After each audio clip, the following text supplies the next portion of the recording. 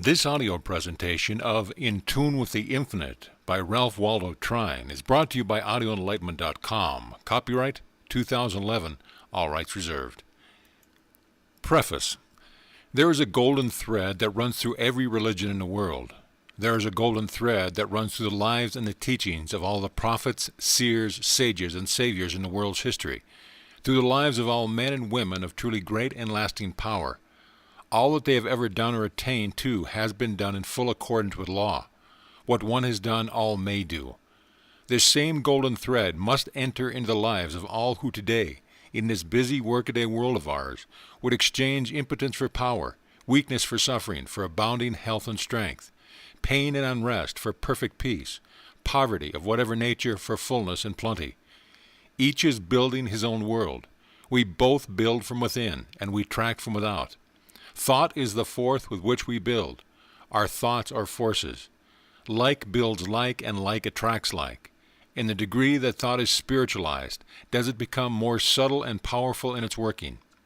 This spiritualizing is in accordance with law, and is within the power of all. Everything is first worked out in the unseen before it is manifested in the seen, in the ideal before it is realized in the real, in the spiritual before it shows forth in the material. The realm of the unseen is the realm of cause. The realm of the seen is the realm of effect. The nature of effect is always determined and conditioned by the nature of its cause. To point out the great facts in connection with, and the great laws underlying the working of our interior, spiritual, thought forces, to point them out so simply and so clearly that even a child can understand is the author's aim. To point them out so simply and so clearly that all can grasp them, that all can take them and infuse them in everyday life, so as to mold it in all details in accordance with what they were and what have is its purpose. That life can be thus molded by them is not a matter of mere speculation or theory with him, but a matter of positive knowledge. There is a divine sequence running throughout the universe. Within and above and below the human will incessantly works the divine will. To come into harmony with it, and thereby with all the higher laws and forces, to come then into league and to work in conjunction with them, in order that they can work in league and in conjunction with us, is to come into the chain of this wonderful sequence. This is the secret of all success. This is to come into the possession of unknown riches, into the realization of undreamed powers. Ralph Waldo Trine. Prelude. The optimist is right. The pessimist is right. The one differs from the other as a light from the dark, yet both are right.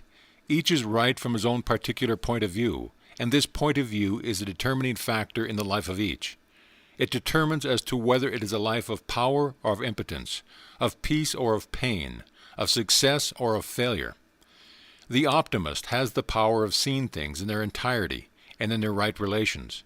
The pessimist looks from a limited and an one-sided point of view. The one has his understanding illumined by wisdom. The understanding of the other is darkened by ignorance. Each is building his world from within, and the result of the building is determined by the point of view of each. The optimist, by his superior wisdom and insight, is making his own heaven, and in the degree that he makes his own heaven, is he helping to make one for all the world beside. The pessimist, by virtue of his limitation, is making his own hell, and in the degree that he makes his own hell, is he helping to make one for all mankind. You and I have the predominating characteristics of an optimist, or the predominating characteristics of a pessimist. We then are making, hour by hour, our own heaven or our own hell, and in the degree that we are making the one or the other for ourselves, are we helping make it for the world beside. The word heaven means harmony. The word hell is from the Old English hell, meaning to build a wall around, to separate. To be held was to be shut off from. Now, if there is such a thing as harmony, there must be something, one, that can be in right relations with. For to be in right relations with anything is to be in harmony with it. Again, if there is such a thing as being held, shut off, separated from, there must be that something from which one is held, shut off, or separated. Chapter 1. The Supreme Fact of the Universe. The great central fact of the universe is that spirit of infinite life and power that is behind all, that animates all, that manifests itself in and through all, that self-existent principle of life from which all has come, and not only from which all has come, but from which all is continually coming. If there is an individual life, there must be a necessity be an infinite source of life from which it comes. If there is a quality or a force of love, there must by necessity be an infinite source of love whence it comes. If there is wisdom, there must be the all-wise source behind it from which it springs.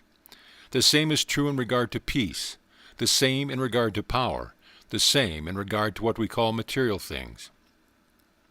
There is then this spirit of infinite life and power behind all which is the source of all. This infinite power is creating, working, ruling through the agency of great immutable laws and forces that run through all the universe, that surround us on every side. Every act of our everyday lives is governed by these same great laws and forces.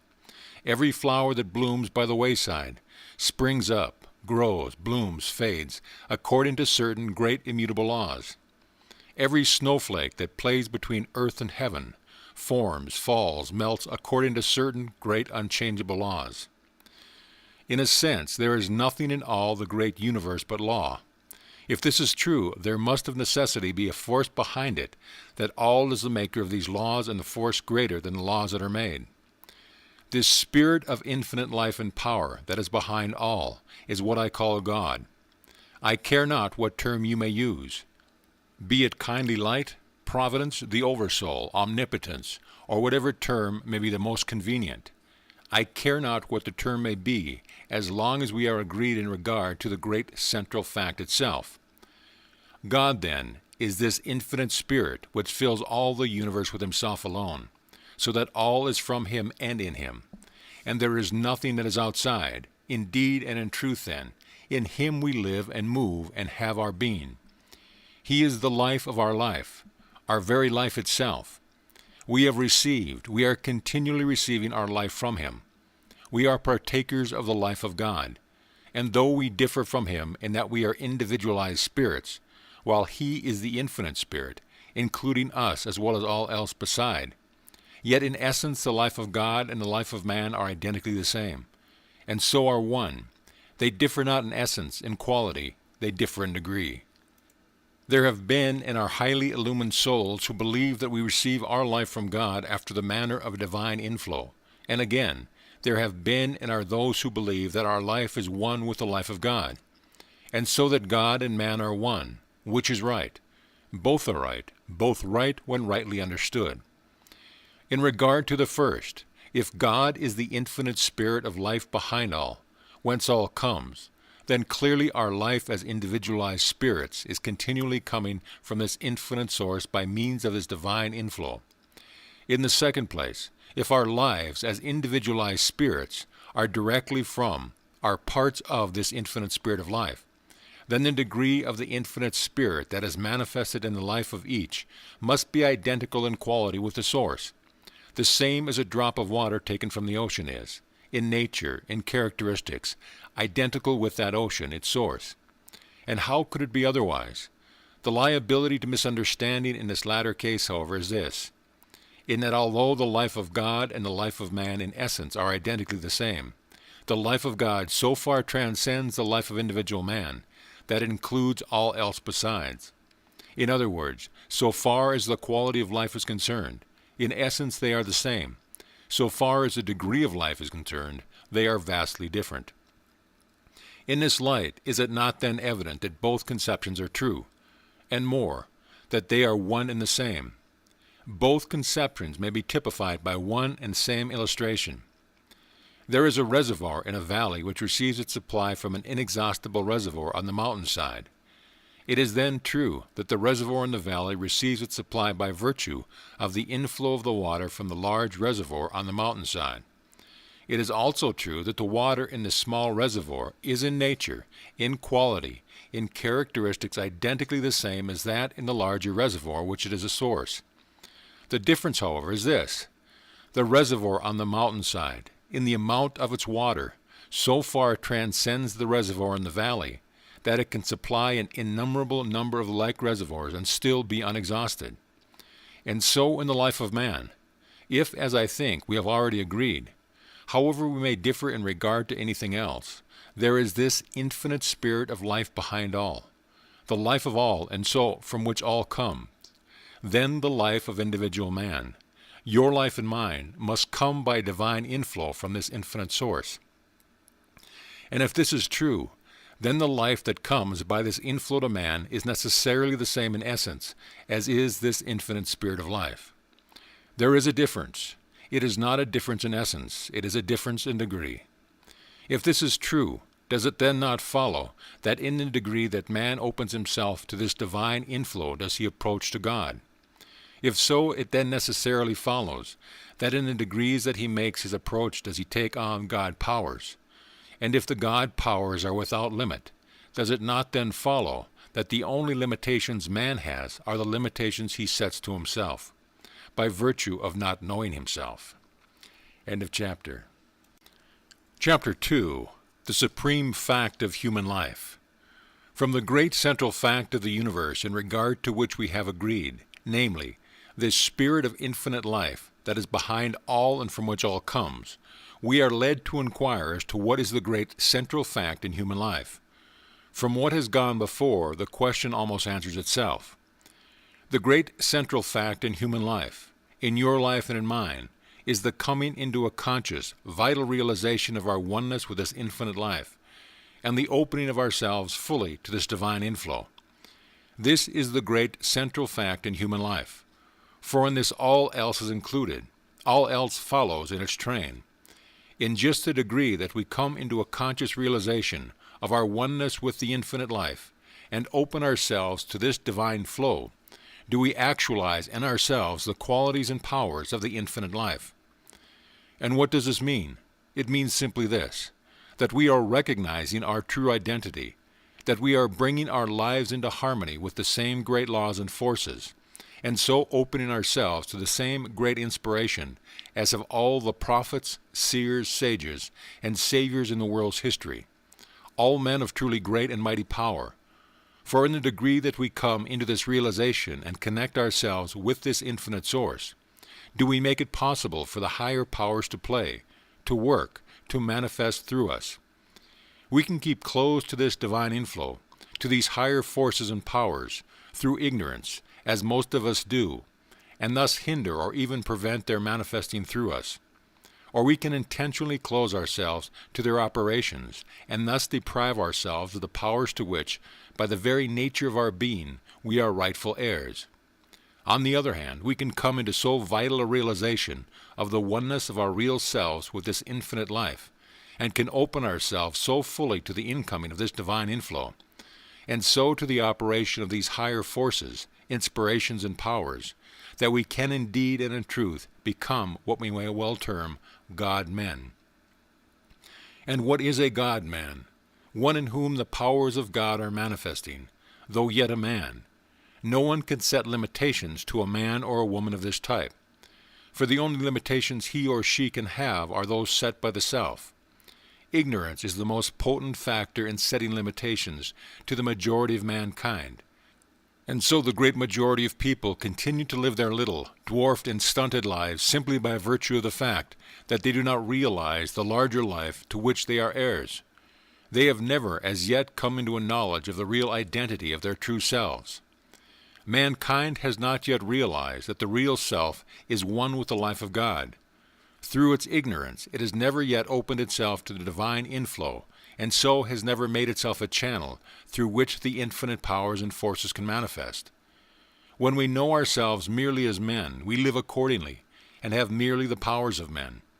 When we come into the realization of the fact that we are God-men, then again we live accordingly and have the powers of God-men. In the degree that we open ourselves to this divine inflow are we changed from mere men into God-men. A friend has a beautiful lotus pond, a natural basin on his estate. His farm, as he always calls it, is supplied with water from a reservoir in the foothills some distance away. A gate regulates the flow of the water from the main that conducts it from the reservoir to the pond. It is a spot of transcendent beauty. There, through the days of the perfect summer weather, the lotus flowers lie full bloom upon the surface of the clear, transparent water. The June roses and other wild flowers are continually blooming upon its banks. The birds come here to drink and to bathe, and from early until late one can hear the melody of the song. The bees are continually at work in this garden of wildflowers, a beautiful grove in which many kinds of wild berries and many varieties of brakes and ferns grow, stretches back of the pond as far as the eye can see. Our friend is a man, nay more, a God-man, a lover of his kind, and as a consequence no notice bearing such words as private grounds, no trespassing allowed, or trespassers will be prosecuted, stands on his estate. But at the end of a beautiful byway that leads through the wildwood up to his enchanting spot stands a notice bearing the words, "All are welcome to the lotus pond." All love our friend. Why? They can't help it. He so loves them, and what is his is theirs. Here one may often find merry groups of children at play. Here many times tired and weary-looking men and women come, and somehow, when they go, their faces wear a different expression.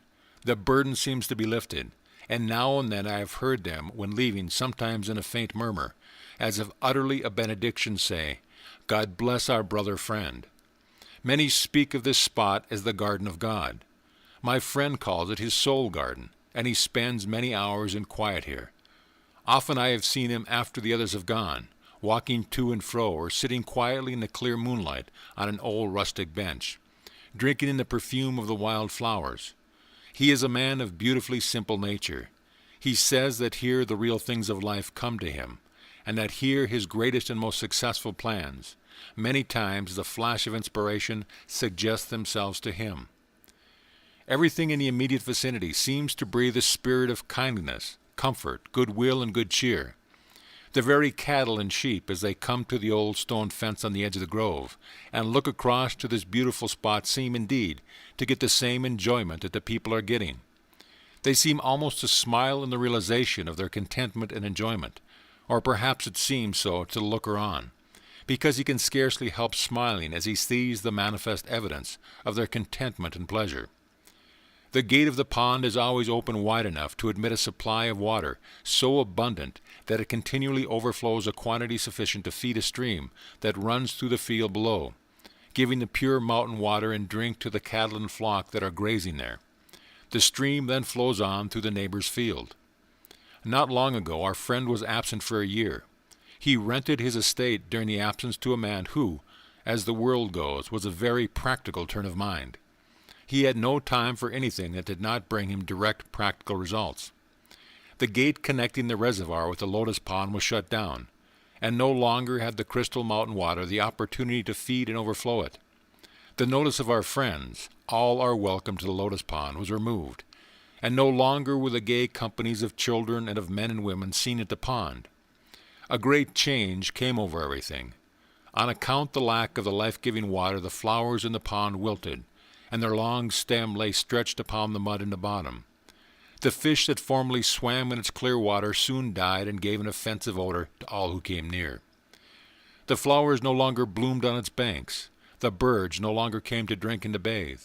No longer was heard the hum of the bees, and more, the stream that ran through the fields below dried up, so that the cattle and the flocks no longer got their supply of clear mountain water.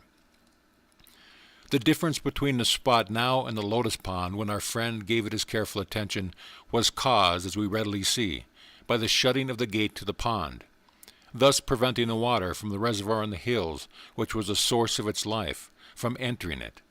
And when this, the source of its life, was shut off, not only was the appearance of the lotus pond entirely changed, but the surrounding fields were deprived of the stream, to whose banks the flocks and cattle came to drink.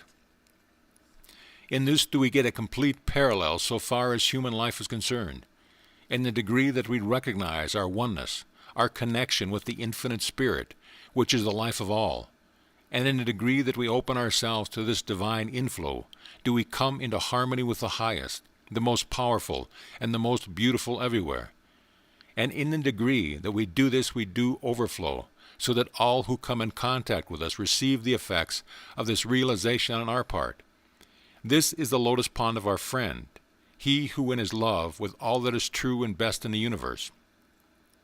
And in the degree that we fail to recognize our oneness with his infinite source, and so close, so shut ourselves off to this divine inflow, do we come into the state where there seems to be with us nothing of good, nothing of beauty, nothing of power. And when this is true, those who come in contact with us will receive no good but harm. This is a spot of the lotus pond, while the farm was in the hands of a renter. There is this difference between the lotus pond and your life and mind. It has no power in itself of opening the gate to the inflow of the water from the reservoir, which is its source. In regard to this, it is helpless and dependent upon an outside agency. You and I have the power within us, to open or to close ourselves to this divine inflow exactly as we choose. This we have through the power of mind, through the operation of thought. There is the soul life direct from God. This is that relates us to the infinite. There is then the physical life. This is that relates to us the material universe about us. The thought life connects the one with the other. It is this that plays between the two. Before we proceed farther, let us consider very briefly the nature of thought. Thought is not, as many times supposed, a mere indefinite abstraction, or something of a like nature. It is, on the contrary, a vital, living force, the most vital, subtle, and irresistible force there is in the universe. In our very laboratory experiments, we are demonstrating the great fact that thoughts are force. They have form and quality and substance and power, and we are beginning to find that there is what we may term a science of thought. We are beginning also to find that through the instrumentality of our thought forces, we have creative power, not merely in a figurative sense, but creative power in reality. Everything in the material universe about us, everything the universe has ever known, had its origin first in thought. From this it took its form. Every castle, every statue, every painting, every piece of mechanism, everything had its birth, its origin, first in the mind of the one who formed it, before it received its material expression or embodiment. The very universe in which we live is the result of the thought energies of God, the infinite spirit that is back of all. And if it is true, as we have found, that we in our true selves are in essence the same, and in this sense are one with the life of this infinite spirit, do we not then see that in a degree that we come into a vital realization of this stupendous fact? We, through the operation of our interior spiritual thought forces, have in like sense creative power. Everything exists in the unseen before it is manifested or realized in the seen. And in this sense it is true that the unseen things are the real, while the things that are seen are the unreal. The unseen things are cause, the seen things are effect. The unseen things are the eternal, the seen things are the changing, the transient. The power of the Word is a literal scientific fact. Through the operation of our thought forces, we have creative power. The spoken word is nothing more nor less than the outward expression of the workings of these interior forces. The spoken word is then, in a sense, the means whereby the thought forces are focused and directed along any particular line. And this concentration, this giving them direction, is necessary before any outward or material manifestation of their power can be evident. Much is said in regard to building castles in the air, and one who is given to this building is not always looked upon with favor. But castles in the air are always necessary before we can have castles on the ground, before we can have castles in which to live. The trouble with the one who gives himself to building castles in the air is not that he builds them in the air, but that he does not go farther and actualize in life, in character, in material form, the castle he thus builds. He does a part of the work, a very necessary part, but another equally necessary part remains still undone. There is in connection with the thought forces what we may term the drawing power of mind, and the great law operating here is one of the great laws of the universe, that like attracts like. We are continually attracting to us from both the unseen and the seen side of life, forces and conditions most akin to those of our own thought. This law is continually operating, whether we are conscious of it or not. We are all living, so to speak, in a vast ocean of thought, and the very atmosphere around us is continually filled with the thought forces that are being continually sent or continually going out in the form of thought waves. We are all affected more or less, by these thought forces, either consciously or unconsciously, and in a degree that we are more or less sensitive, organized, or in a degree that we are negative and so are open to outside influences, rather than positive, thus determining what influences shall enter into our realm of thought, and hence into our lives. There are those among us who are much more sensitive, organized than others. As an organism, their bodies are more finely, more sensitively constructed. These, generally speaking, are people who are always more or less affected by the mentalities of those with whom they come in contact, or in whose company they are. A friend, the editor of one of our great journals, is so sensitively organized that it is impossible for him to attend a gathering, such as a reception, talk, and shake hands with a number of people during the course of the evening, without taking on to a greater or less extent their various mental and physical conditions. These affect him to such an extent that he is scarcely himself, and in his best condition for work until some 2 or 3 days afterward. Some think it unfortunate for one to be sensitively organized. By no means. It is a good thing, for one may thus be more open and receptive to the higher impulses of the soul within, and to all higher forces and influences from without. It may, however, be unfortunate and extremely inconvenient to be so organized unless one recognizes and gains the power of closing himself, or making himself positive to all detrimental or undesirable influences. This power every one, however sensitively organized, he may and can acquire. This he can acquire through the mind's action, and moreover there is no habit of more value to anyone, be he sensitive or less sensitive organized, than that of occasionally taking and holding himself continually in the attitude of mind. I close myself. I make myself positive to all things below, and open and receptive to all higher influences, to all things above. By taking this attitude of mind consciously now and then, it soon becomes a habit, and if one is deeply in earnest in regard to it, it puts into operation silent but subtle and powerful influences in effecting desired results. In this way, all lower and undesirable influences from both the seen and the unseen side of life are closed out, while all higher influences are invited, and in the degree that they are invited will they enter. And what do we mean by the unseen side of life? First, the thought forces, the mental and emotional conditions in the atmosphere about us that are generated by those manifesting on the physical plane through the agency of physical bodies.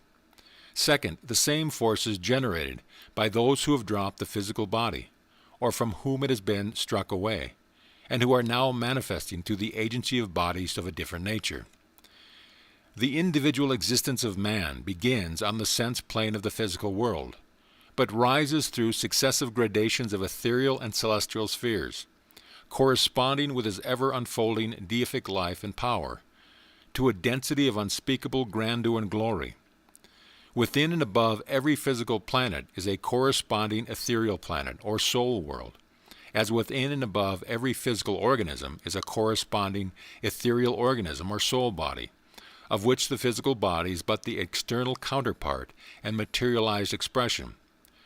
From this etherealized or soul planet, which is the immediate home of our arisen humanity, there rises or deepens in infinite gradation spheres within and above spheres, to celestial heights of spiritualized existence utterly inconceivable to the sense man. Embodiment, accordingly, is twofold, the physical being but a temporary husk, so to speak, in and by which the real and permanent ethereal organism is individualized and perfected, somewhat as the full corn in the ear is reached by means of its husk, for which there is no further use. By means of this indestructible ethereal body and the corresponding ethereal spheres of environment with the social life and relation in the spheres, the individuality and personal life is preserved forever. The fact of life in whatever form means the continuance of life, even though the form be changed. Life is the one eternal principle of the universe, and so always continues, even though the form of the agency through which it manifests be changed. In my Father's house are many mansions, and surely, because the individual has dropped, has gone out of the physical body, there is no evidence at all that the life does not go right on the same as before, not commencing, for there is no cessation, but commencing in the other form exactly where it is left off. For all life is a continuous evolution, step by step. There one neither skips nor jumps. There are in the other form, then, mentalities and hence lives of all grades and influences, the same as there are in the physical form. If then the great law that like attracts like is ever operating, we are continually attracting to us from this side of life influences and conditions most akin to those of our own thoughts and lives. A gruesome thought that we should be so influenced, says one. But no means, all life is one. We are all bound together in one common and universal life, and especially not when we take into consideration the fact that we have it entirely in our own hands to determine the order of thought we entertain, and consequently the order of influences we attract, and are not mere willowy creatures of circumstance, unless indeed we choose to be. In our mental lives we can either keep hold of the rudder and so determine exactly what course we take, what points we touch, or we can fail to do this, and failing, we drift and are blown hither and thither by every passing breeze. And so, on the contrary, welcome should be the thought for us. We may draw to us the influence and the aid of the greatest, the noblest, and the best who have ever lived on earth, whatever the time, wherever the place. We cannot rationally believe other than that those who have labored in love and with uplifting power here are still laboring in the same way, and in all probability with more earnest zeal, and with still greater power. And Eliza prayed and said, Lord, I pray thee, open his eyes, that he may see. And the Lord opened the eyes of the young man, and he saw. And behold, the mountain was full of horses and chariots of fire, round about Eliza. While riding with a friend a few days ago, we were speaking of the great interest people were having everywhere, taking in the more vital things of life, the eagerness with which they are reaching out for knowledge of the interior forces, their ever-increasing desire to know themselves and to know their true relations with the infinite. And in speaking of the great spiritual awakening that is so rapidly coming all over the world, the beginnings of which we are so clearly seeing during the closing years of this, and whose ever-increasing proportions we are to witness during the early years of the coming century, I said, how beautiful if Emerson, the illumined one so far in advance of his time, who labored so faithfully and so fearlessly to bring about these very conditions, how beautiful if he were with us today to witness it all, how he would rejoice. How do we know, was the reply, that he is not witnessing it all, and more, that he is not having a hand in it at all, a hand even greater perhaps than when we saw him here? Thank you, my friend, for this reminder, and truly, are they not all ministering spirits sent forth to minister those who shall be heirs of salvation? As science is so abundantly demonstrating today, the things that we see are but a very small fraction of the things that are. The real vital forces at work in our lives and in the world about us are not seen by the ordinary physical eye. Yet they are the causes of which all things we see are merely the effects. Thoughts are forces, like builds like, and like attracts like. For one to govern his thinking, then, is to determine his life. Says one of deep insight into the nature of things, the law of correspondence between spiritual and material things is wonderfully exact in its working. People ruled by the mood of gloom attract to them gloomy things. People always discouraged and despondent do not succeed in anything, and live only by burdening someone else. The hopeful, confident, and cheerful attract the elements of success. A man's front or backyard will advertise the man's ruling mind in the way it is kept. A woman at home shows her state of mind in her dress. A slattern advertises the ruling mood of hopelessness, carelessness, and lack of system. Rags, tatters, and dirt are always in the mind before being on the body. The thought that is most put out brings in the corresponding visible element to crystallize about you, as surely and literally as the visible bit of copper in solution attracts to it the invisible copper in that solution. A mind always hopeful, confident, courageous, and determined on its set purpose, and keeping itself to that purpose, attracts to itself out of the element things and powers favorable to that purpose. Every thought of yours has a literal value to you in every possible way. The strength of your body, the strength of your mind, your success in business, and the pleasure your company brings others, depends on the nature of your thoughts. In whatever mood you set your mind, does your spirit receive an unseen substance in correspondence with that mood. It is as much a chemical law as a spiritual law.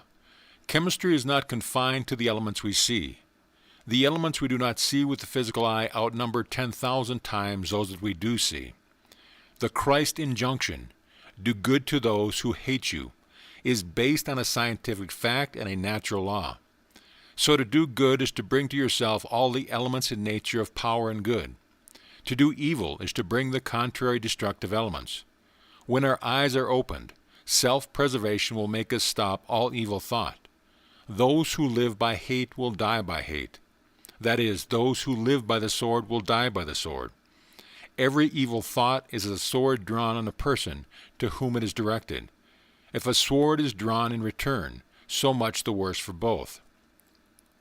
And says another who knows full well whereof he speaks, "The law of attraction works universally on every plane of action, and we attract whatever we desire or expect. If we desire one thing and expect another, we become like a house divided against itself, which are quickly brought to desolation. Determine resolutely to expect only what you desire, then you will attract only what you wish for. Carry any kind of thought you please about with you, and so long as you retain it, no matter how you roam over land or sea, you will unceasingly attract to yourself, knowingly or inadvertently, exactly and only what corresponds to your own dominant quality of thought. Thoughts are our private property, and we can regulate them to suit our taste entirely by steadily recognizing our ability to do so. We have just spoken of the drawing power of mind. Faith is nothing more or less than the operation of the thought forces in the form of an earnest desire, coupled with expectation as to its fulfillment. And in a degree that faith, the earnest desire thus sent out, is continually held to and watered by firm expectation, in just that degree does it either draw to itself, or does it change from the unseen into the visible, from the spiritual into the material, that for which it is sent. Let the element of doubt or fear enter in, and what would otherwise be a tremendous force will be so neutralized that it will fail of its own realization. Continually held to and continually watered by firm expectation, it becomes a force, a drawing power, that is irresistible and absolute, and the results will be absolute in direct proportion as it is absolute.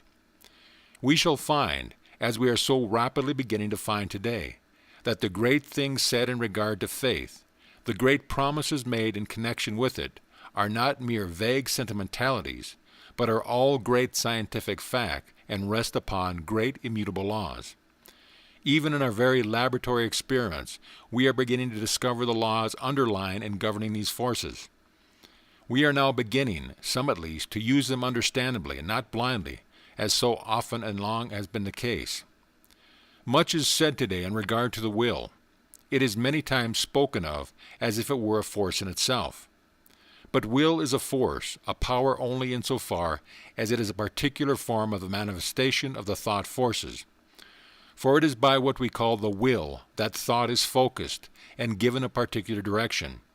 And in the degree that thought is thus focused and given direction, is it effective in the work it is sent out to accomplish. In a sense, there are two kinds of will, the human and the divine. The human will is the will of what, for convenience sake, we may term the lower self. It is the will that finds its life merely in a realm of the mental and the physical, the sense will.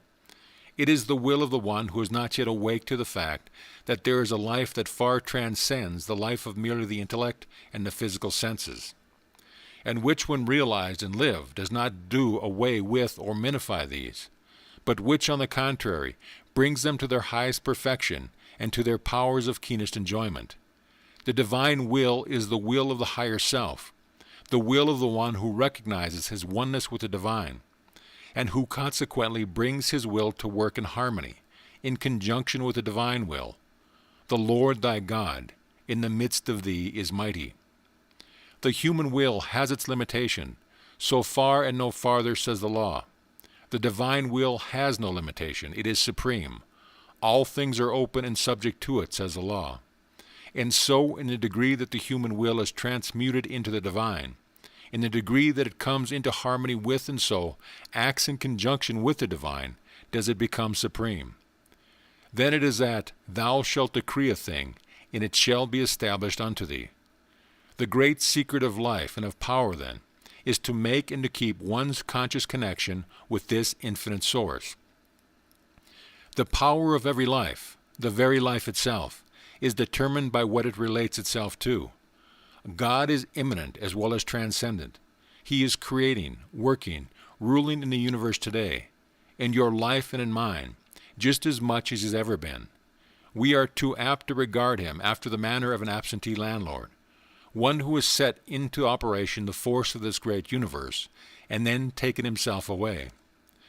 In the degree, however, that we recognize him as immanent as well as transcendent, are we able to partake of his life and power.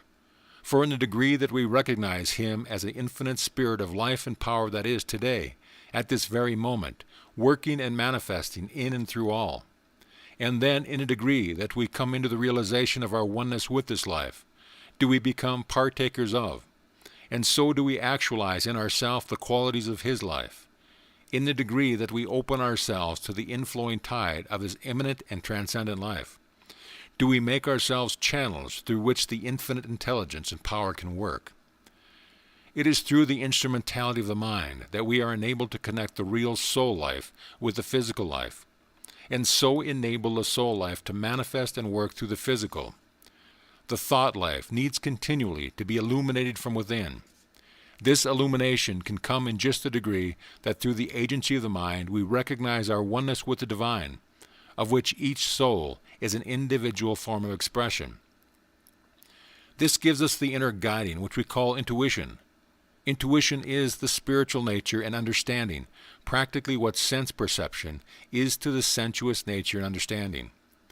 It is an inner spiritual sense through which man is open to the direct revelation and knowledge of God, the secrets of nature and life, and through which he is brought into conscious unity and fellowship with God, and made to realize his own deific nature and supremacy of being as the Son of God. Spiritual supremacy and illumination, thus realized through the development and perfection of intuition under divine inspiration, gives the perfect inner vision and direct insight into the character, properties, and purpose of all things to which the attention and interest are directed. It is, we repeat, a spiritual sense opening inwardly, as the physical senses open outwardly, and because it has the capacity to perceive, grasp, and know the truth at first hand, independent of all external sources of information, we call it intuition. All inspired teachings and spiritual revelations are based upon the recognition of this spiritual faculty of the soul, and its power to receive and appropriate them. Conscious unity of man in spirit and purpose with the Father, born out of his supreme desire and trust, opens his soul through his inner sense to immediate inspiration and enlightenment from the divine omniscience and the cooperative energy of the divine omnipotence, under which he becomes a seer and a master. On this higher plane of realized spiritual life, in the flesh the mind holds the impersonal attitude and acts with unfettered freedom and unbiased vision, grasping truth at first hand, independent of all external sources of information. Approaching all beings and things from the divine side, they are seen in the light of the divine omniscience. God's purpose in them, and so the truth concerning them, as it rests in the mind of God, are thus revealed by direct illumination by the divine mind, to which the soul is opened inwardly through this spiritual sense we call intuition. Some call it the voice of the soul. Some call it the voice of God. Some call it the sixth sense. It is our inner spiritual sense. In the degree that we come into recognition of our own true selves, into the realization of the oneness of our life with the infinite life, and in the degree that we open ourselves to this divine inflow, does this voice of intuition, this voice of the soul, this voice of God speak clearly, and in the degree that we recognize, listen to, and obey it, does it speak ever more clearly, until by and by there comes a time when it's unerring, absolutely unerring in its guidance. End of chapter. Chapter 3, Fullness of Life, Bodily Health and Vigor. God is the spirit of infinite life. If we partakers of this life, and have the power of opening ourselves fully to its divine inflow, It means more, so far as even the physical life is concerned, than we may at first think. For very clearly the life of this infinite spirit, from its very nature, can admit of no disease. And if this is true, no disease can exist in the body where it freely enters, through it which it freely flows. Let us recognize at the outset that so far as the physical life is concerned, all life is from within out. There is an immutable law which says, as within, so without, cause-effect. In other words, the thought forces, the various mental states and the emotions, all have in time their effects upon the physical body. Someone says, I hear a great deal said today in regard to the effects of the mind upon the body, but I don't know as if I place very much confidence in this. Do you? Someone brings you sudden news. You grow pale, you tremble, or perhaps you fall into a faint.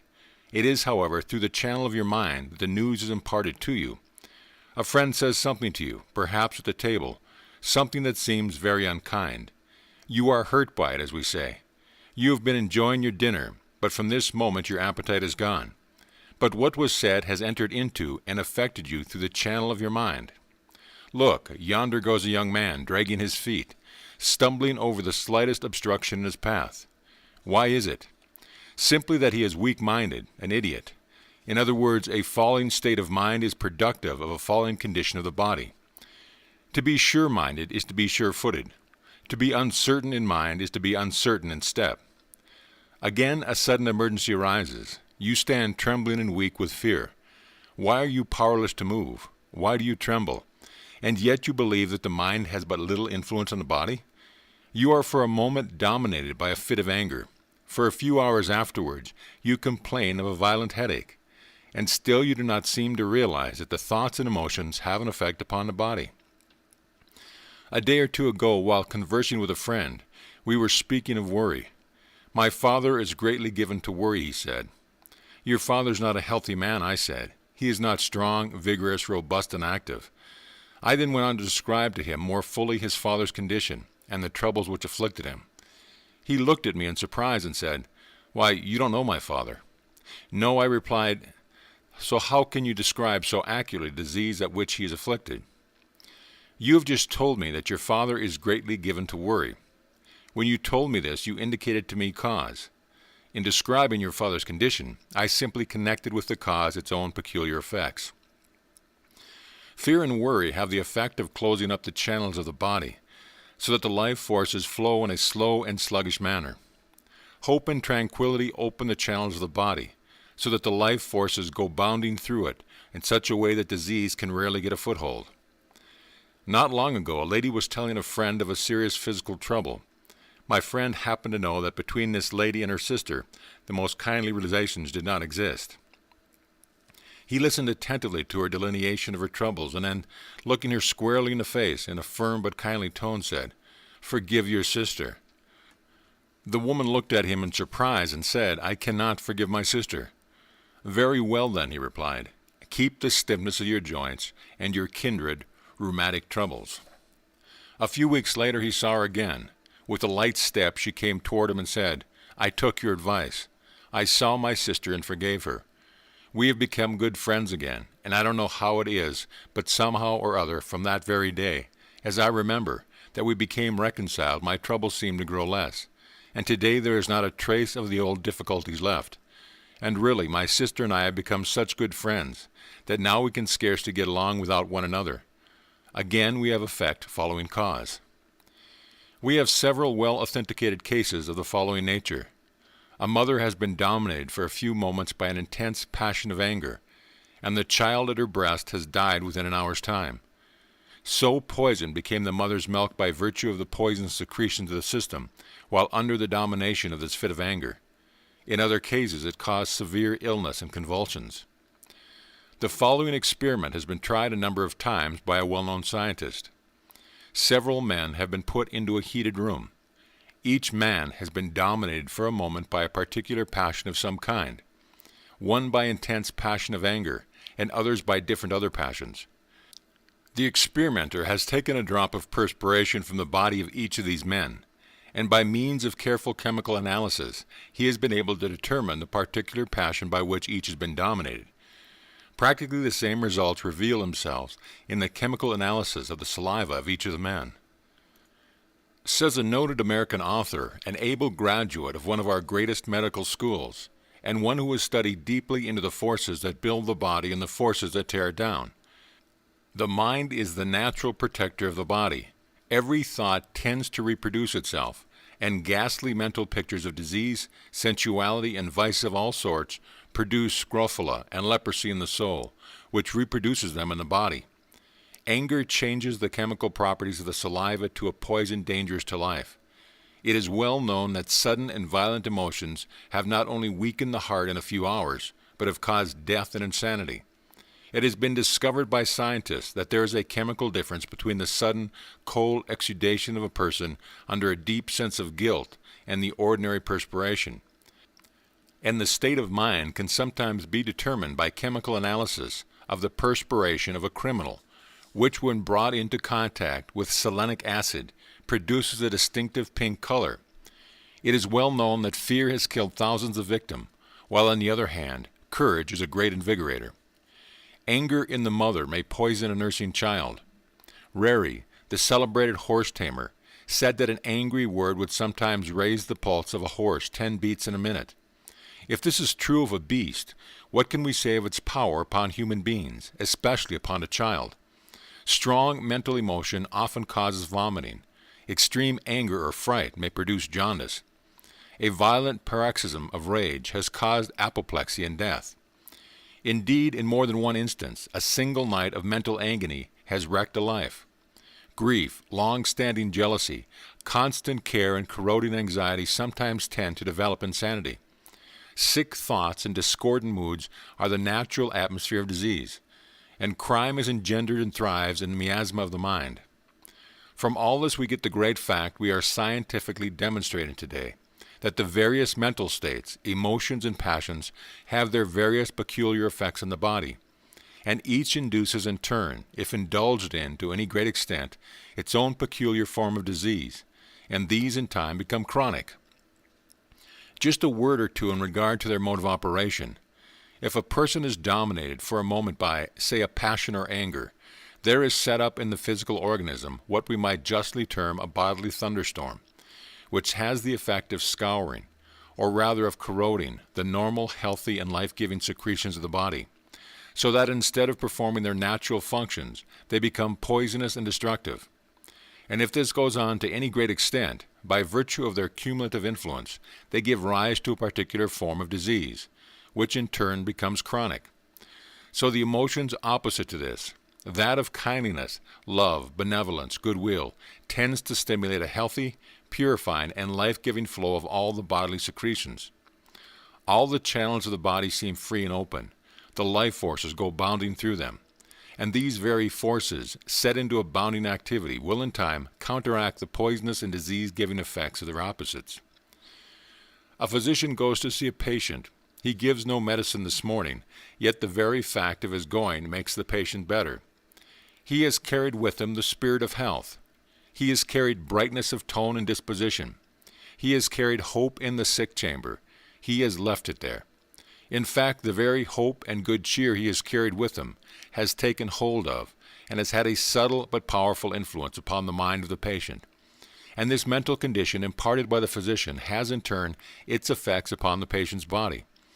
And so, through the instrumentality of this mental suggestion, the healing goes on. Know then, whatever cheerful and serene supports the mind supports the body too. Hence the most vital movement mortals feel is hope, the balm and lifeblood of the soul. We sometimes hear a person in weak health say to another, "I always feel better when you come." There is a deep scientific reason underlying that statement. The tongue of the wise is health. The power of suggestion, so far as the human mind is concerned, is a most wonderful and interesting field of study. Most wonderful and powerful forces can be set into operation through this agency. One of the world's most noted scientists, recognized everywhere as one of the most eminent anatomists living, tells us that he has proven from laboratory experience that the entire human structure can be completely changed, made over, within a period of less than 1 year, and that some portions can be entirely remade within a period of a very few weeks. Do you mean to say, I hear it asked, that the body can be changed from a disease to a healthy condition through the operation of the interior forces? Most certainly, and more, this is a natural method of cure. The method that has to work is the application of drugs, medicines, and internal agencies is an artificial method. The only thing that any drug or any medicine can do is to remove obstructions, that the life forces may have simply a better chance to do their work. The real healing process must be performed by the operation of life forces within. A surgeon and physician of worldwide fame recently made to his medical associates the following declaration: "For generations past, the most important influence that plays upon nutrition, the life principle itself, has remained an unconsidered element in the medical profession, and the almost exclusive drift of its studies and remedial paraphernalia has been confined to the action of matter over mind. This has seriously interfered with the evolutionary tendencies of the doctors themselves, and consequently the psychic factor in professional life is still in a rudimentary or comparatively undeveloped state. But the light of the 19th century has dawned, and so the march of mankind in general is taken in the direction of the hidden forces of nature. Doctors are now compelled to join the ranks of students in psychology and follow their patrons in the broader field of mental therapeutics. There is no time for lingering, no time for skepticism or doubt or hesitation. He who lingers is lost, for the entire race is enlisted in the movement. I am aware of the fact that in connection with the matter we are now considering, there has been a great deal of foolishness during the past few years. Many absurd and foolish things have been claimed and done, but this says nothing against and has absolutely nothing to do with the great underlying laws themselves. The same has been true of the early days of practically every system of ethics or philosophy or religion that the world has ever known. But as time has passed, these foolish, absurd things have fallen away, and the great eternal principles have stood out ever more and more clearly defined. I know personally of many cases where an entire and permanent cure has been effected, in some within a remarkably short period of time, through the operation of these forces. Some of them are cases that have been entirely given up by the regular practice, materia medica. We have numerous accounts of such cases in all times and in connection with all religions. And why should not the power of effecting such cures exist among us today? The power does exist, and it will be actualized in just a degree that we recognize the same great laws that were recognized in times past. One person may do a very great deal in connection with the healing of another, but this almost invariably implies cooperation on the part of the one who is thus treated. In the cures that Christ performed, he most always needed the cooperation of the one who appealed to him.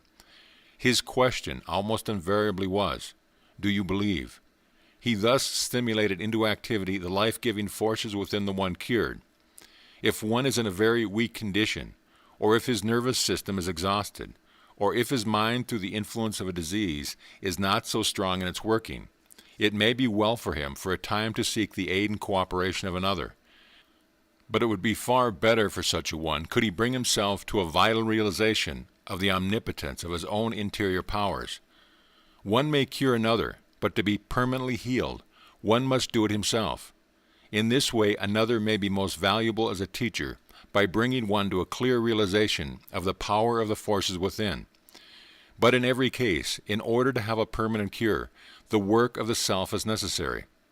Christ's word were almost invariably, "Go and sin no more," or "Thy sins are forgiven thee," thus pointing out the one eternal and never-changing fact, that all disease and its consequent suffering is the direct or the indirect result of the violation of law, either consciously or unconsciously, either intentionally or unintentionally.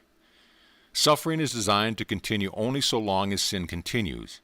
Sin not necessarily in the theological, but always in the philosophical sense, though many times in the sense of both. The moment the violation ceases, the moment one comes into perfect harmony with the law, the cause of the suffering ceases, and though there may be residing within the cumulative effects of past violation, the cause is removed, and consequently there can be no more effects in the form of addition, and even the diseased condition that has been induced by past violation will begin to disappear as soon as the right forces are set into activity. There is nothing that will more quickly and more completely bring one into harmony with the laws under which he lives, then this vital realization of his oneness with the infinite spirit, which is the life of all life. In this there can be no disease, and nothing will more readily remove from the organism the obstructions that have accumulated there, or in other words, the disease that resides there, than this full realization and complete opening of one's self to this divine inflow. I shall put my spirit in you, and ye shall live. The moment a person realizes his oneness with the infinite spirit, he recognizes himself as a spiritual being, and no longer as a mere physical material being. He then no longer makes the mistake of regarding himself as a body, subject to ills and disease, but he realizes the fact that he is spirit, spirit now as much as ever will or can be, and that he is the builder, and so the master of his body, the house in which he lives, and the moment he thus recognizes his power as master, he ceases in any way to allow it the mastery over him. He no longer fears the elements or any of the forces that he now is in ignorance allows to take hold of and affect the body. The moment he realizes his own supremacy, instead of fearing them, as he did when he was out of harmony with them, he learns to love them. He thus comes into harmony with them, or rather, he so orders them that they come into harmony with him. He who formerly was the slave has now become the master. The moment we come to love a thing, it no longer carries harm for us. There are almost countless numbers today, weak and suffering in body, who would become strong and healthy if they would only give God an opportunity to do his work. To such I would say, don't shut out the divine inflow. Do anything else rather than this. Open yourself to it, invite it. In the degree that you open yourself to it, its inflowing tide will course through your bodies a force so vital that the old obstructions that are dominating them today will be driven out before it. My words are life to them that find them, and health to all their flesh. There is a trough through which a stream of muddy water has been flowing for many days. The dirt is gradually collected on its sides and bottom, and it continues to collect as long as the muddy water flows through it. Change this. Open the trough to a swift-flowing stream of clear crystal water, and in a very little while, even the very dirt that is collected on its sides and bottom will be carried away. The trough will be entirely cleansed. It will present an aspect of beauty and no longer an aspect of ugliness.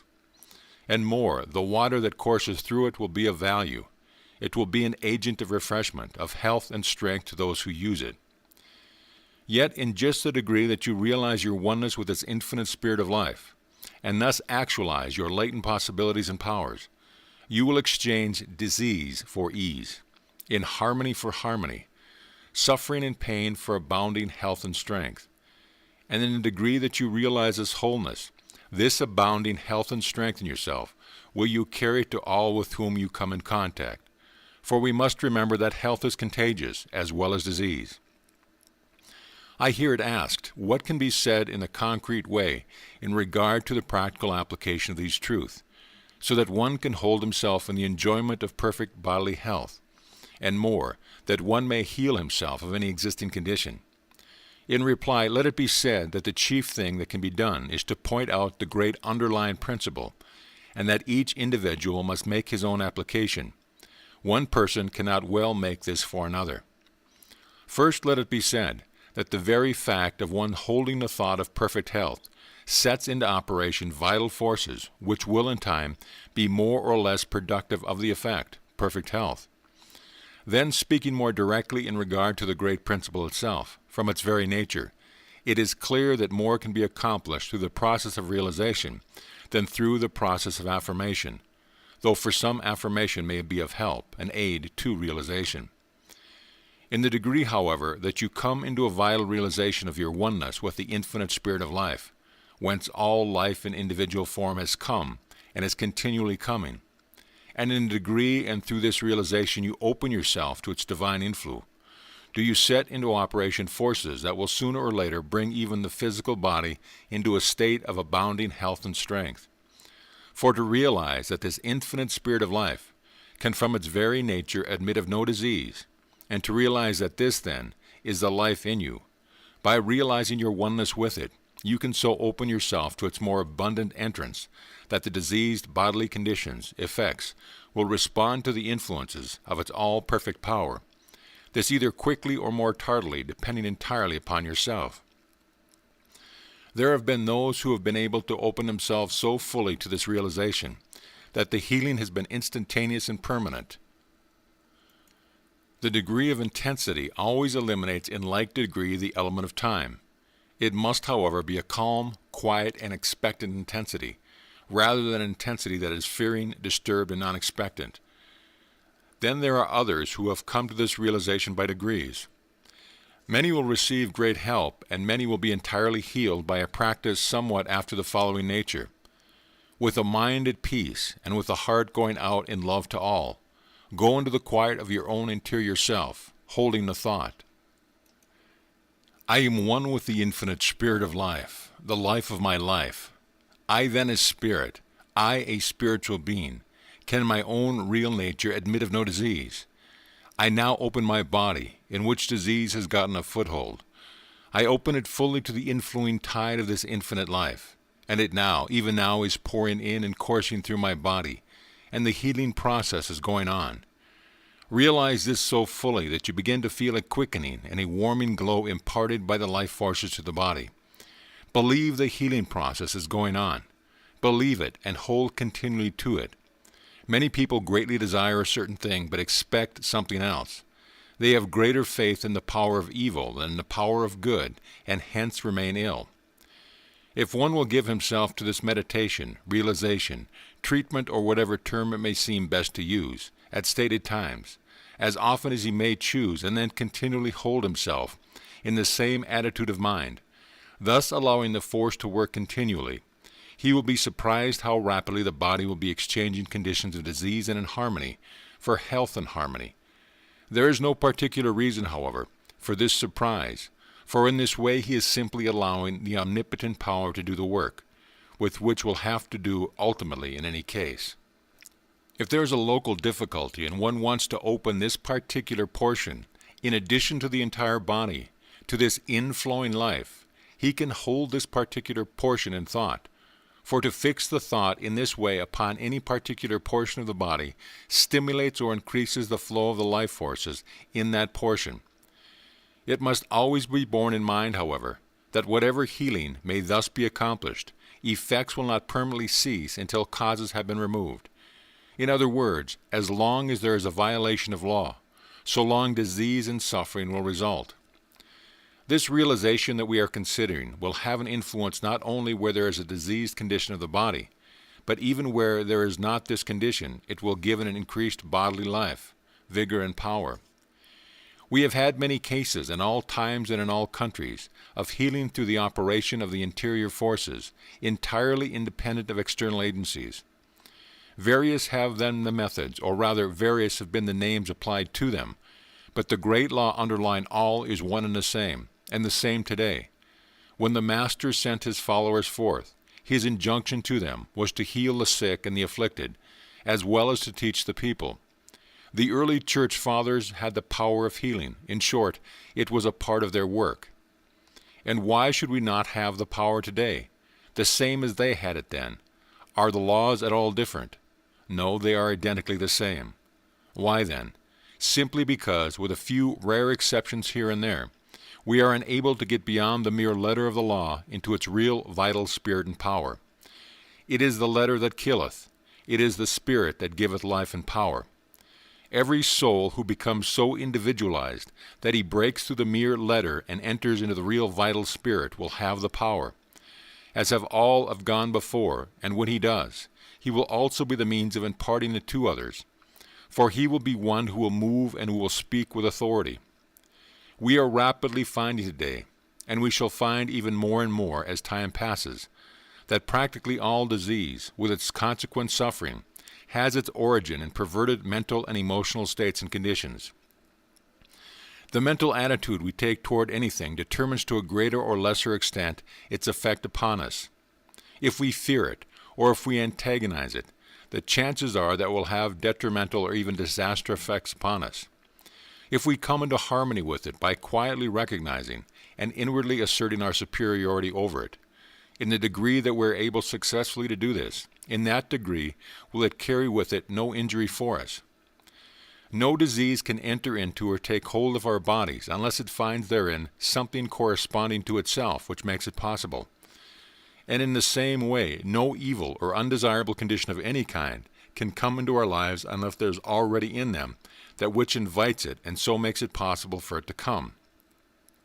The sooner we begin to look within ourselves for the cause of whatever comes to us, the better it will be. For so much sooner will we begin to make conditions within ourselves such that only good may enter. We, who from our very nature should be masters of all conditions, by virtue of our ignorance are mastered by almost numberless conditions of every description. Do I fear a draught? There is nothing in the draught, a little purifying current of God's pure air, to cause me trouble, to bring on a cold, perhaps an illness. The draught can affect me only in a degree that I myself make it possible, only in the degree that I allow it to affect me. We must distinguish between cause and mere occasion. The draught is not a cause, nor does it carry cause with it. Two persons are sitting in the same draught. The one is injuriously affected by it.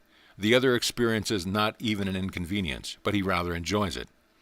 The one is a creature of circumstances. He fears the draught, cringes before it, continually thinks of the harm it is doing him. In other words, he opens every avenue for it to enter and to take hold of it. And so it, harmless and beneficent in itself, brings to him exactly what he is empowered it to bring. The other recognizes himself as the master over, and not the creature of circumstance. He is not concerned about the draught.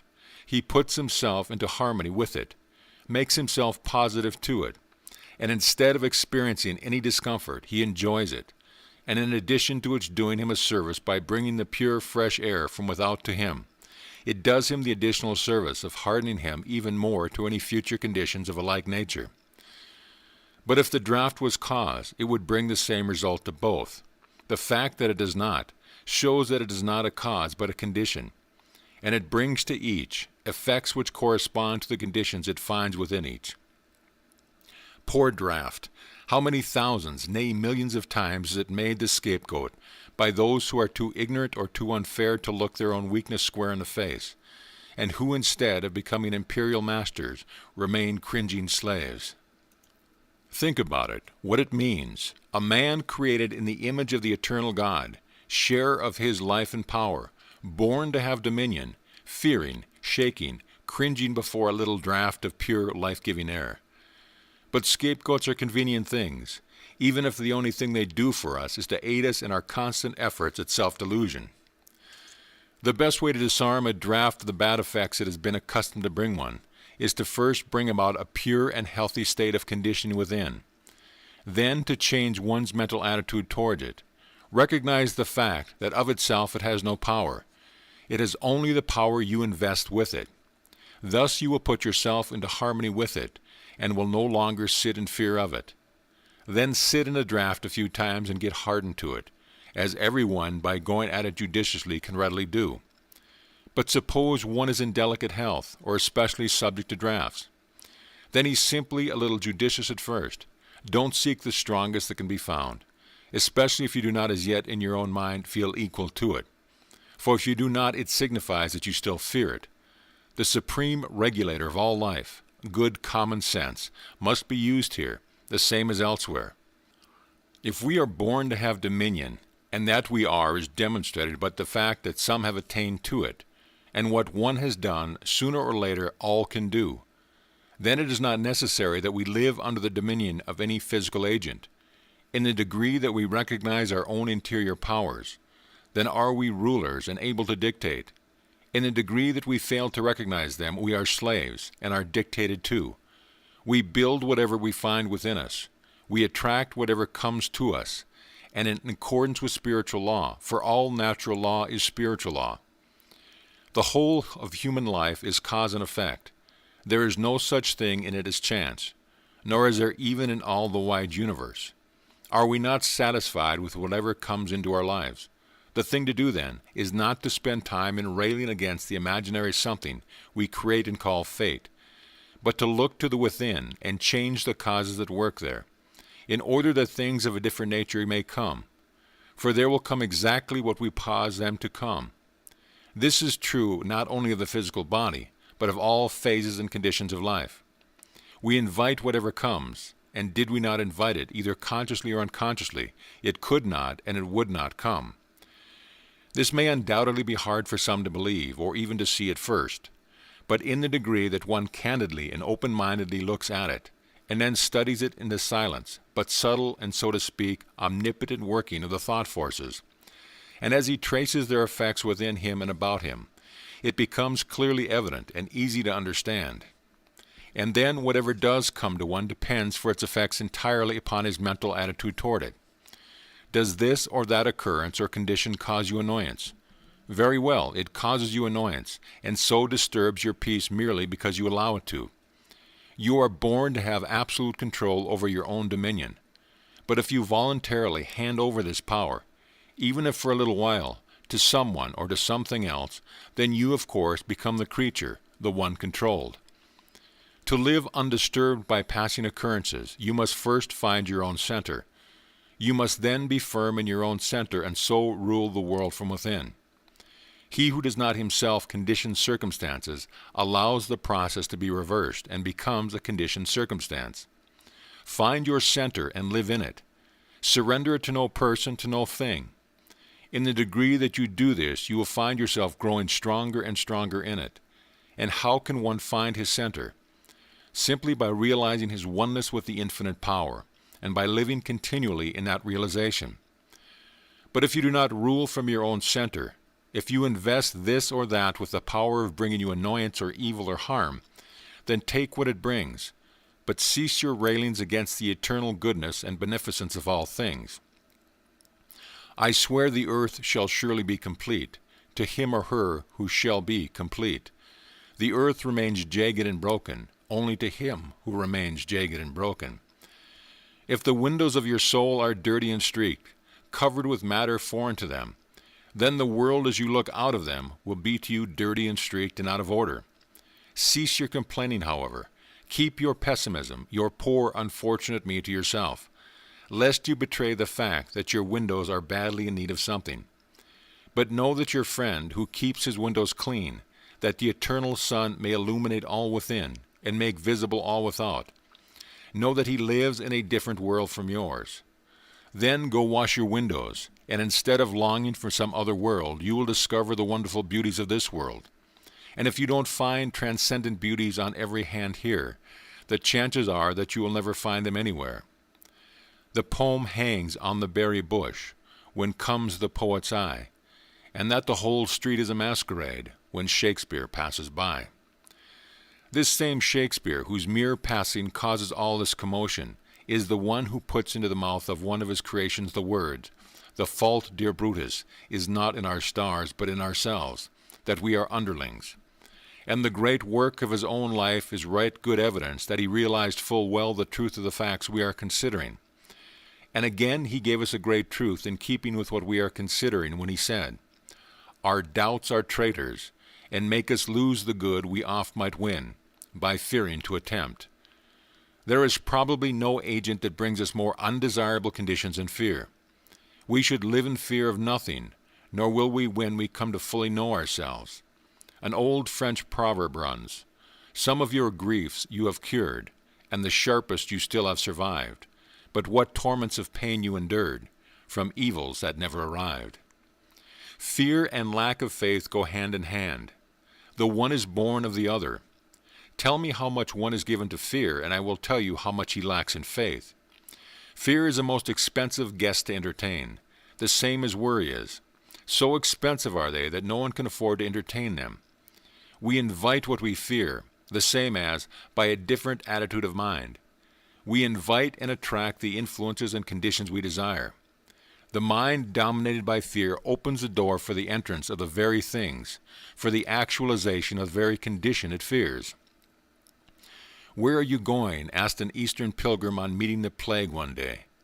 "I am going to Baghdad to kill 5,000 people," was the reply. A few days later the same pilgrim met the plague returning. "You told me you were going to Baghdad to kill 5,000 people," said he, "but instead you killed 50,000. No, said the plague, I killed only 5,000 as I told you I would. The others died of fright.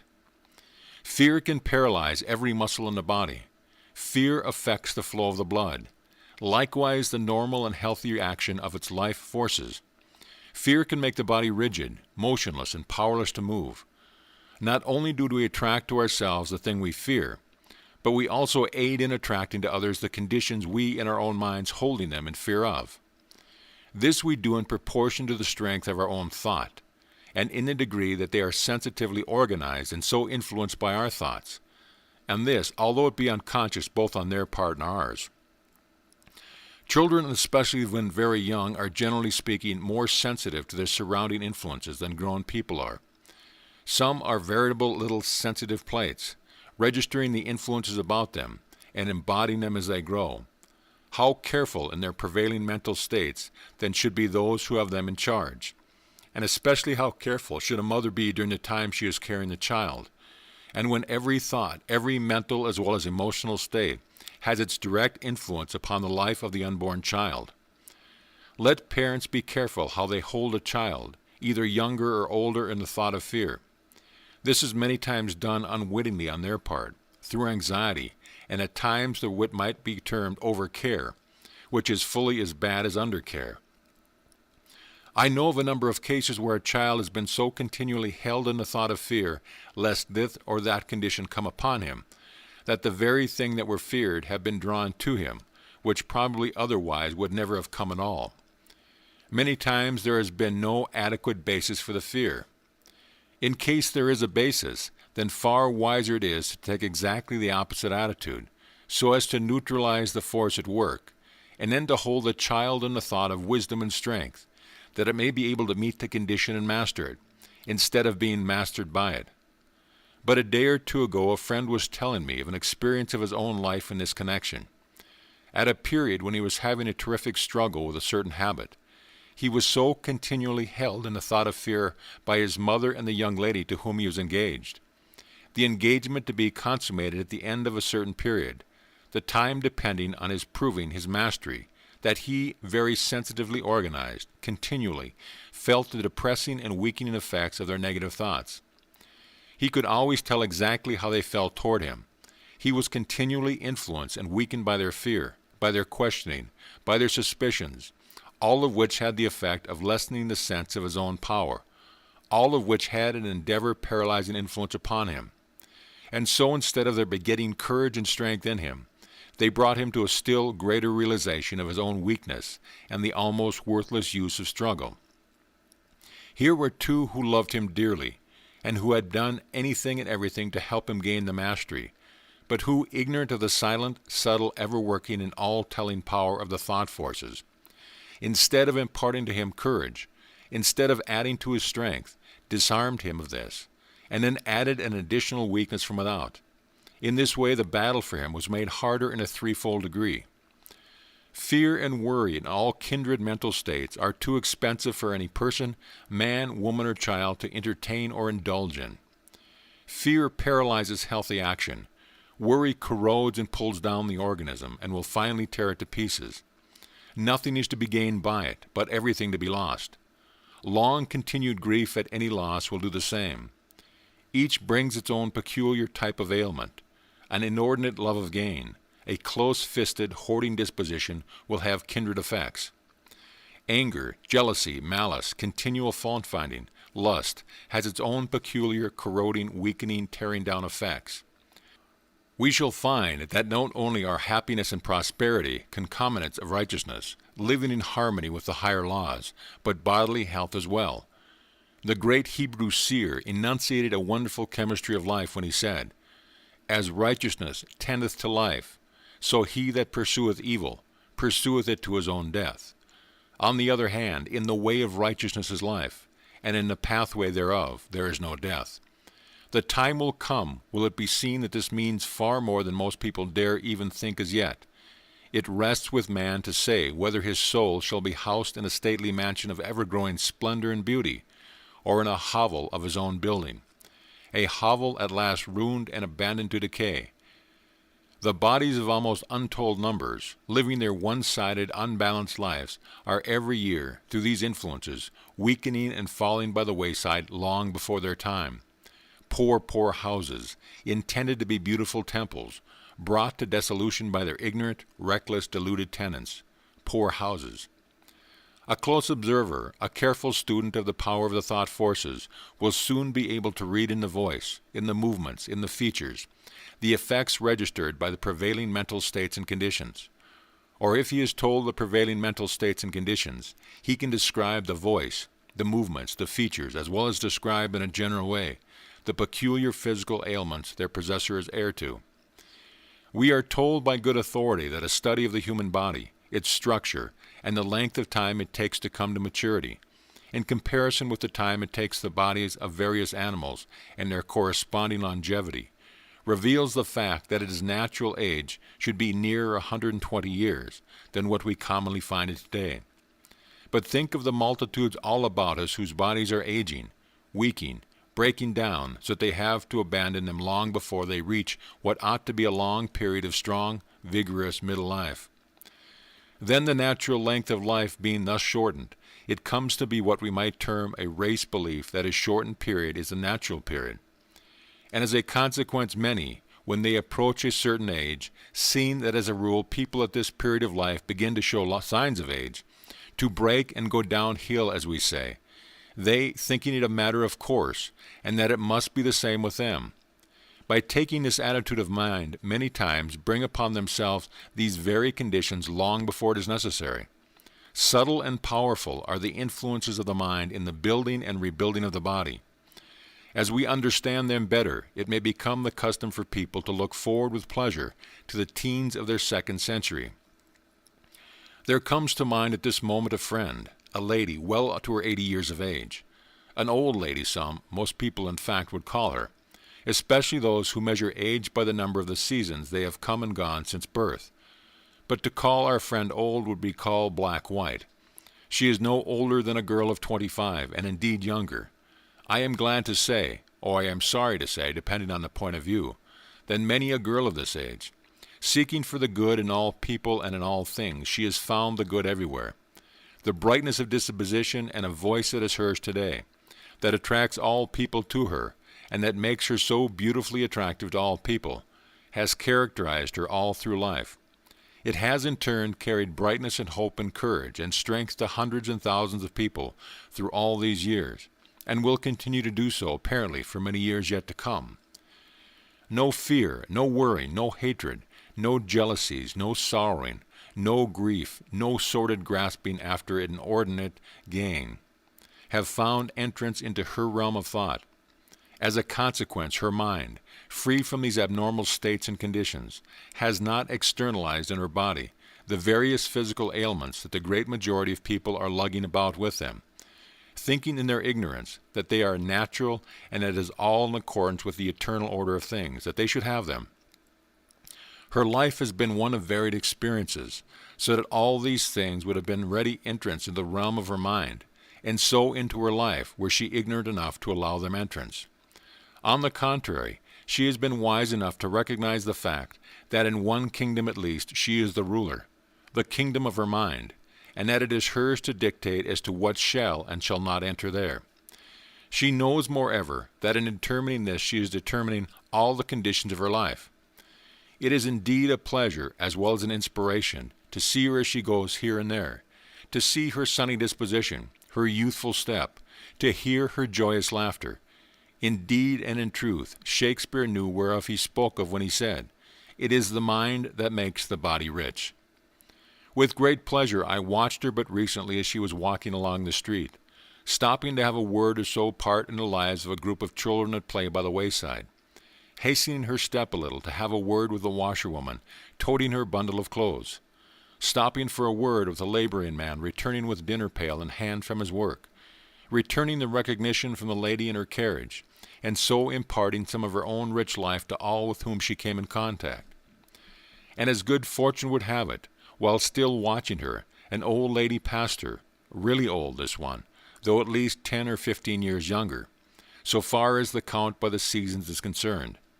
Nevertheless, she was bent in form and apparently stiff in joint and muscle. Silent in mood, she wore a countenance of long-faced sadness, which was intensified surely several-fold by a black, somber headgear, with an immense, heavy veil, still more somber-looking if possible. Her entire dress was of this description.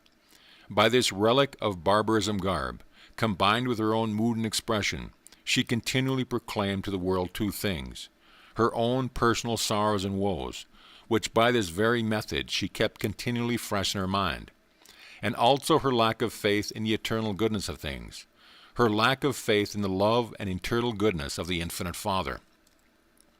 Wrapped only in the thoughts of her own ailments and sorrows and woes, she received and she gave nothing of joy, nothing of hope, nothing of courage, nothing of value to those whom she passed or with whom she came in contact. But on the contrary, she suggested to all and helped to intensify in many those mental states all too prevalent in our common human life. And as she passed our friend, one could notice a slight turn of the head, which, coupled with the expression in her face, seemed to indicate this as her thought: your dress and your conduct are not wholly in keeping with a lady of your years. Thank God, then, thank God they are not. And may He in His greatest goodness and love send us innumerable company of the same rare type, and may they live 1,000 years to bless mankind, to impart the life-giving influence of their own royal life to the numerous ones all about us who stand so much in need of them. When you remain always young, and would you carry all the joyousness and buoyancy of youth into your mature years, then have care concerning but one thing: how you live in your thought world. This will determine all. It was the inspired one, Gautama Buddha, who said, "The mind is everything. When you think, you become." And the same thing had Ruskin in mind when he said, "Make yourself nests of pleasant thoughts." None of us as yet know, for none of us have been taught in early youth, what fairy palaces we may build of beautiful thought, proof against all adversity. And would you have in your body all the elasticity, all the strength, all the beauty of your younger years? Then live these in your mind, making no room for unclean thought, and you will externalize them in your body. In the degree that you keep young in thought will you remain young in body, and you will find that your body will turn aid your mind, for body helps mind the same as mind builds body. You are continually building and so externalizing your body conditions most akin to the thoughts and emotions you entertain. And not only are you so building from within, but you are also continually drawing from without forces of a kindred nature. Your particular kind of thought connects you with a similar order of thought from without. It is a bright, hopeful, cheerful. You connect yourself with current of thought of this nature. If it is sad, fearing, despondent, then this is the order of thought you connect yourself with. If the latter is the order of your thought, then perhaps unconsciously and by degrees you have been connecting yourself with it. You need to go back and pick up again a part of your child nature, with its careless and cheerful type of thought. The minds of the group of children at play are unconsciously concentrated in drawing to their bodies a current of playful thought.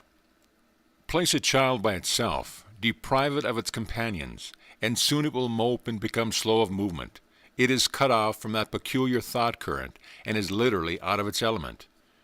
You need to bring again this current of playful thought to you, which has been gradually turned off.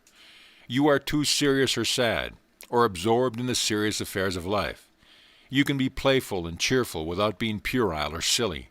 You can carry on business all the better for being in the playful mood when your mind is off your business. There is nothing but ill resulting from the permanent mood of sadness and seriousness. The mood which by many so long maintained makes it actually difficult for them to smile at all. At 18 or 20, you commenced growing out of the more playful tendency of early youth. You took hold of the more serious side of life. You went into some business. You became more or less involved in its cares, perplexities, and responsibilities. Or as man or woman, you entered on some phase of life involving care or trouble. Or you became absorbed in some game of business which, as you followed it, left no time for play. Then, as you associated with older people, you absorbed their old ideas, their mechanical methods of thinking, their acceptance of errors without question or thought of question, In all this you opened your mind to a heavy, care-laden current of thought. Into this you glided unconsciously. That thought is materialized in your blood and flesh. The scene of your body is a deposit of crystallization of the unseen element ever flowing to your body from your mind. Years pass on, and you find that your movements are stiff and cumbrous, and that you can with difficulty climb a tree as 14. Your mind has all this time been sending to your body these heavy, inelastic elements, making your body what now it is. Your change for the better must be gradual, and can only be accomplished by bringing the thought current of an all-around symmetrical strength to bear on it, by demanding of the supreme power to be led in the best way, by diverting your mind from the many unhealthy thoughts which habitually have been flowing into it without you knowing it to healthier ones. Like the beast, the bodies of those of our race have in the past weakened and decayed. This will not always be. Increase of spiritual knowledge will show the cause of such decay, and will show also how to take advantage of the law or force to build up new, renew ever the body and give it greater and greater strength. Instead of blindly using that law or force, as has been done in the past, to weaken our bodies and finally destroy them. Full, rich, and abounding health is the normal and natural condition of life. Anything else is an abnormal condition, and abnormal conditions as a rule come through perversions. God never created sickness, suffering, and disease. They are man's own creation. They come through his violation of the laws under which he lives. So used are we to seeing them that we come gradually, if not to think of them as natural, then to look upon them as a matter of course. The time will come when the work of the physician will not be to treat and attempt to heal the body, but to heal the mind, which in turn will heal the body. In other words, the true physician will be a teacher. His work will be to keep people well, instead of attempting to make them well after sickness and disease comes on. And still beyond this, there will come a time when each will be his own physician. In the degree that we live in harmony with the higher laws of our being, and so in the degree that we become better acquainted with the powers of the mind and spirit, will we give less attention to the body. No less care, but less attention. The bodies of thousands today would be much better cared for if their owners gave them less thought and attention. As a rule, those who think least of their bodies enjoy the best health. Many are kept in continual ill health by the abnormal thought and attention they give them. Give the body the nourishment, the exercise, the fresh air, the sunlight it requires. Keep it clean, and then think of it as little as possible. In your thoughts and in your conversation, never dwell upon the negative side. Don't talk of sickness and disease. By talking of these, you do yourself harm, and you do harm to those who listen to you. Talk of these things that will make people the better for listening to you. Thus you will infect them with health and strength, and not with weakness and disease. To dwell upon the negative side is always destructive. This is true of the body, the same as it is true of all other things. The following from one of those thorough training as a physician has been supplemented by extensive study and observations along the lines of the power of the interior forces, are of special significance and value in this connection. We can never gain health by contemplating disease, any more than we can reach perfection by dwelling upon imperfection, or harmony through discord. We should keep a high ideal of health and harmony constantly before the mind. Never affirm or repeat about your health that you do not wish to be true. Do not dwell upon your ailments, nor study your symptoms. Never allow yourself to be convinced that you are not complete master of yourself. Stoutly affirm your superiority over bodily ills, and do not acknowledge yourself the slave of any inferior power. I would teach children early to build a strong barrier between themselves and disease by healthy habits of thought, high thinking, and purity of life. I would teach them to expel all thoughts of death, all images of disease, all discordant emotions like hatred, malice, revenge, envy, and sensuality, as they would banish a temptation to do evil. I would teach them that bad food, bad drink, and bad air makes bad blood, that bad blood makes bad tissue, and bad flesh bad morals. I would teach them that healthy thoughts are as essential to healthy bodies as pure thoughts to clean life. I would teach them to cultivate a strong willpower and to brace themselves against life's enemies in every possible way. I would teach the sick to have hope, confidence, cheer. Our thoughts and imaginations are the only real limits to our possibility. No man's success or health will ever reach beyond his own confidence. As a rule, we erect our own barriers. Like produces like the universe through. Hatred, envy, malice, jealousy, and revenge all have children. Every bad thought breeds others, and each of this goes on, ever reproducing itself, until our world is peopled with their offspring. The true physician and parent of the future will not medicate the body with drugs so much as the mind with principles. The coming mother will teach her child to assuage the fever of anger, hatred, malice with the great panacea of the world, love. The coming physician will teach the people to cultivate cheerfulness, goodwill, and noble deeds for a health tonic as well as a heart tonic, and that a merry heart doeth good like a medicine. The health of your body, the same as the health and strength of your mind, depends upon that which you relate yourself with. This infinite spirit of life, this source of life, can from its very nature, we have found, admit of no weakness, no disease. Come then into the full consciousness, vital realization of your oneness with this infinite life. Open yourself to its mere abundant entrance, and full and ever-renewing bodily health and strength will be yours. And good may ever conquer ill. Health walk where pain has trod. As a man thinketh, so is he. Rise then, and think with God. The whole matter may then be summed up in one sentence. God is well, and so are you. You must awaken to the knowledge of your real being. When this awakening comes, you will have, and you will see that you have, the power to determine what conditions are externalized in your body. You must recognize, you must realize yourself as one with infinite spirit. God's will is then your will. Your will is God's will, and with God all things are possible. When we are able to do away with all sense of separateness by living continually in realization of this oneness, not only will our bodily ills and weakness vanish, but all limitations along all lines.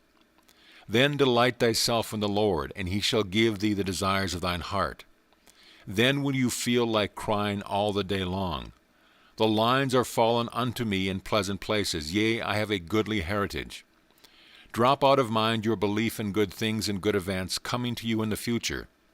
Come now into the real life, and appropriate and actualize them now. Remember that only the best is good enough for one with a heritage so royal as ours. We buy ashes for bread, we buy diluted wine. Give me the true, whose ample leaves and tendrils curled, among the silver hills of heaven, draw everlasting dew. End of chapter. Chapter 4. The Secret, Power, and Effects of Love. This is the spirit of infinite love. The moment we recognize ourselves as one with it, we become so filled with love that we see only the good in all. And when we realize that we are all one with this infinite spirit, then we realize that in a sense we are all one with each other. When we come into a recognition of this fact, we can then do no harm to anyone, to anything. We find that we are all members of the one great body, and that no portion of the body can be harmed without all the other portions suffering thereby. When we fully realize the great fact of the oneness of all life, that are all partakers from this one infinite source, and so that the same life is a life in each individual, then prejudices go and hatred cease. Love grows and reigns supreme. Then wherever we go, whenever we come in contact with the fellow man, we are able to recognize the God within. We thus look only for the good, and we find it. It always pays. There is a deep scientific fact underlying the great truth. He that takes the sword shall perish by the sword. The moment we come into a realization of the subtle powers of the thought forces, we can quickly see that the moment we entertain any thought of hatred toward another, he gets the effects of those diabolical forces that go out from us, and has the same thought of hatred aroused in him, which in turn return to the sender. Then when we understand the effects of the passion, hatred or anger, even upon the physical body, we can see how detrimental, how expensive this is. The same is true in regard to all kindred thoughts of passion, envy, criticism, jealousy, and scorn. In the ultimate, we shall find that in entertaining feelings of this nature towards another, we always suffer far more than the one toward whom we entertain them. And then when we fully realize the fact that selfishness is the root of all error, sin, and crime, and that ignorance is the basis of all selfishness, with what charity we come to look upon the acts of all. It is the ignorant man who seeks his own ends at the expense of the greater whole. It is the ignorant man, therefore, who is the selfish man. The truly wise man is never selfish. He is a seer, and recognizes the fact that he, a single member of the one great body, is benefited in just the degree that the entire body is benefited, and so he seeks nothing for himself that he would not equally seek for all mankind. If selfishness is the bottom of all error, sin, and crime, and ignorance is the basis of all selfishness, then when we see a manifestation of either of these qualities, if we are true to the highest within us, we will look for and will seek to call forth the good in each individual with whom we come in contact. When God speaks to God, then God responds and shows forth as God. But when devil speaks to devil, then devil responds, and the devil is always to pay. I sometimes hear a person say, "I don't see any good in him." No? Then you are no seer. Look deeper and you will find the very God in every human soul. But remember, it takes a God to recognize a God. Christ always spoke to the highest, the truest, and the best in men. He knew and recognized the God in each because he had first realized it in himself. He ate with publicans and sinners. Abominable, the scribes, the Pharisees said. They were so wrapped up in their own conceits, their own self-centeredness, hence their own ignorance, that they had never found the God in themselves, and so they never dreamed that it was the real life of even publicans and sinners. In the degree that we hold a person in the thought of evil or of error, do we suggest evil and error to him. In the degree that he is sensitively organized or not well individualized, and so subject to the suggestions of the thought forces from others, will he be influenced. And so in this way we may be sharers in the very evil-doing in which we hold another in thought. In the same way, when we hold a person in the thought of the right, the good and the true, righteousness, goodness, and truth are suggested to him, and thus we have a most beneficent influence on his life and conduct. If our hearts go out in love to all with whom we come in contact, we inspire love, and the same ennobling and warming influence of love always returns to us from those in whom we inspire them. There is a deep scientific principle underlying the precept. If you would have all the world love you, you must first love all the world. In the degree that we love will we be loved. Thoughts are forces. Each creature of its kind, each comes back laden with the effect that corresponds to itself and of which it is the cause. Then let your secret thoughts be fair. They have a vital part and share in shaping words and molding fate. God's system is so intricate. I know of no better practice than that of a friend who continually holds himself in an attitude of mind that he continually sends out his love in the form of the thought, "Dear everybody, I love you." And when we realize the fact that a thought invariably produces its effect before it returns, or before it ceases, we can see how he is continually breathing out a blessing, not only upon all with whom he comes in contact, but upon all the world. These same thoughts of love, moreover, tokened in various ways, are continually coming to him from all quarters. Even animals feel the effects of these forces. Some animals are much more sensitively organized than many people are, and consequently they get the effects of our thoughts, our mental states, and emotions much more readily than many people do. Therefore, whenever we meet an animal, we can do it good by sending out to those thoughts of love. It will feel the effects whether we simply entertain or whether we voice them. And it is often interesting to note how quickly it responds, and how readily it gives evidence of its appreciation of this love and consideration on our part. What a privilege and how enjoyable it would be to live and walk in a world where we meet only gods. In such a world you can live. In such a world I can live. For in the degree that we come into this higher realization, do we see only the God in each human soul. And when we are thus able to see him in every one we meet, we then live in such a world. And when we thus recognize the God in every one, we by this recognition help to call forth ever more and more. What a privilege, this privilege of yours, this privilege of mine. That hypocritical judging of another is something then with which we have nothing to do.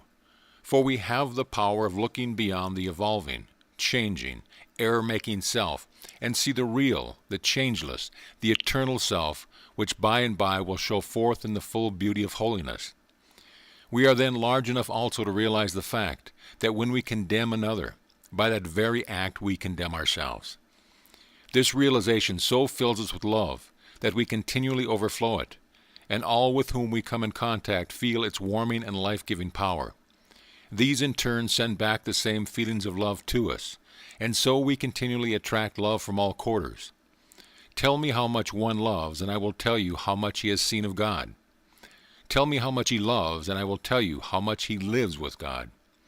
Tell me how much he loves, and I will tell you how far into the kingdom of heaven, the kingdom of harmony, he has entered, for love is the fulfilling of the law.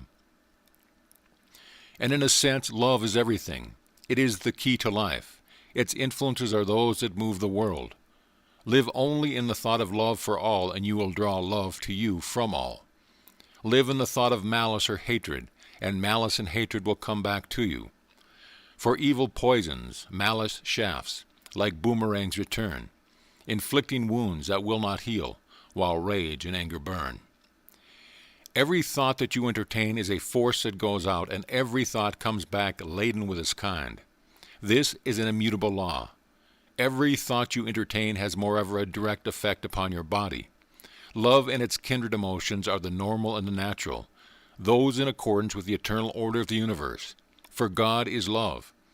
These have a life-giving, health-engendering influence upon your body, besides beautifying your countenance, enriching your voice, and making you more attractive in every way. And as it is true that in the degree that you hold thoughts of love for all, you call the same from them in return. And as these have a direct effect upon your mind, and through your mind upon your body, it is as so much life force added to your own from without. You are then continually building this into both your mental and your physical life, and so your life is enriched by its influence. Hatred and all its kindred emotions are the unnatural, the abnormal, the perversions, and so out of harmony with the eternal order of the universe. For if love is the fulfilling of the law, then these, its opposites, are direct violations of the law, and there can never be a violation of law without its attendant pain and suffering in one form or another. There is no escape from this. And what is the result of this particular form of violation?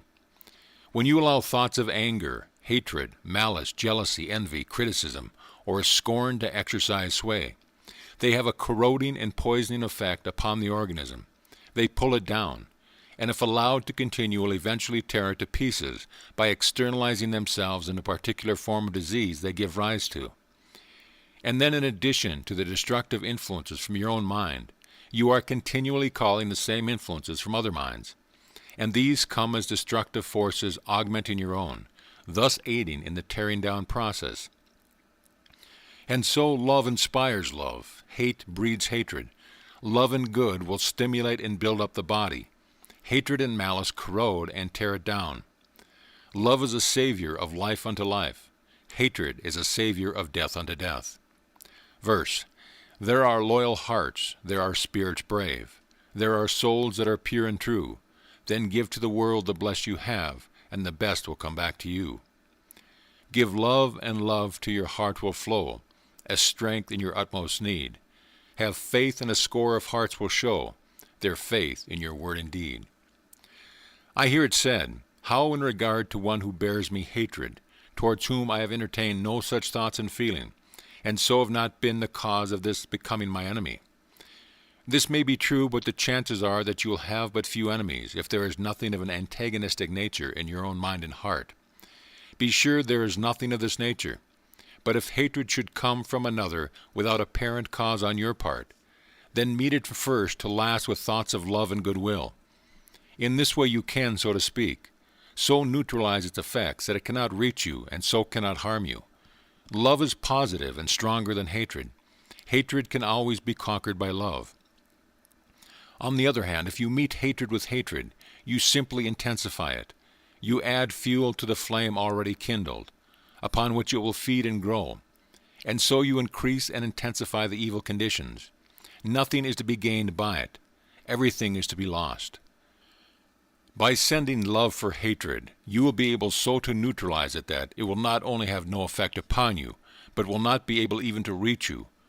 But more than this, you will by this course sooner or later be able to literally to transmute the enemy into a friend. Meet hatred with hatred, and you degrade yourself. Meet hatred with love, and you elevate not only yourself, but also the one who bears you hatred. The Persian sage has said, "Always meet petulance with gentleness, and perverseness with kindness. A gentle hand can lead even an elephant by a hair. Reply to thine enemy with gentleness. Opposition to peace is sin," the Buddha says. If a man foolishly does me wrong, I will return him the protection of my ungrudging love. The more evil comes from him, the more good shall go from me. The wise man avenges injury by benefit, said the Chinese. Return good for evil. Overcome anger by love. Hatred never ceases by hatred, but by love, says the Hindu. The truly wise man or woman will recognize no one as an enemy. Occasionally we hear the expression, "Never mind, I'll get even with him." Will you? And how will you do it? You can do it in one of two ways. You can, as you have in your mind, deal with him as he deals or apparently deals with you. Pay him, as we say, in his own coin. If you do this, you will get even with him by sinking yourself to his level, and both of you will suffer by it. Or you can show yourself the larger. You can send him love for hatred, kindness for ill treatment, and so get even with him by raising him to the higher level. But remember that you can never help another without by the very act of helping yourself. And if forgetful of self, then in most all cases the value to you is greater than the service you render another. If you are ready to treat him as he treats you, then you show clearly that there is in you that which draws the hatred and ill treatment to you. You deserve what you are getting, and should not complain, nor would you complain if you were wise. By following the other courses, you most effectually accomplish your purpose. You gain a victory for yourself, and at the same time you do a great service for him, for which is evident he stands greatly in need. Thus you may become his savior. He in turn may become the savior of other error-making and consequently care-encumbered men and women. Many times the struggles are greater than we can ever know. We need more gentleness and sympathy and compassion in our common human life. Then will we neither complain nor condemn. Instead of blaming or condemning, we will sympathize, and all the more we will comfort one another, for the way is often dreary, and the feet are often weary, and the heart is very sad. There is a heavy burden bearing, when it seems that none are caring, and we half forget that ever we are glad. Comfort one another, with the hand clasped close and tender, with the sweetness love and render, and the looks of friendly eyes. Do not wait with grace unspoken, while life's daily bread is broken. Gentle speech is oft like manna from the skies.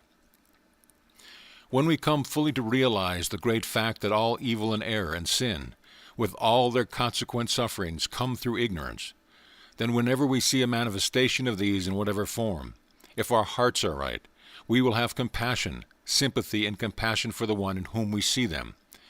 Compassion will then change itself into love, and love will manifest itself into kindly service. Such is the divine method. And so instead of aiding and trampling and keeping a weaker one down, we will hold him up until he can stand alone and become the master. But all life growth is from within out, and one becomes a true master in a degree that the knowledge of the divinity of his own nature draws upon his inner consciousness, and so brings him to a knowledge of the higher laws. And in no way can we so effectively hasten this dawning in the inner consciousness of another, as by showing forth the divinity within ourselves, simply by the way we live. By example and not by precept, by living, not by preaching, by doing, not by professing, by living the life, not by dogmatizing as to how it should be lived. There is no contagion equal to the contagion of life. Whatever we sow, that shall we also reap, and each thing sown produces of its kind. We can kill not only by doing another bodily injury directly, but we can and we do kill by every antagonistic thought. Not only do we thus kill, but while we kill we suicide. Many a man has been made sick by having the ill thoughts of a number of people centered upon him. Some have been actually killed. Put hatred into the world and we make it a literal hell. Put love into the world, and heaven with all its beauties and glories become a reality. Not to love is not to live, or it is to live a living death.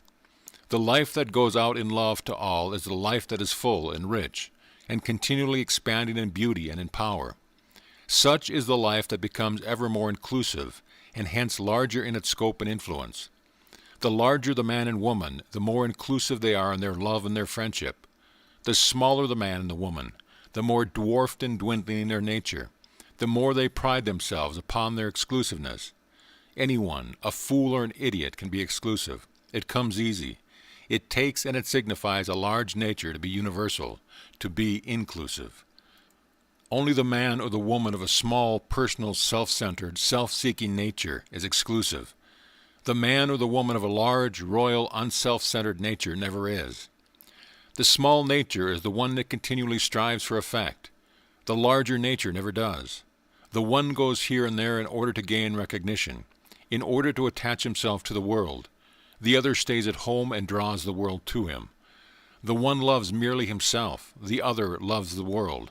But in his larger love for all the world he finds himself included. Verily then, the more one loves, the nearer he approaches to God, for God is the spirit of infinite love. And when we come into the realization of our oneness with this infinite spirit, then divine love so to fill out, enriching and enrapturing our own lives. From then it flows out to enrich the life of the world. In coming into the realization of our oneness with the infinite life, we are brought at once into the right relation with our fellow man. We are brought into harmony with the great law, that we find our own lives and losing them in the service of others. We are brought to a knowledge of the fact that all life is one, and so that we are all parts of the one great whole. We then realize that we can't do for another without at the same time doing for ourselves. We also realize that we cannot harm to other without by the very act doing harm to ourselves. We realize that the man who lives to himself alone lives a little, dwarfed and stunted life, because he has no part in this larger life of humanity. But the one who in service loses his own life in a larger life, has his own life increased and enriched 1,000 or 1,000,000-fold, and every joy, every happiness, everything of value coming to each member of this greater whole comes as such to him, for he has a part in the life of each and all. And here let a word be said in regard to true service. Peter and John were one day going up to the temple, and as they were entering the gate, they were met by a poor cripple who asked them for alms. Instead of giving him something to supply the day's needs, and then leaving him in the same dependent condition for the morrow and the morrow, Peter did him a real service, and a real service for all mankind by saying, "Silver and gold have I none, but such as I have I give unto thee." And then he made him whole. He thus brought him into the condition where he could help himself. In other words, the greatest service we can do for another is to help him to help himself. To help him directly might be weakening, though not necessarily. It depends entirely upon circumstance. But to help one to help himself is never weakening, but always encouraging and strengthening, because it leads him to a larger and stronger life. There is no better way to help one to help himself than to bring him to a knowledge of himself. There is no better way to bring one to a knowledge of himself than to lead him to a knowledge of the powers that are lying dormant within his own soul. There is nothing that will enable him to come more readily or more completely into an awakened knowledge of the powers that are lying dormant within his own soul than to bring him into the consciousness, vital realization of his oneness with the infinite life and power, so that he may open himself to it in order that it may work and manifest through him. We will find that these same great truths lie at the very bottom of the solution of our social situation. And we will also find that we will never have a full and permanent solution of it until they are fully recognized and built upon. End of chapter. Chapter 5, Wisdom and Interior Illumination. This is the spirit of infinite wisdom, and in a degree that we open ourselves to it, does the highest wisdom manifest itself to and through us. We can in this way go to the very heart of the universe itself, and find the mysteries hidden to the majority of mankind. Hidden to them, though not hidden of themselves. In order for the highest wisdom and insight, We must have absolute confidence in the divine guiding us, but not through the channel of someone else. And why should we go to another for knowledge and wisdom? With God is no respect of persons. Why should we seek these things second-hand? Why should we thus stultify our own innate powers? Why should we not go direct to the infinite source itself? If any man lack wisdom, let him ask of God. Before they call, I will answer, and while they are speaking, I will hear. When we thus go directly to the infinite source itself, we are no longer slaves to personalities, institutions, or books. We should always keep ourselves open to suggestion of truth from these agencies. We should always regard them as agencies, however, and never as sources. We should never recognize them as masters, but simply as teachers.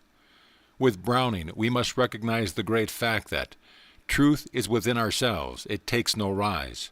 From outward things, whatever you may believe, there is an inmost center in us all, where truth abides in fullness.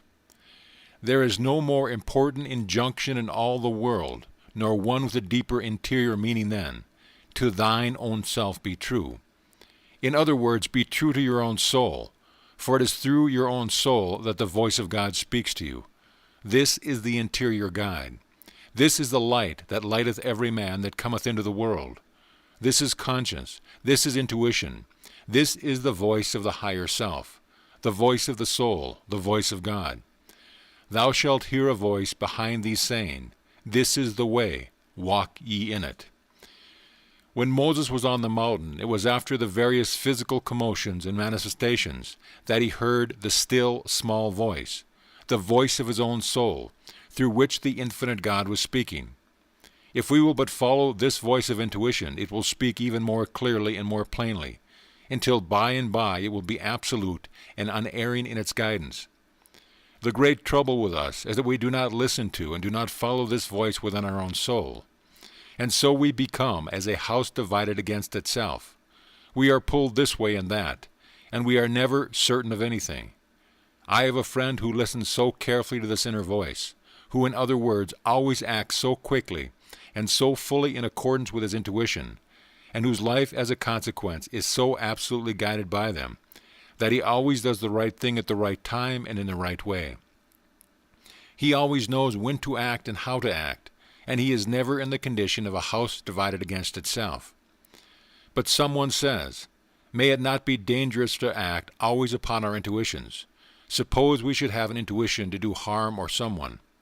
We need not be afraid of this, however, for the voice of the soul, this voice of God speaking through the soul, will never direct one to do harm to another, nor to do anything that is not in accordance with the highest standard of right, truth, and justice. And if you at any time have a prompting of this kind, know that it is not the voice of intuition. It is some characteristic of your lower self that is prompting you. Reason is not to be set aside, but it is to be continually illumined by this higher spiritual perception, and in the degree that it thus illumines will it become an agent of light and power.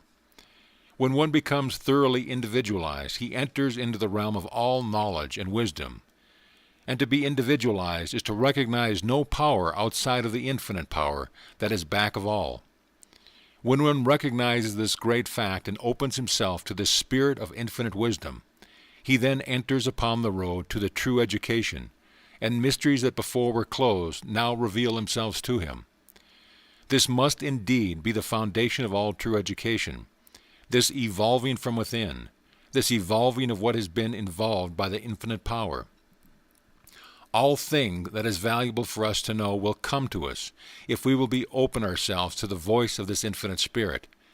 It is thus that we become seers and have the power of seeing into the very heart of things.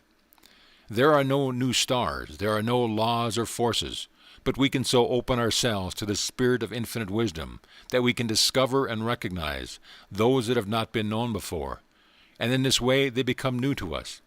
When in this way we come into a knowledge of truth, we no longer need facts that are continually changing. We can then enter into the quiet of our own interior selves. We can open the window and look out, and thus gather the facts as we choose. This is true wisdom. Wisdom is the knowledge of God. Wisdom comes by intuition. It far transcends knowledge. Great knowledge, knowledge of many things, may be had by virtue simply of a very retentive memory. It comes by tuition, but wisdom far transcends knowledge, in that knowledge is a more incident of this deeper wisdom. He who would enter into the realm of wisdom must first divest himself of all intellectual pride. He must come as a little child. Prejudices, preconceived opinions and beliefs always stand in the way of true wisdom. Conceited opinions are always suicidal in their influence. They bar the door to the entrance of truth. All about us we see men in the religious world, in the world of science, in the political, in the social world, who through intellectual pride are so wrapped up in their own conceits and prejudice that larger and later revolutions of truth can find no entrance to them. And instead of growing and expanding, they are becoming dwarfed and stunted, and still more incapable of receiving truth. Instead of actively aiding in the progress of the world, they are so many dead sticks in a way that would retard the wheels of progress. This, however, they can never do. Such always in times get bruised, broken, and left behind, while God's triumphant car of truth moves steadily onward. When the steam engine was still being experimented with, and before it was perfected sufficiently to come into practical use, a well-known Englishman, well known then in the scientific circle, wrote an extended pamphlet proving that it would be impossible for it to ever be used in the ocean navigation, that is, in a trip involving the crossing of the ocean, because it would be utterly impossible for any vessel to carry with it sufficient coal for the use of the furnace. And the interesting feature of the whole matter was that the very first steam vessel that made the trip from England to America had among its cargo a part of the first edition of this carefully prepared pamphlet. There was only the one edition. Many editions might be sold now. This seems indeed an amusing fact, but far more amusing is the man who voluntarily closes himself to truth, because, forsooth, it does not come through conventional or orthodox or heretofore accepted channels, or because it may not be in full accord with, or possibly may be opposed to, established usages or beliefs. On the contrary. Verse: "Let there be many windows in your soul, that all the glory of the universe may beautify it. Not the narrow pane or the one poor creed can catch the radiant rays that shine from countless sources. Tear away the blinds of superstition. Let the light pour through fair windows. Broad as truth itself, as high as heaven. Tune your ears to all the wordless music of the stars, and to the voice of nature, and your heart shall turn to truth and goodness as the plant towards the sun. 1,000 unseen hands reach down to help you to their peace-crowned heights, and all the forces of the firmament shall fortify your strength. Be not afraid to thrust aside half-truth and grasp the whole." There is a great law in connection with the coming of truth. It is this: whenever a man or a woman shuts himself or herself to the entrance of truth on account of intellectual pride, preconceived opinions, prejudice, or for whatever reason, there is a great law which says that truth in its fullness will come to the one from no source. And on the other hand, when a man or woman opens himself or herself fully to the entrance of truth, from whatever source it may come, there is an equally great law which says that truth will flow into him or to her from all sources and from all quarters. Such becomes the free man, the free woman, for it is the truth that makes us free. The other remains in bondage, for truth has had no invitation and will not enter where it is not fully and freely welcomed. And where truth is denied entrance, the rich blessing it carries with it cannot take up their abode. On the contrary, when this is the case, it sends an envoy carrying with it atrophy, disease, death, physical and spiritual as well as intellectual. And the man who would rob another of his free and unfettered search for truth, who would stand as the interpreter of truth for another, with the intent of remaining in his position, rather than endeavoring to lead him to the place where he can be his own interpreter, is more to be shunned than a thief and a robber. The injury he works is far greater, for he is doing direct and positive injury to the very life of the one he thus holds. Who has ever appointed any man, whoever he may be, as the keeper, the custodian, the dispenser of God's illimitable truth? Many indeed are moved and so called to be teachers of truth, but the true teacher will never stand as the interpreter of truth for another. The true teacher is the one who endeavors to bring the one he teaches to a true knowledge of himself, and hence of his own interior powers, that he may become his own interpreter. All others are, generally speaking, those animated by purely personal motives, self-aggrandizement, or personal gain. Moreover, he who would claim to have all the truth and the only truth is a bigot, a fool, or a knave. In the Eastern literature is a fable of a frog. The frog lived in a well, and out of this little well he had never been. One day a frog whose home was in the sea came to this well. Interested in all things, he went in. "Who are you? Where do you live?" said the frog in the well. "I am so-and-so, and my home is in the sea." "The sea? What is that? Where is that?" "It is a very large body of water not far away." "How big is the sea?" "Oh, very big, as big as this," pointing to a stone lying near. "Oh, much bigger, as big as this," pointing to a board upon which they were sitting. "Oh, much bigger." "How much bigger, then?" "Why, the sea in which I live is bigger than your entire well. It would make millions of wells such as yours." "Nonsense, nonsense, you are a deceiver and a falsifier. Get out of my well. Get out of my well. I want nothing to do with any such frog as you." "Ye shall know the truth, and the truth shall make you free," is the promise. You shall close yourself to truth. Ye shall live in your own conceits, and your own conceits shall make fools and idiots of you, would be a statement applicable to not a few, and to not a few who pride themselves upon their superior intellectual attainments. Idiocy is arrested mental growth. Clothing one's self for whatever reason to truth and hence to growth brings a certain type of idiocy, though it may not be called by its name. And on the other hand, another type is the arrested growth caused by taking all things for granted, without proving them for oneself, merely because they come from a particular person, a particular book, a particular institution. This is caused by one's always looking without instead of being true to the light within, and carefully tending to it, that it may give an ever clearer light.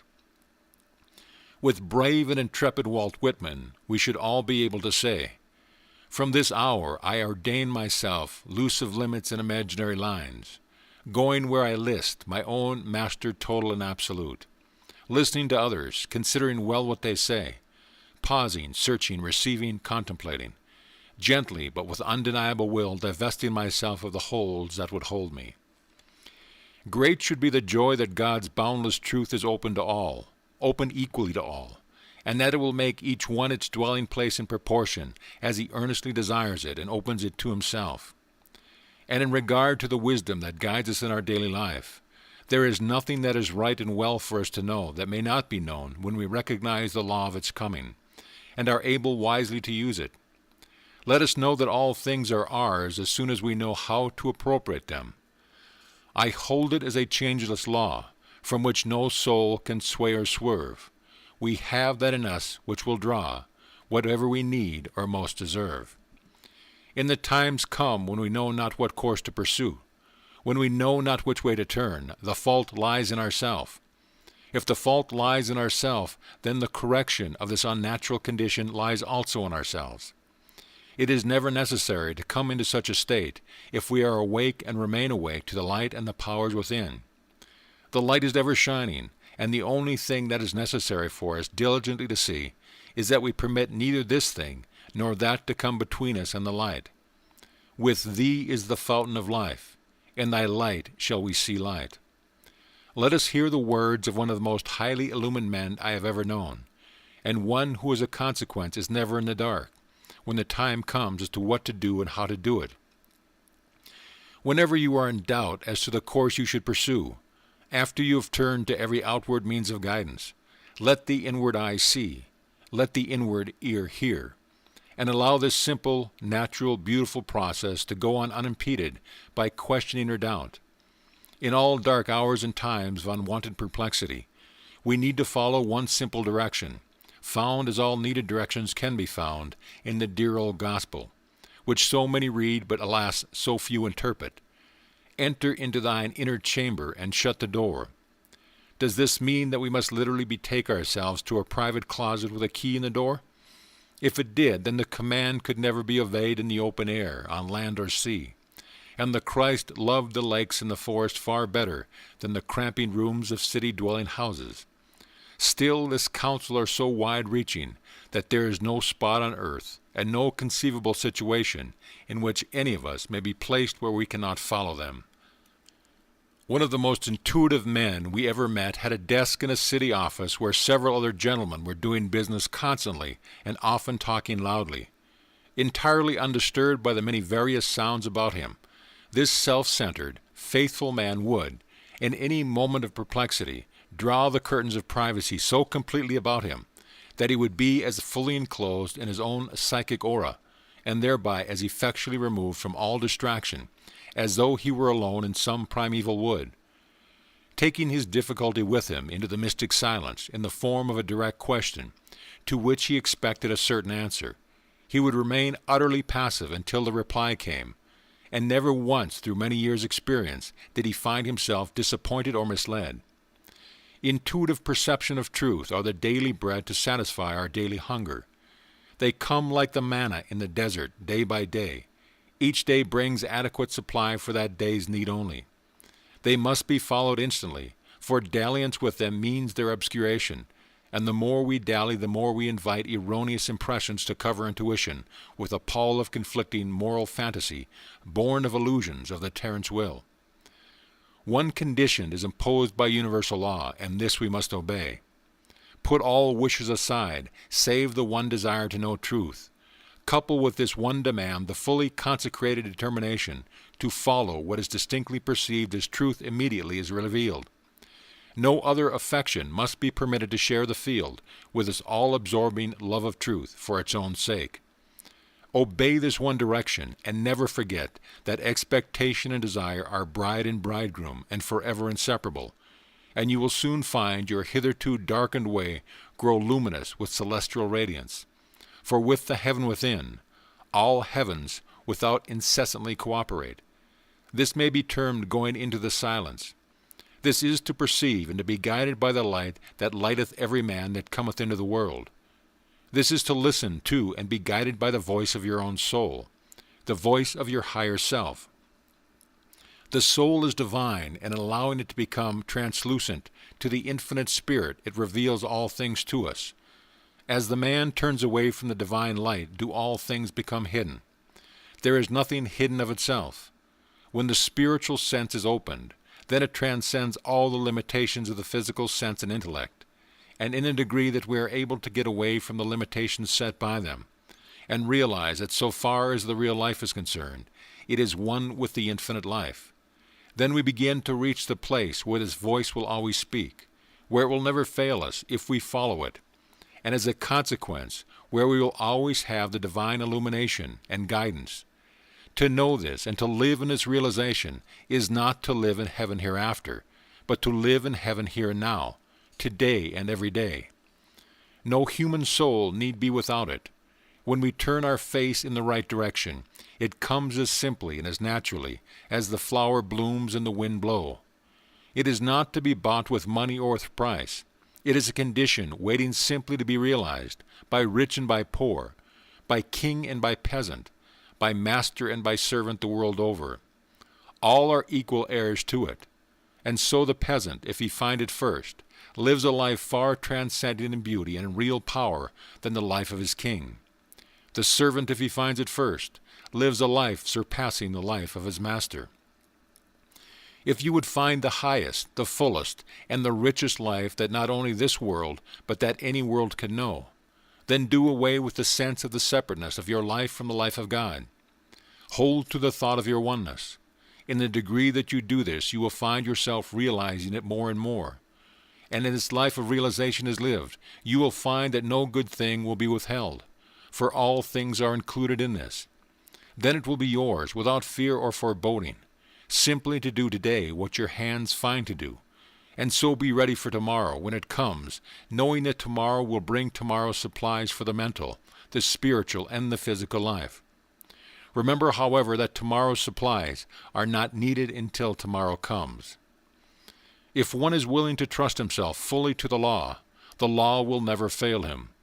It is the half-hearted trusting to it that brings uncertain and so unsatisfactory results. Nothing is firmer and surer than deity. It will never fail the one who throws himself wholly upon it. The secret of life, then, is to live continually in this realization, whatever one may be doing, wherever one may be, by day and by night, both waking and sleeping. It can be lived in while we are sleeping no less than we are awake. And here shall we consider a few facts in connection with sleep, in connection with receiving instructions and illumination while asleep. During the process of sleep, it is merely the physical body that is at rest and in quiet. The soul life with all its activities goes right on.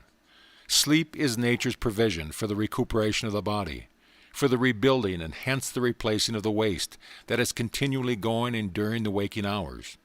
It is nature's great restorer.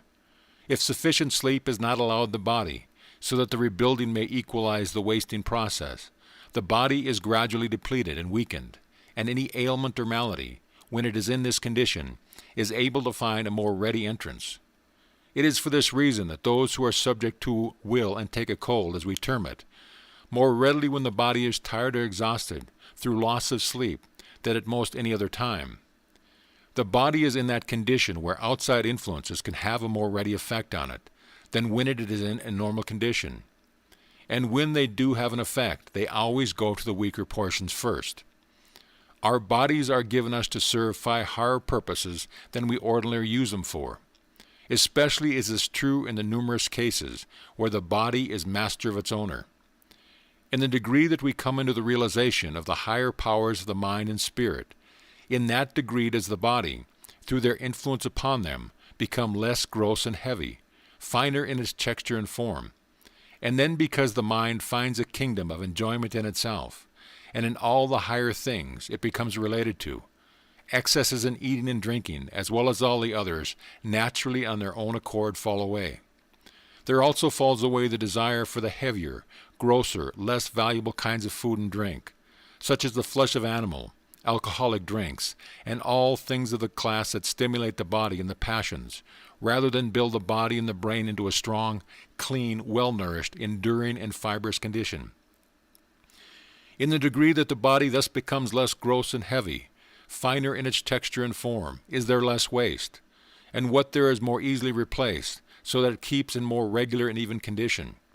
When this is true, less sleep is actually required, and even the amount that is taken does more of the body of this finer type than it can do for one of the other nature.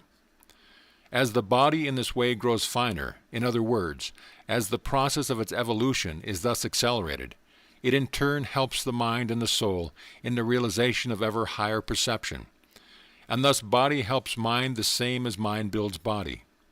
It was undoubtedly this fact that Browning had in mind when he said, "Let us cry, all good things are ours, nor soul helps flesh more now than flesh helps soul." Sleep, then, is for the resting and the rebuilding of the body. The soul needs no rest.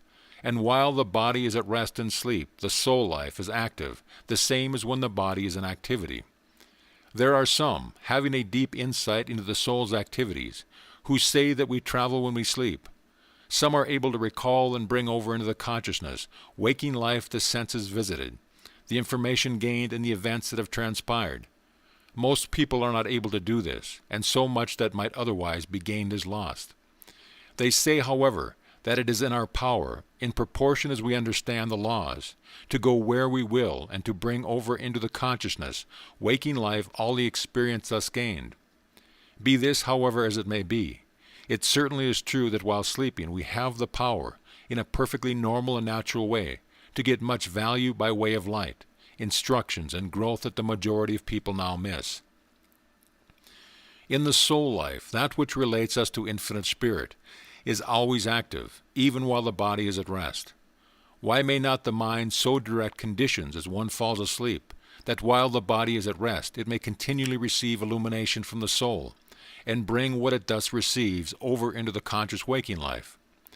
This indeed can be done, and has been done by some to great advantage, and many times the highest inspiration from the soul comes in this way, as would seem most natural, since at this time all communication from the outer material world no longer enter.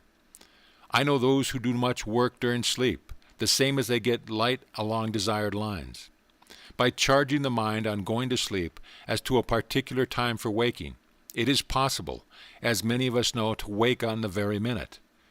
Not infrequently, we have examples of difficult problems that defied solution during waking hours, being solved during sleep. A friend, a well-known journalist, had an extended newspaper article clearly and completely worked out for her in this way. She frequently calls this agency to her aid. She was notified by the managing editor one evening to have the article ready in the morning, an article requiring more than ordinary care, and one in which quite a knowledge of facts were required. It was a matter in connection with which she knew scarcely anything, and all her efforts at finding information regarding it seemed to be of no avail. She set to work, but it seemed as even her own powers defied her. Failure seemed imminent. Almost in desperation, she decided to retire, and putting the matter into her mind in such a way that she would be able to receive the greatest amount of aid while asleep, she fell asleep and slept soundly until morning. When she awoke, her work on the previous evening was the first thing that came into her mind. She lay quietly for a few minutes, and as she lay there, the article, completely written, seemed to stand before her mind. She ran through it, arose, and without dressing took her pencil and transcribed it on paper, literally acting simply as her own amnesis. The mind acting intently along a particular line will continue so to act until some other object or thought carries it along another line. And since in sleep only the body is in quiet while the mind and soul are active, then the mind, on being given a certain direction when one drops off to sleep, will take up along a line which is directed, and can be made in time to bring over into consciousness the results of its activity. Some will be able very soon to get results of this kind. For some it will take longer. Quiet and continued effort will increase the faculty. Then, by virtue of the law of the drawing power of mind, since the mind is always active, we are drawing to us even while sleeping influences from the realms kindred to those in which we and our thoughts are living before we fall asleep. In this way we can put ourselves into relation with whatever kind of influence we choose, and accordingly gain much during the process of sleep. In many ways, the inferior faculties are more open and receptive while we are in sleep than while we are awake. Hence the necessity of exercising even greater care as to the nature of thoughts that occupy the mind as we enter into sleep. For there can come to us only what by our own order of thought attract. We have it entirely in our own hands. And for this reason, this greater degree of receptivity during this period, we are able by understanding and using the law to gain much of value more readily in this way than when the physical senses are fully open to the material world about us. Many will find a practice somewhat after the following nature of value. When light or information is desired along a particular line, light or information you feel it is right and wise for you to have. For example, light in regard to an uncertain course of action. Then as you retire, first bring your mind into the attitude of peace and goodwill for all. You in this way bring yourself into a harmonious condition, and in turn attract to yourself these same peaceful conditions from without. Then resting in a sense of peace, quietly and calmly send out your earnest desire for the needed light or information. Cast out of your mind all fears of foreboding, lest it come not, for in quietness and in confidence shall be your strength. Take the expectant attitude of mind, firmly believing and expecting that when you awake the desired results will be with you. Then on awakening, before any thoughts or activities from the outside world come in to absorb the attention, remain for a little while receptive to the intuitions or the impressions that come. When they come, when they manifest themselves clearly, then act upon them without delay. In the degree that you do this, in that degree will the power of doing it ever more effectively grow. Or if, for unselfish purposes, you desire to grow and develop any of your faculties, or to increase the health and strength of your body, take a corresponding attitude of mind, the form of which will readily suggest itself in accordance with your particular needs or desire. In this way you will open yourself to, you will connect yourself with, and you will set into operation with yourself the particular order of forces that will make for these results. Do not be afraid to voice your desire. In this way you set into operation vibratory forces which go out, and which make their impress felt somewhere, and which, arousing into activity, or uniting with other forces set about to actualize your desire. No good thing shall be withheld from you who lives in harmony with the higher laws and forces. There are no desires that shall not be satisfied to the one who knows and who wisely uses the power with which he or she is endowed. Your sleep will be more quiet and peaceful and refreshing, and so your power increased mentally, physically, and spiritually, simply by sending out as you fall asleep thoughts of love and goodwill, thoughts of peace and harmony for all. In this way you are connecting yourself with all the forces in the universe that make for peace and harmony. A friend who has known the world over through his work along humane lines has told me that many times in the middle of the night he is awakened suddenly, and there comes to his mind, as a flash of inspiration, a certain plan in connection with his work. And as he lays there quietly and opens himself to it, the methods for its successful carrying out are all revealed himself to him.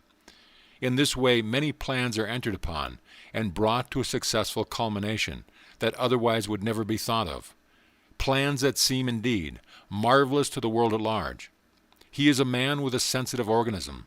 His life is thorough harmony with the higher laws, and given wholly and unreservedly to his work to which he is dedicated. Just how and from what source these imaginations come he does not fully know. Possibly no one does, though each may have his theory. But this we do know, and it is all we need to know, at least, that to the one who lives in harmony with the higher law of his being, and who opens himself to them, they come. Visions and inspirations of the highest order will come in the degree that we make for them the right conditions. One who has studied deeply in the subject in hand has said, to receive education spiritually while the body is resting in sleep is a perfectly normal and orderly experience, and would occur definitely and satisfactorily in the lives of all of us if we paid more attention to internal and consequently less to external states, with their supposed but unreal necessities. Our thoughts make us what we are here and hereafter, and our thoughts are often busier by night than by day. For when we are asleep to the exterior, we can be wide awake to the interior world, and the unseen world is a substantial place, the conditions of which are entirely regulated by mental and moral attainments.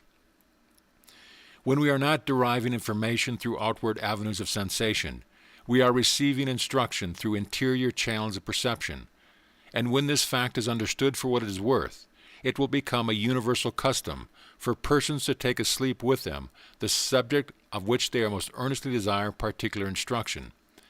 The Pharaoh type of person dreams, and so does his butler and baker, but the Joseph type, which is that of the truly gifted seer, both dreams and interprets. But why had not Pharaoh the power of interpreting his dreams? Why was Joseph the type of the truly gifted seer? Why did he not only dream, but had also the power to interpret both his own dreams and the dreams of others? Simply read the lives of the two. He who runs may read. In all true power it is, after all, living the life that tells. And in proportion as one lives the life, does he not only attain to the highest power and joy for himself, but he also becomes of ever greater service to the world. One need remain in no hell longer than he himself chooses to, and the moment he chooses not to remain longer, not all the powers in the universe can prevent his leaving. One can rise to any heaven he himself chooses, and when he chooses so to rise, all the higher powers of the universe combine to help him heavenward. When one awakes from sleep and so returns to conscious life, he is in a peculiar receptive and impressionable state. All relations with the material world have for a time shut off. The mind is in a freer and more natural state, resembling somewhat a sensitive plate, where impressions can readily leave their traces. This is why many times the highest and truest impressions come to one in the early morning hours, before the activities of the day and their attendant distractions have exerted an influence. This is one reason why many people can do their best work in the early hours of the day. But this fact is also a most valuable one in connection with the molding of everyday life. The mind is at this time a clean sheet of paper. We can most valuably use this quiet, receptive, impressionable period by wisely directing the activities of the mind along the highest and most desirable path, and thus, so to speak, set the pace for the day. Each morning is a fresh beginning. We are, as it were, just beginning life. We have it entirely in our own hands, and when the morning with its fresh beginning comes, all yesterdays should be yesterdays, with which we have nothing to do. Sufficient is it to know that the way we lived our yesterdays has determined for us today. And again, when the morning with its fresh beginning comes, all tomorrow should be tomorrows, with which we have nothing to do. Sufficient to know that the way we live our today determines our tomorrow. Every day is a fresh beginning. Every morn is the world made anew. You who are weary of sorrow and sinning, here's a beautiful hope for you. A hope for me and a hope for you. All the past things are past and over, the tasks are done and the tears are shed. Yesterday's errors let yesterday cover, yesterday's wounds which smarted and bled, are healed with the healing which might has shed. Let them go, since we cannot relieve them, cannot undo and cannot atone. God in his mercy forgive them. Only the new days are our own. Today is ours and today alone. Here the skies all burnish brightly, here is spent earth all reborn. Here are the tired limbs springing lightly to face the sun and to share with the morn. In the chrism of dew and the cool of dawn, every day is a fresh beginning. Listen, my soul, to the glad refrain, and spite of old sorrow and older sinning, and puzzles forecasted and possible pain, take heart with the day and begin again. Simply the first hour of this new day, with all its richness and glory, with all its sublime and eternity-determining possibilities, and each succeeding hour as it comes, but not before it comes. This is the secret of character building. This simple method will bring anyone to the realization of the highest life that can ever be conceived of, and there is nothing in its connection that can be conceived of that cannot be realized somehow, somewhere, and some way. This brings such a life within the possibility of all, for there is no one, if really in earnest, and if he really desires it, who cannot live to his highest for a single hour. But even though there should be, if he is only earnest in his endeavor, then through the law the like builds like. He will be able to come a little nearer to the next hour, and still nearer the next, and the next, until sooner or later comes a time when it becomes the natural, and any other would require the effort. In this way one becomes in love and in league with the highest and best in the universe, and as a consequence the highest and best in the universe becomes in love and in league with him. They aid him at every turn. They seem literally to move all things his way, because forsooth he has first moved their way. End of chapter.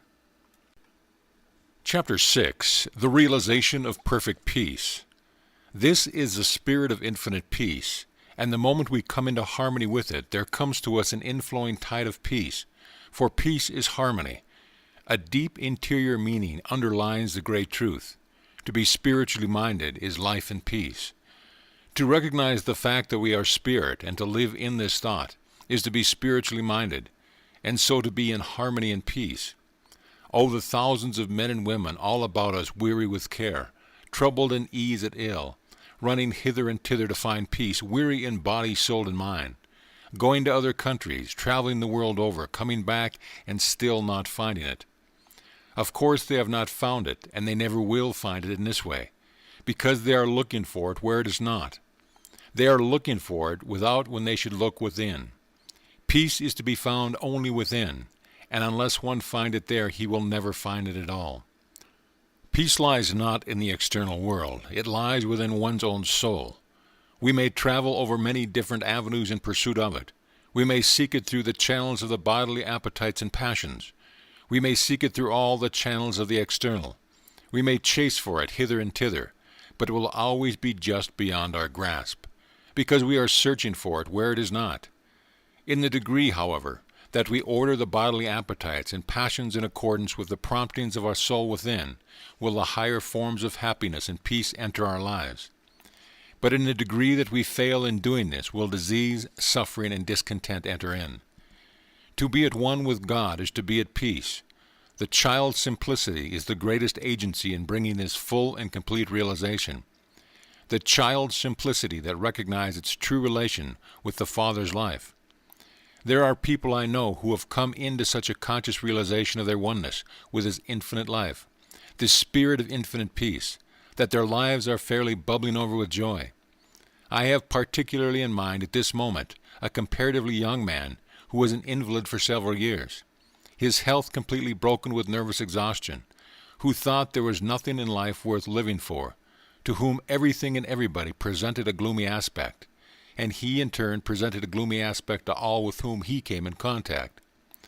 Not long ago he came into such a vital realization of his oneness with this infinite power. He opened himself so completely to its divine inflow that today he is in perfect health, and frequently as I meet him now he cannot resist the impulse to cry out, "Oh, it is a joy to be alive." I know an officer of our police force who has told me that many times, when off duty and on his way home in the evening, there comes to him such a vivid and vital realization of his oneness with his infinite power, and this spirit of infinite peace so takes hold of and so fills him, that it seems as if his feet could scarcely keep to the pavement, so buoyant and so exhilarated does he become by reason of this inflowing tide. He who comes into this higher realization never has any fear, for he always with him a sense of protection, and the very realization that this makes his protection complete. Of him it is true, "No weapon that is formed against thee shall prosper. There shall no ill come nigh thy dwelling. Thou shalt be in a league with the stones of the field, and the beasts of the field shall be at peace with thee." These are the men and women who seem to live charmed lives. The moment we fear anything, we open the door for the entrance of the actualization of the very thing we fear. An animal will never harm a person who is absolutely fearless in regard to it. The instant he fears, he opens himself to danger, and some animals, the dog for example, can instantly detect the element of fear, and this gives them the courage to do harm. In the degree that we come into a full realization of our oneness with his infinite power, do we become calm and quiet, undisturbed by little occurrences that before so vex and annoy us. We are no longer disappointed in people, for we always read them aright.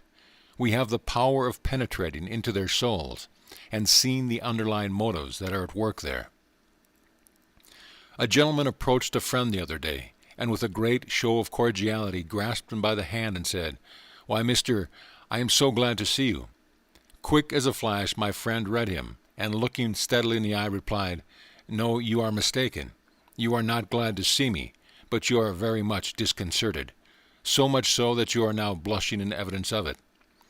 The gentleman replied, "Well, you have know in this day and age of conventionality and form, we have to put on the show, and sometimes make believe what we do not really feel." My friend once more looked him in the face and said, "Again you are mistaken. Let me give you one little word of advice. You will always fare better, and will think far more of yourself, always to recognize and tell the truth, rather than to give yourself to any semblance of it. As soon as we were able to read people aright, we will then cease to be disappointed in them. We will cease to place them on pedestals, for this can ever be done without some attendant disappointment. The fall will necessarily come, sooner or later, and moreover, we are thus many times unfair to our friends.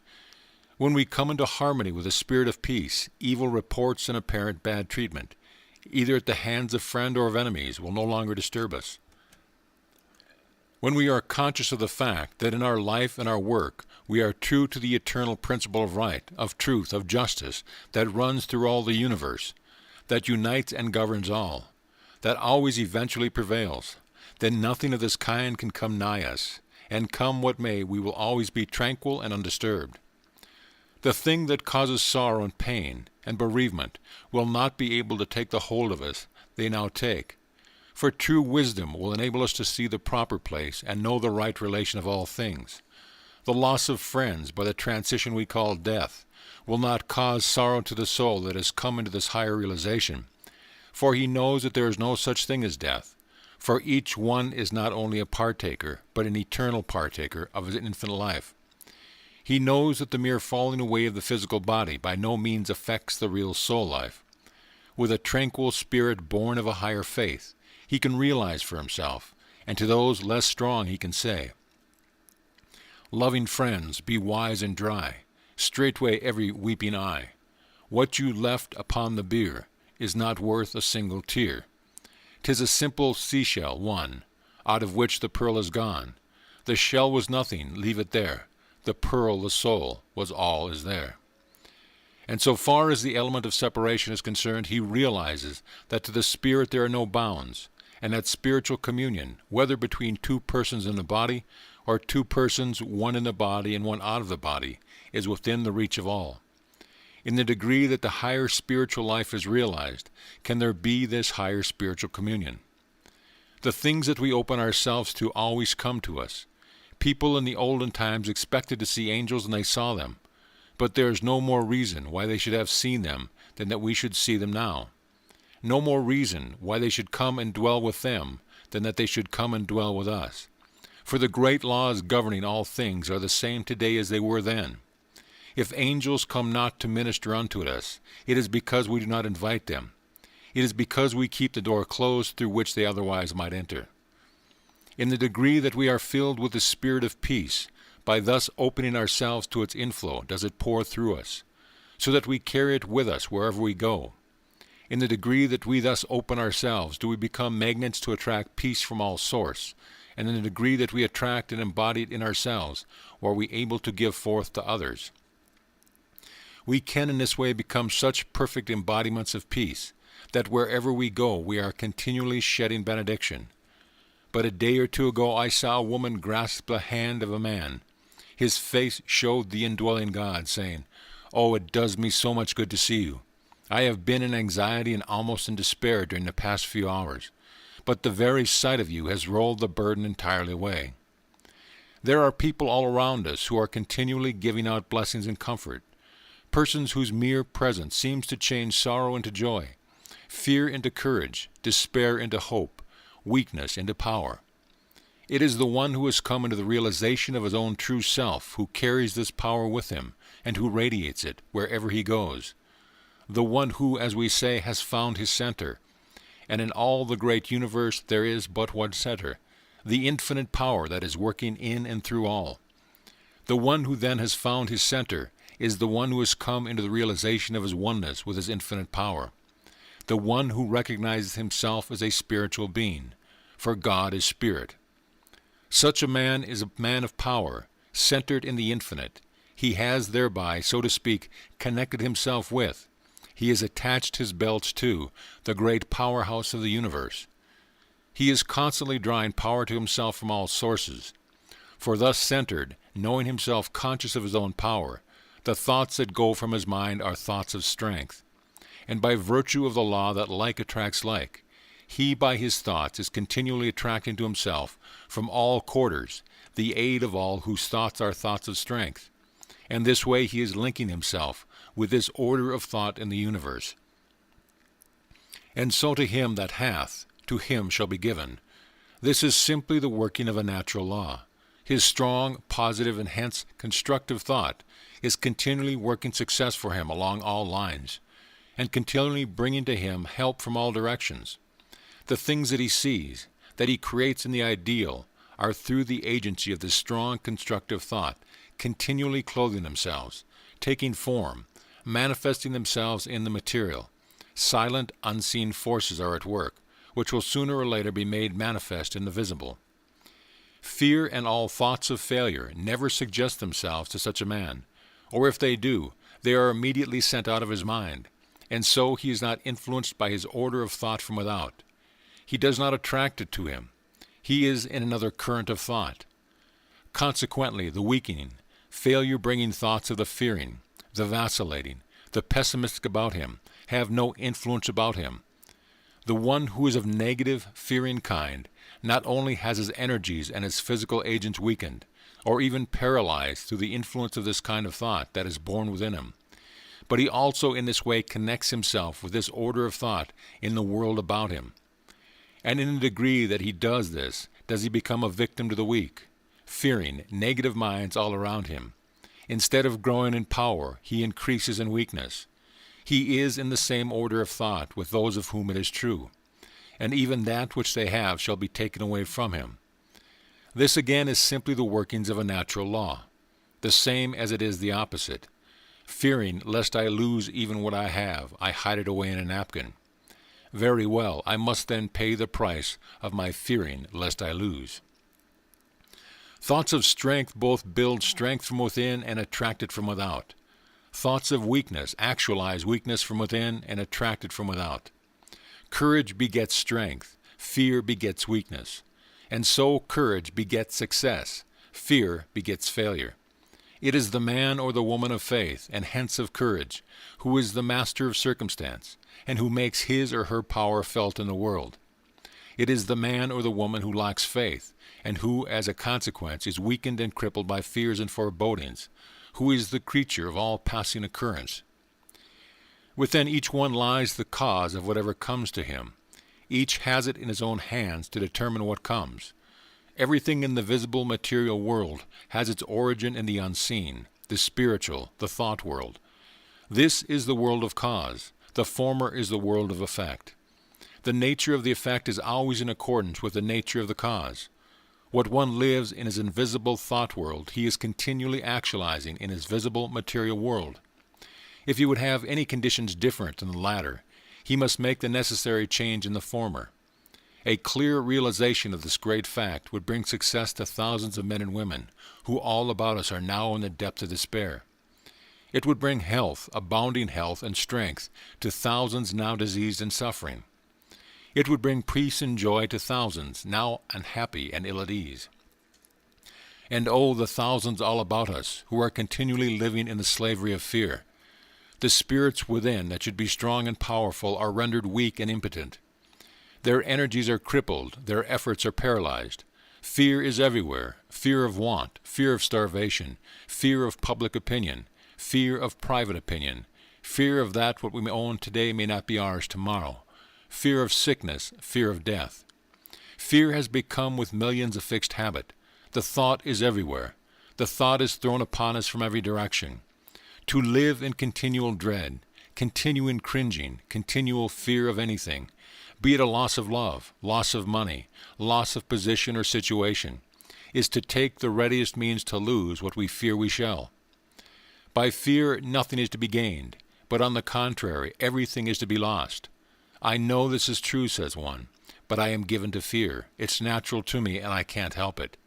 Can't help it? In saying this, you indicate one great reason of your fear, by showing that you do not even know yourself as yet. You must know yourself in order to know your power, and not until you know them can you use them wisely and fully. Don't say you can't help it. If you think you can't, the chances are that you can't. If you think you can and act in accordance with this thought, then not only are the chances that you can, but if you act fully in accordance with it, that you can and that you will is an absolute certainty. It was Virgil who, in describing the crew which in his mind would win the race, said to him, "They can because they think they can." In other words, this very attitude of mind on their part will infuse a spiritual power into their bodies that will give them the strength and endurance which will enable them to win. Then take the thought that you can. Take it merely as a seed thought, if need be. Plant it in your consciousness, tend it, cultivate it, and it will gradually reach out and gather strength from all quarters. It will focus and make positive and active the spiritual force within you that is now scattered and of little avail. It will draw to itself force from without. It will draw to your aid the influence of other mind of its own nature, minds that are fearless, strong, courageous. You will thus draw to yourself and connect yourself with this order of thought.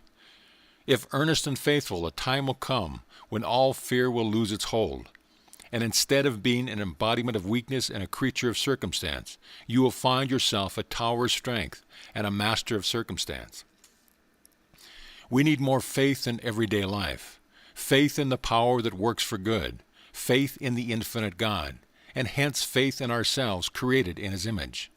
And however things at times may seem to go, however dark at times appearances may be, the knowledge of the fact that supreme power has us in its charge, as it has the suns and endless systems of worlds and space, will give us the supreme faith that all is well with us, the same as all well within the world. Thou wilt keep him in perfect peace, whose mind is stayed on thee. There is nothing firmer and safer and surer than deity. Then as we recognize the fact that we have in our own hands to open ourselves ever more fully to this infinite power, and call upon it to manifest itself and through us, we will find in ourselves an ever-increasing sense of power, for in this way we are working in conjunction with it, and it in turn is working in conjunction with us. We are then led into the full realization of the fact that all things work together for good to those that love the good. Then the fears and forebodings that have dominated us in the past will be transmuted into faith, and faith, when rightly understood and rightly used, is a force before which nothing can stand. Materialism leads naturally to pessimism, and how could it do otherwise? A knowledge of the spiritual power working in and through us, as well as in and through all things, a power that works for righteousness, leads to optimism. Pessimism leads to weakness. Optimism leads to power. The one who is centered in deity is the one who not only outrides every storm, but who through the faith, and so the conscious power that is in him, faces storm with the same calmness and serenity that he faces fair weather, for he knows full well beforehand what the outcome will be. He knows that underneath are the everlasting arms. He it is who realizes the truth of the injunction, rest in the Lord, wait patiently for him, and he shall give thee thy heart's desire. All shall be given, simply given to him who is ready to accept it. Can anything be clearer than this? In a degree, then, that we work in conjunction with the supreme power, do we need the less to concern ourselves about results.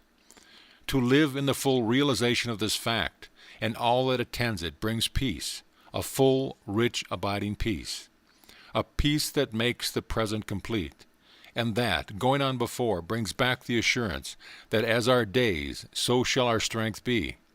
The one who is thus centered, even in the face of all unrest and turmoil about us, can realize and say, I stay my haste, I make delays, for what avails this eager pace? I stand amid eternal ways, and what is mine shall know my face. Asleep, awake, by night or day, the friends I seek are seeking me. No wind can drive my bark astray, no change the tide of destiny. The waters know their own and draw, the brooks the spring in yonder height. So flows the good with equal law upon the soul of pure delight. The stars come nightly to the sky, the tidal wave unto the sea, nor time nor space nor deep nor high can keep my own away from me. End of chapter. Chapter 7, Coming into Fullness of Power. This is the spirit of infinite power, and in the degree that we open ourselves to it, does power become manifest in us. With God all things are possible. That is, in conjunction with God all things are possible. The true secret of power lies in keeping one's connection with God who worketh all things, and in the degree that we keep this connection, are we able literally to rise above every conceivable limitation. Why then waste time in running hither and thither to acquire power? Why waste time with this practice or that practice? Why not go directly to the mountaintop itself, instead of wandering through the byways, in the valleys, and on the mountainside? That man has absolute dominion, as taught in all scriptures of the world, is true not of physical man, but of spiritual man. There are many animals, for example, larger and stronger, over which from a physical standpoint he would not have dominion, but he can gain supremacy over even those by calling into activity the higher mental, psychic, and spiritual forces with which he is endowed. Whatever can't be done in the physical can be done in the spiritual, and in direct proportion as a man recognizes himself as spirit and lives accordingly, is he able to transcend in power the man who recognizes himself merely as material. All the sacred literature of the world is teeming with examples of what we call miracles. They are not confined to any particular times or places. There is no age of miracles in distinction from any other period that may be an age of miracles. Whatever has been done in the world's history can be done again through the operation of the same law and forces. These miracles are performed not by those who were more than men, but by those who through the recognition of their oneness with God became God-men, so that the higher forces and powers worked through them. For what, let us ask, is a miracle? Is it something supernatural? Supernatural only in the sense of being above the natural, or rather, above that which is natural to man in his ordinary state. A miracle is nothing more nor less than this: one who has come into a knowledge of his true identity, of his oneness with the all-pervading wisdom and power, thus makes it possible for laws higher than the ordinary mind knows of to be revealed to him.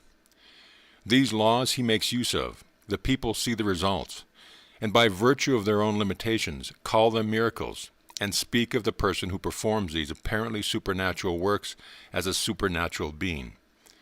But they, as supernatural beings, could themselves perform these supernatural works if they would open themselves to the recognition of the same laws, and consequently to the realization of the same possibilities and powers. And let us also remember that the supernatural of yesterday becomes, as in the process of evolution we advance from the lower to the higher, from the more material to the more spiritual.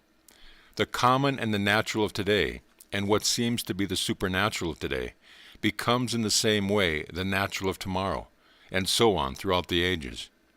Yes, it is the God-man who does the things that appear supernatural, the man who by virtue of his realization of the higher power transcends the majority, and so stands out among them. But any power that is possible to one human soul is possible to another. The same laws operate in every life. We can be men and women of power, or we can be men and women of impotence. The moment one vitally grasps the fact that he can rise, he will rise, and he can have absolutely no limitations other than the limitations he sets to himself. Cream always rises to the top.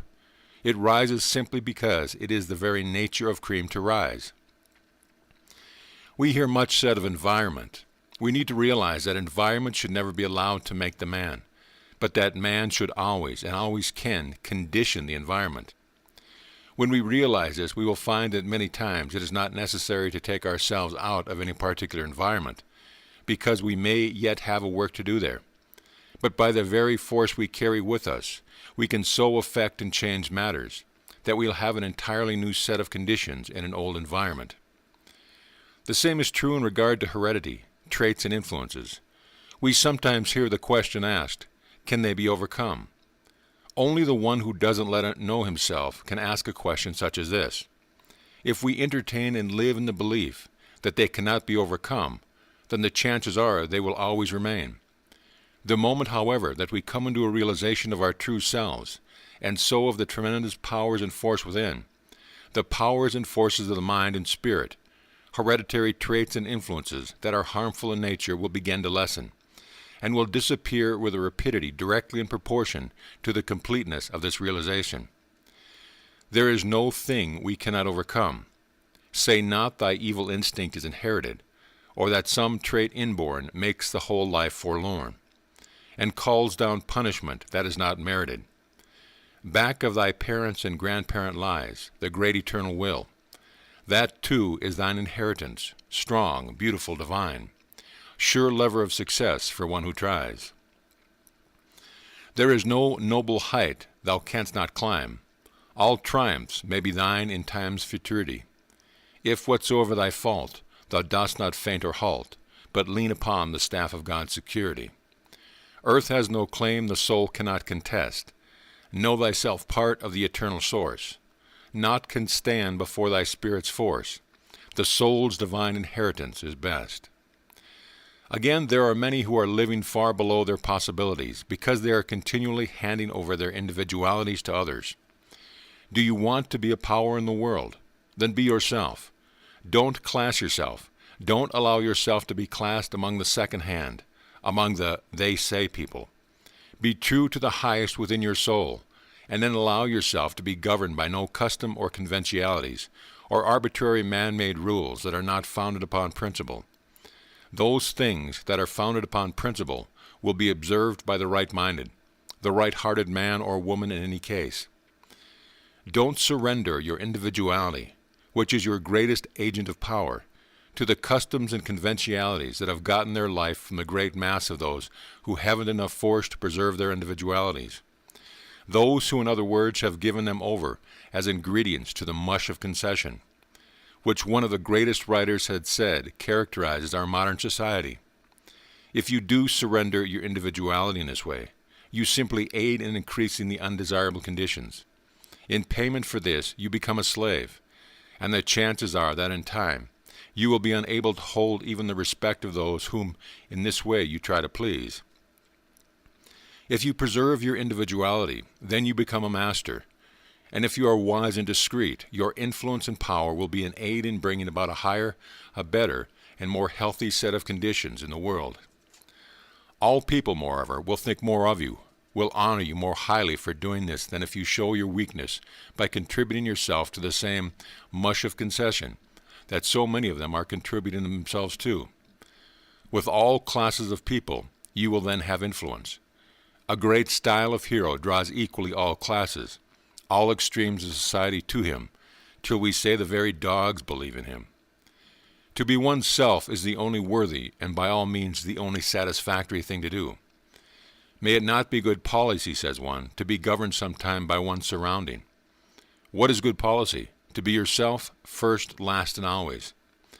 This above all, to thine own self be true, and it must be follow as the night the day. Thou canst not then be false to any man. When we appeal to the Supreme and our life is governed by a principle, we are not governed either by fear or public opinion or loss of others' approbation, and we may be sure that the Supreme will sustain us. If in any way we try to live to suit others, we never shall suit them, and the more we try, the more unreasonable and exacting do they become. The government of your life is a matter that lies between you and God, and when your life is swayed and influenced from any other source, you are on the wrong path. When we find the kingdom within and become centered in the infinite, then we become a law unto ourselves. When we become a law unto ourselves, then we are able to bring others to a knowledge of laws higher than they are governed or many times even enslaved by. When we have found this center, then that beautiful simplicity, at once the charm and the power of a truly great personality, enters into our lives. Then all striving for effect, that sure indicator of weakness and a lack of genuine power, is absent. This striving for effect that is so common is always an indicator of a lack of something. It brings to mind the man who rides behind a dock-tailed horse, conscious of the fact that there is not enough in himself to attract attention. In common with a number of other weaklings, he adapts the brutal method of having his horse tail shot off. That is unnatural. Odd appearance may attract from people the attention that he of himself is unable to secure. But the one who strives for effect is always fooled more than he succeeded in fooling others. The man and woman of true wisdom and insight can always see the causes that prompt, the motives that underlie the acts of all with whom he or she comes in contact. He is great who is what he is from nature and who never reminds us of others. The men and the women who are truly awake to the real powers within are the men and women who seem to be doing so little, yet who in reality are doing so much. They seem to be doing so little because they are working with higher agencies, and yet are doing so much because of this very fact. They do their work on the higher plane. They keep so completely their connection with the infinite power that it does the work for them, and they are relieved of the responsibility. They are the careless people. They are careless because it is the infinite power that is working through them, and with this infinite power they are simply cooperating. The secret of the highest power is simply the uniting of the outer agencies of expression with the power that works from within. Are you a painter? Then in the degree that you open yourself to the power of the forces within, will you become great instead of mediocre. You can never put into permanent form inspiration higher than those that come through your soul. In order for the higher inspiration to come through you, you must open your soul. You must open it fully to the supreme source of all inspiration.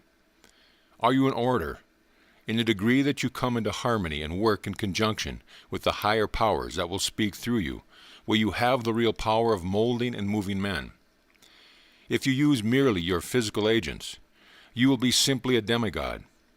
If you open yourself so that the voice of God can speak through and use your physical agents, you will become a great and true orator, great and true in just the degree that you open yourself. Are you a singer? Then open yourself and let the God within pour forth in the spirit of song. You will find it 1,000 times easier than all your long and studied practice without this, and other things being equal. There will come to you a power of song so enchanting and so enrapturing that its influence upon all who hear it will be irresistible. When my cabin or tent has been pitched during the summer on the edge of in the midst of a forest, I have sometimes lain awake on my cot in the early morning, just as the day was beginning to break. Silence at first, then an intermittent chirp here and there. And as the unfolding tints of the dawn become faintly perceptible, these grew more and more frequent, until by and by the whole forest seemed to burst forth into one grand chorus of song. Wonderful, simply wonderful. It seemed as if the very trees, as if every grass blade, as if the bushes, the very sky above and the earth beneath had part in this wonderful symphony. Then, as I have listened as it went on, I have thought, what a study in the matter of song! If we could but learn from the birds, if we could but open ourselves to the same powers and allow them to pour forth in us, what singers, what movers of men we might have. Nay, what singers and what movers of men we would have. Do you know the circumstances under which Mr. Sankey sang for the first time the 90 and 9? Says one of our able journals, at a great meeting recently in Denver, Mr. Ira Sankey, before singing the 90 and a 9, which perhaps of all his composition is the one that has brought him the most fame, given an account of his birth. Leaving Glasgow for Edinburgh with Mr. Moody, he stopped at a newsstand and bought a penny religious paper. Glancing over it as they rode on the car, his eyes fell on a few little verses in the corner of the page. Turning to Mr. Moody, he said, "I've found my hymn." But Mr. Moody was busily engaged and did not hear a word. Mr. Sansky did not find time to make a tune for the verse, so he pasted them in his music scrapbook. One day they had an unusually impressive meeting in Edinburgh, in which Dr. Bonner had spoken with great effect on the Good Shepherd. At the close of the address, Mr. Moody beckoned to his partner to sing. He thought of nothing but the 23rd Psalm, but that he had sung so often. His second thought was to sing the verse he had found in a newspaper, but the third thought was, how could it be done when he had no tune? Then a fourth thought came, and that was to sing them anyway. He put the verse before him, touched the keys on the organ, opened his mouth and sang, not knowing where he was going to come out. He finished the first verse amid profound silence. He took a long, deep breath and wondered if he could sing the second the same way. He tried and succeeded. After that it was easy to sing. When he finished the hymn, the meeting was all broken down and the throngs were crying. Mr. Sankey says it was the most intense moment of his life. Mr. Moody said he had never heard a song like it. It was sung at every meeting and was soon going over the world. When we open ourselves to the highest inspiration, they never fail us. When we fail to do this, we fail in attaining the highest results, whatever the undertaking. Are you a writer? Then remember that the one great precept underlying all successful literary works is, look into thine own heart and write. Be true, be fearless. Be loyal to the prompting of your own soul. Remember that an author can never write more than he himself is. If he would write more, then he must be more. He is simply his own amensis. He is, in a sense, writes himself into his book. He can put no more into it than he himself is. If he is one of the great personalities, strong in purpose, deep in feeling, open always to the highest inspiration, a certain indefinable something gets into his pages that makes them breathe forth a vital, living power, a power so great that each reader gets the same inspiration as those that spoke through the author, that written between the lines is many times more than that's written in the lines. It is the spirit of the author that engenders his power. It is this that gives the extra 25 or 35% that takes a book out of the class called medium and lifts it into the class called superior. That extra percent that makes it one of the 100 that is truly successful, while the 99 never see more than their first edition. It is the same spiritual power that the author of great personality puts into his work, that causes it to go so rapidly from reader to reader, for the only way that any book circulates in the ultimate is from mouth to mouth. Any book that reaches a large circulation, it is this that many times causes a single reader, in view of its value to himself, to purchase numbers of copies for others.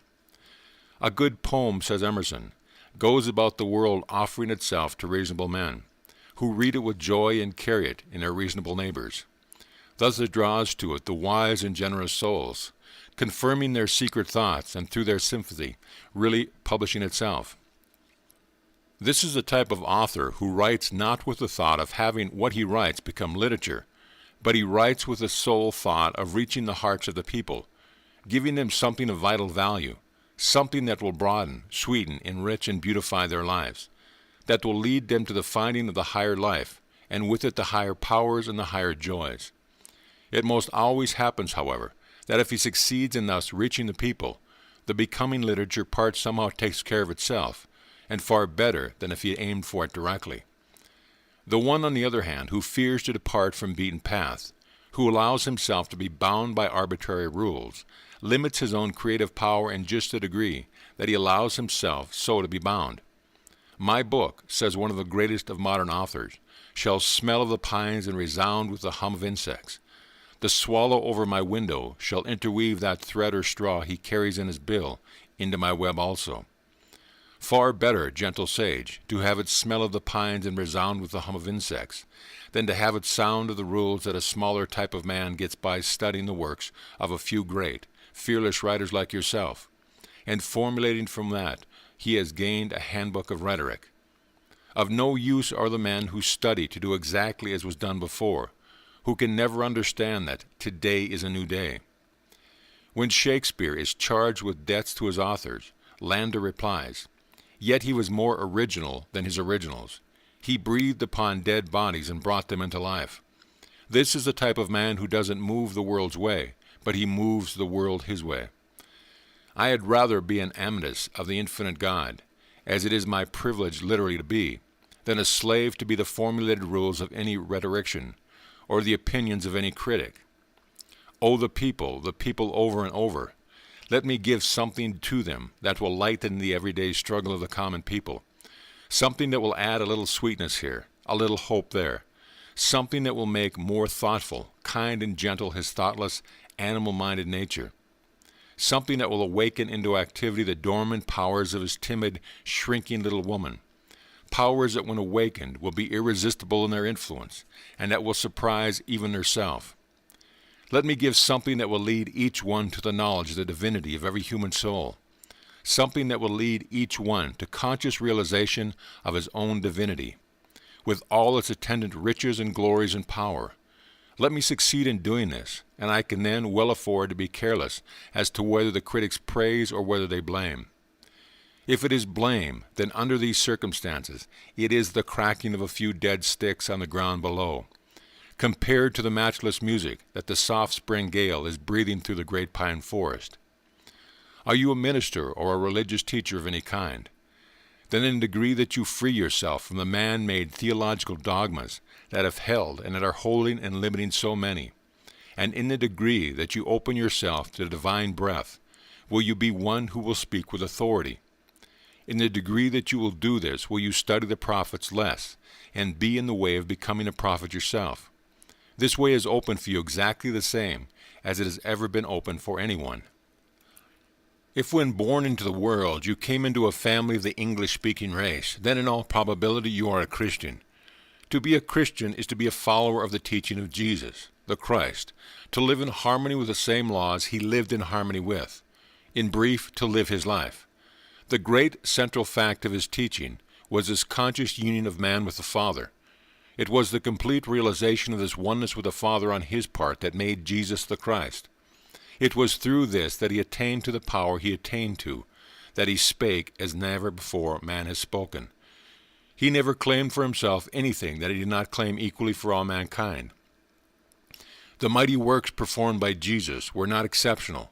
They were the natural and necessary concomitants of his state. He declared them to be in accordance with unvarying order. He spoke of them as no unique performance, but as the outcome of a state to which all might attain if they choose. As a teacher and demonstrator of truth, according to his own confession, he did nothing for the purpose of proving his solitary divinity. The life and triumph of Jesus formed an epoch in the history of the race. His coming in victory marked a new era in human affairs. He introduced a new and more complete ideal to the earth, and when his three most intimate companions saw in some measure what the new life really signified, they fell to the earth, speechless with awe and admiration. By coming into this complete realization of his oneness with the Father, by absolutely mastering every circumstance that crossed his path through life, even to the death of the body, and by pointing out to us the great laws which are the same for us as they were for him. He has given us an ideal of life, an ideal for us to attain to here and now, that we could not have without him. One is conquered first, all may conquer afterward, by completely realizing it first for himself, and then by pointing out to others this great law of the atonement with the Father. He has become probably the world's greatest Savior. Don't mistake his mere passion for his life and his teachings, an error that has been made in connection with most of all great teachers by their disciples over and over again. If you have been among the number who have been preaching a dead Christ, then for humanity's sake, for Christ's sake, for God's sake, and I speak most reverently, don't steal the people's time any longer. Don't waste your own time more in giving them stones in place of bread. Dead form for the Spirit of living truth. In his own words, let the dead bury their dead. Come out from among them. Teach as did Jesus, the living Christ. Teach as did Jesus, the Christ within. Find this in all its transcendent beauty and power. Find it as Jesus found it. Then you will also be the one who will speak with authority. Then you will be able to lead large numbers of others to its finding. This is the pearl of a great price. It is the type of preacher whose soul has never as yet even perceived the vital spirit of the teaching of Jesus, and who, as a consequence, instead of giving this to the people, is giving them old forms and dogmas and speculation, who is emptying our churches. This is the type whose chief efforts seem to be in getting men ready to die. The Germans have a saying, never go the second thing first. We need men who will teach us first how to live. Living quite invariably precedes dying. This also is true, that when we once know how to live, and live in accordance with what we know, then the dying, as we term it, will in a wonderfully beautiful manner take care of itself. It is in fact the only way in which it can be taken care of. It is on account of this emptying of our churches, for the reason that the people are tiring of mere husks, that many short-sighted people are frequently heard to say that religion is dying out. Religion dying out, how can anything die before it is really born? And so far as the people are concerned, religion is just being born, or rather they are just awakening to a vital, everyday religion. We are just beginning to get beyond the mere letter and its real, vital spirit. Religion dying out, impossible even to conceive of. Religion is as much part of the human soul as the human soul is a part of God. And as long as God and the human soul exist, religion will never die. Much of the dogma, the form, the ceremony, the mere letters that has stood as religion, and honestly many times, let us be fair enough to say, thank God, is rapidly dying out, and never so rapidly as it is today. By two methods it is a dying. There is, first, a large class of people tired of or even nauseated with it, who conscientiously prefer to have nothing rather than this. They are simply abandoning it, the same as a tree abandons its leaves when the early winter comes. There is, second, a large class in whom the divine breath is stirring, who are finding the Christ within all matchless beauty and redeeming power.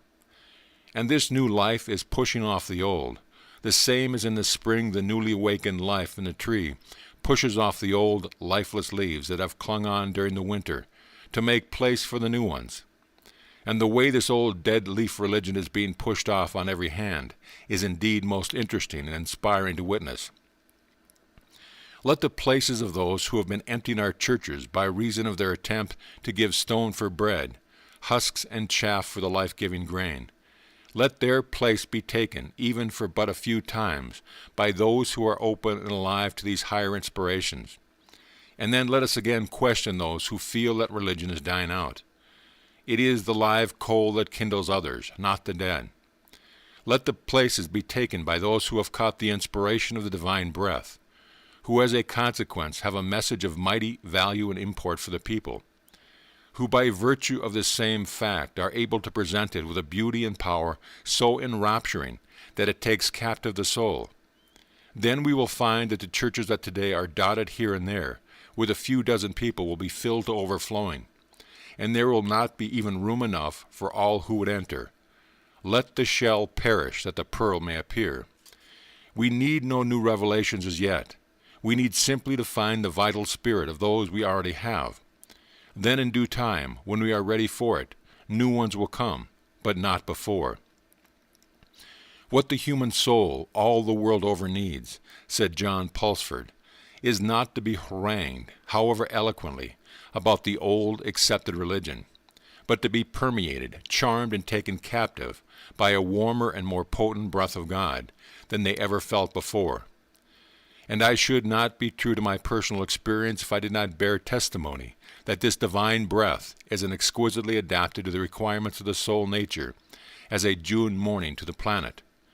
Nor does the morning breeze leave the trees freer to delight themselves and develop themselves under its influence than the breath of God allows each human mind to unfold according to its genius. Nothing stirs the central wheel of the soul like the breath of God. The whole man is quickened, his senses are new senses, his emotions new emotions, his reason, his affections, his imagination are all new born. The change is greater than he knows. He marvels at the power in himself which the breath is opening and calling forth. He finds his nature to be an unutterable thing. He is sure, therefore, that the future must have inconceivable surprises in store. And herein lies the evidence, which I commend to my readers, of the existence of God and of the eternal human hope. Let God's breath kindle new springtime in your soul. Start into life its deeply buried gems. Lead in heaven's summer. You will then have a clear evidence of God from within you, as you have the universe from without. Indeed, your internal experiment of life, an illimitable hope in God, will be nearer to you, and more prevailing than all your external and superficial experience of nature and the world. There is but one source of power in the universe. Whatever then you are, painter, orator, musician, writer, religious leader, or whatever it may be, know that to catch and take captive the secret of power is so to work in conjunction with the infinite power, in order that it may be continually work and manifest through you. If you fail in doing this, you fail in everything. If you fail in doing this, your work, whatever it may be, will be third or fourth rate, possibly at times second rate, but it positively never can be first rate. Absolutely impossible will it be for you to ever become a master.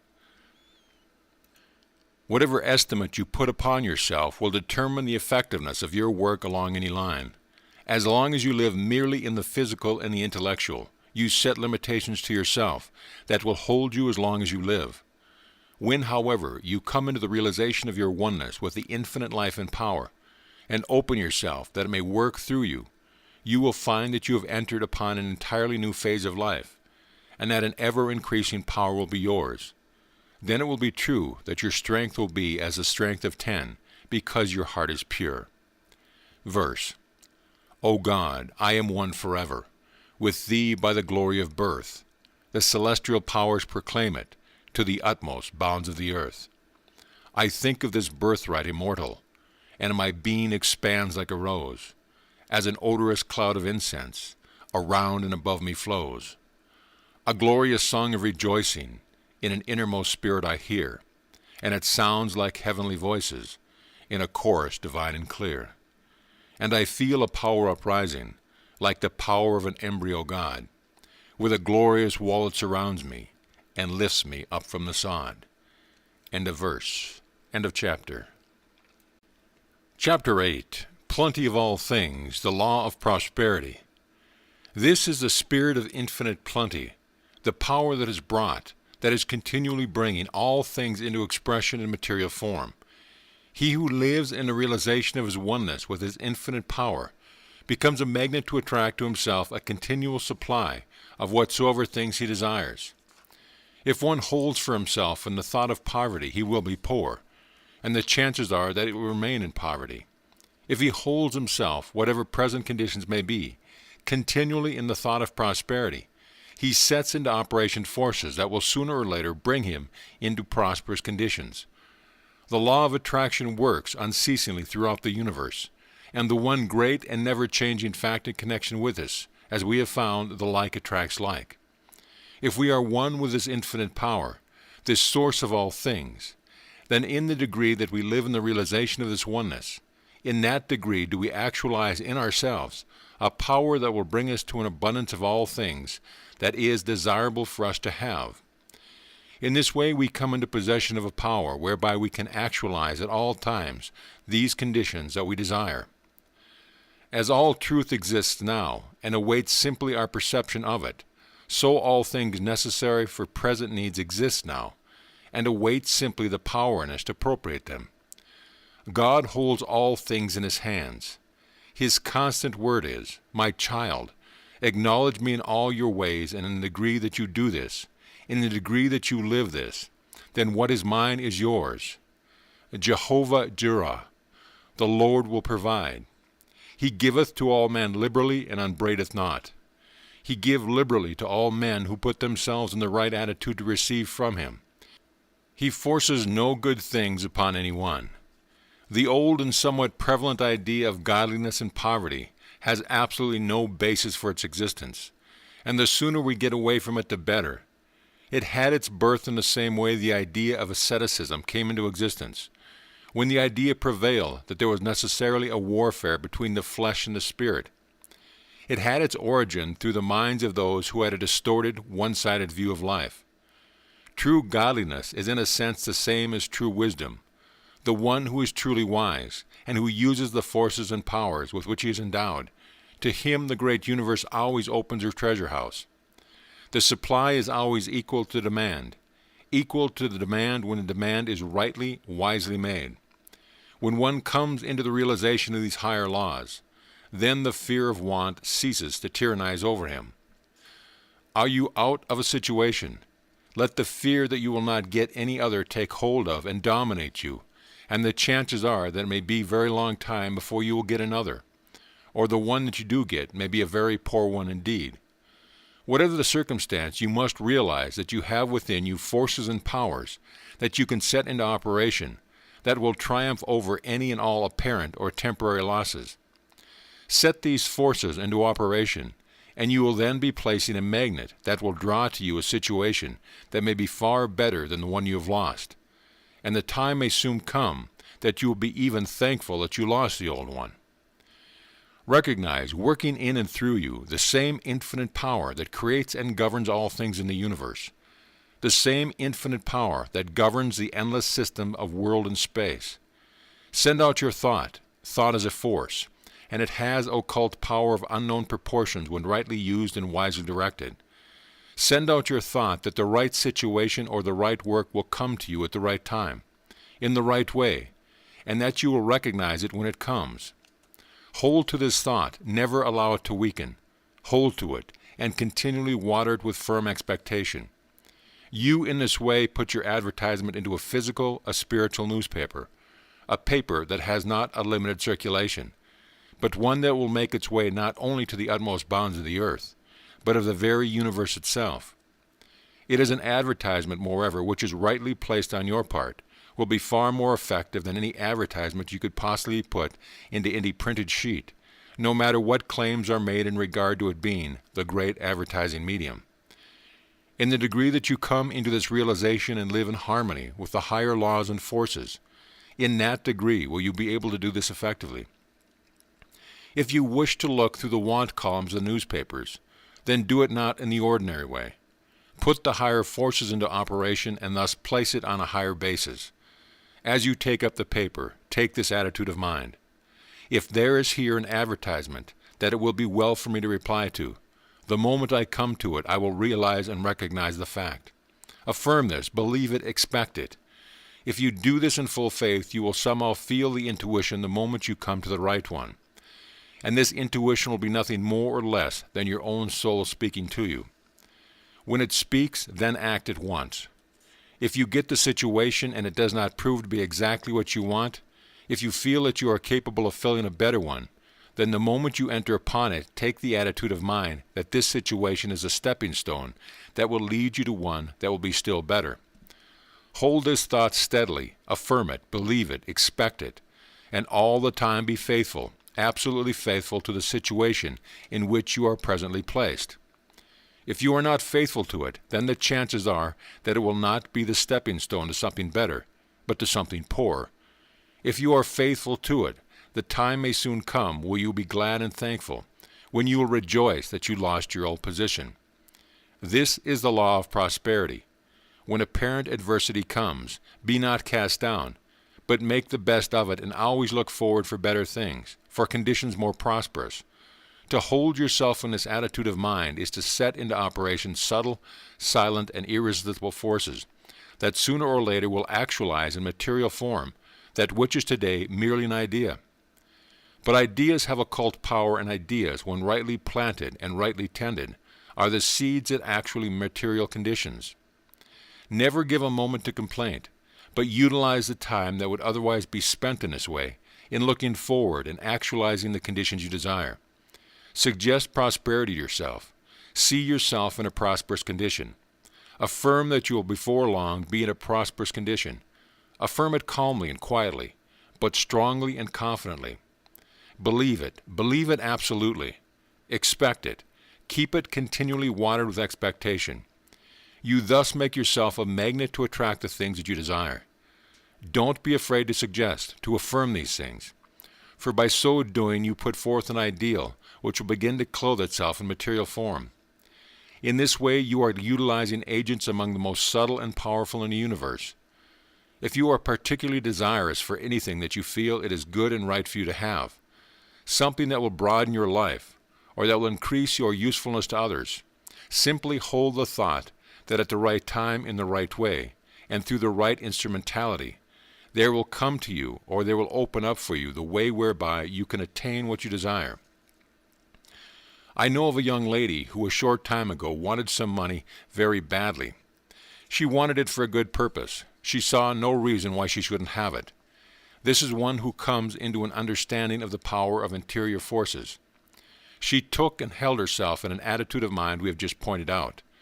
In the morning she entered into the silence for a few moments. In this way she brought herself into a more complete harmony with the higher powers. Before the day closed, a gentleman called, a member of a family with which he was acquainted. He asked her if she would do for the family some work that they wanted done. She was a little surprised that they should ask her to do this particular kind of work, but she said to herself, "Here is a call. I will respond and see what will lead me to." She undertook the work. She did it well. When she had completed it, there was put into her hands an amount of money far beyond what she had expected. She felt that it was an amount too large for the work she had done. She protested. They replied, "No, you have done us a service that transcends in value the amount we offer to pay you." The sum thus received was more than sufficient for the work she wished to accomplish.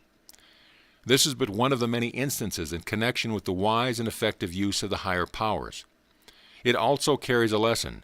Don't fold your hands and expect to see things drop into your lap, but set into operation the higher forces and then take hold of the first thing that offers itself. Do what your hands find to do and do it well.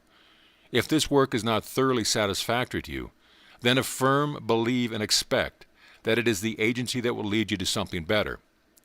The basis for attracting the best of all the world can give to you is the first surround, own, and live in these things in the mind, and what is falsely called imagination.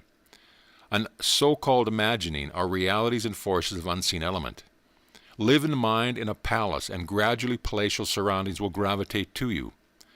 But so living is not pining or longing or complaining wishing. It is when you are down in the world, calmly and persistently seeing yourself as up. It is when you are now compelled to eat from a tin plate, regarding that tin plate as only the certain step to one of silver. It is not envying and growling at other people who have silver plates. The growling is just so much capital stock taken from the bank account of mental force.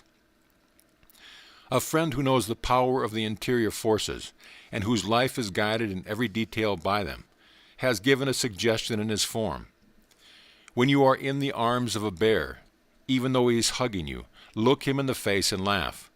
But all the time keep your eye on the bull. If you allow all your attention to be given to the work of the bear, the bull may get entirely out of your sight. In other words, if you yield to adversity, the chances are that it will master you. But if you recognize in yourself the power of mastery over conditions, then adversity will yield to you, and will be changed into prosperity. If when it comes you calmly and quietly recognize it, and use the time that otherwise might be spent in regrets and fears and forebodings, in setting into operation the powerful forces within you, it will soon take its leave. Faith, absolute dogmatic faith, is the only law of true success. When we recognize the fact that a man carries his success or his failure with him, and that it does not depend entirely upon outside conditions, we will come into the possession of powers that will quickly change outside conditions into agencies that make for success. When we come into this higher realization and bring our lives into complete harmony with the higher laws, we will then be able so to focus and direct the awakened interior forces that they will go out and return laden with that which they are sent. We will then be great enough to attract success, and it will not always be apparently just a little ways ahead. We can then establish in ourselves a center so strong that instead of running higher and thither for this and that, we can stay at home and draw to us the conditions we desire. If we firmly establish and hold to this center, things will seem continually to come our way. The majority of people of the modern world are looking for things that are practical and that can be utilized in everyday life. The more carefully we examine into the laws underlying the great truth we are considering, the more we will find that they are not only eminently practical, but in a sense, and in the deepest and truest sense, they are the only practical things they are. There are people who continually pride themselves upon being exceedingly practical, but many times those who of themselves think nothing about this are the most practical people the world knows. And on the other hand, those who take great pride in speaking of their own practicality are many times the least practical.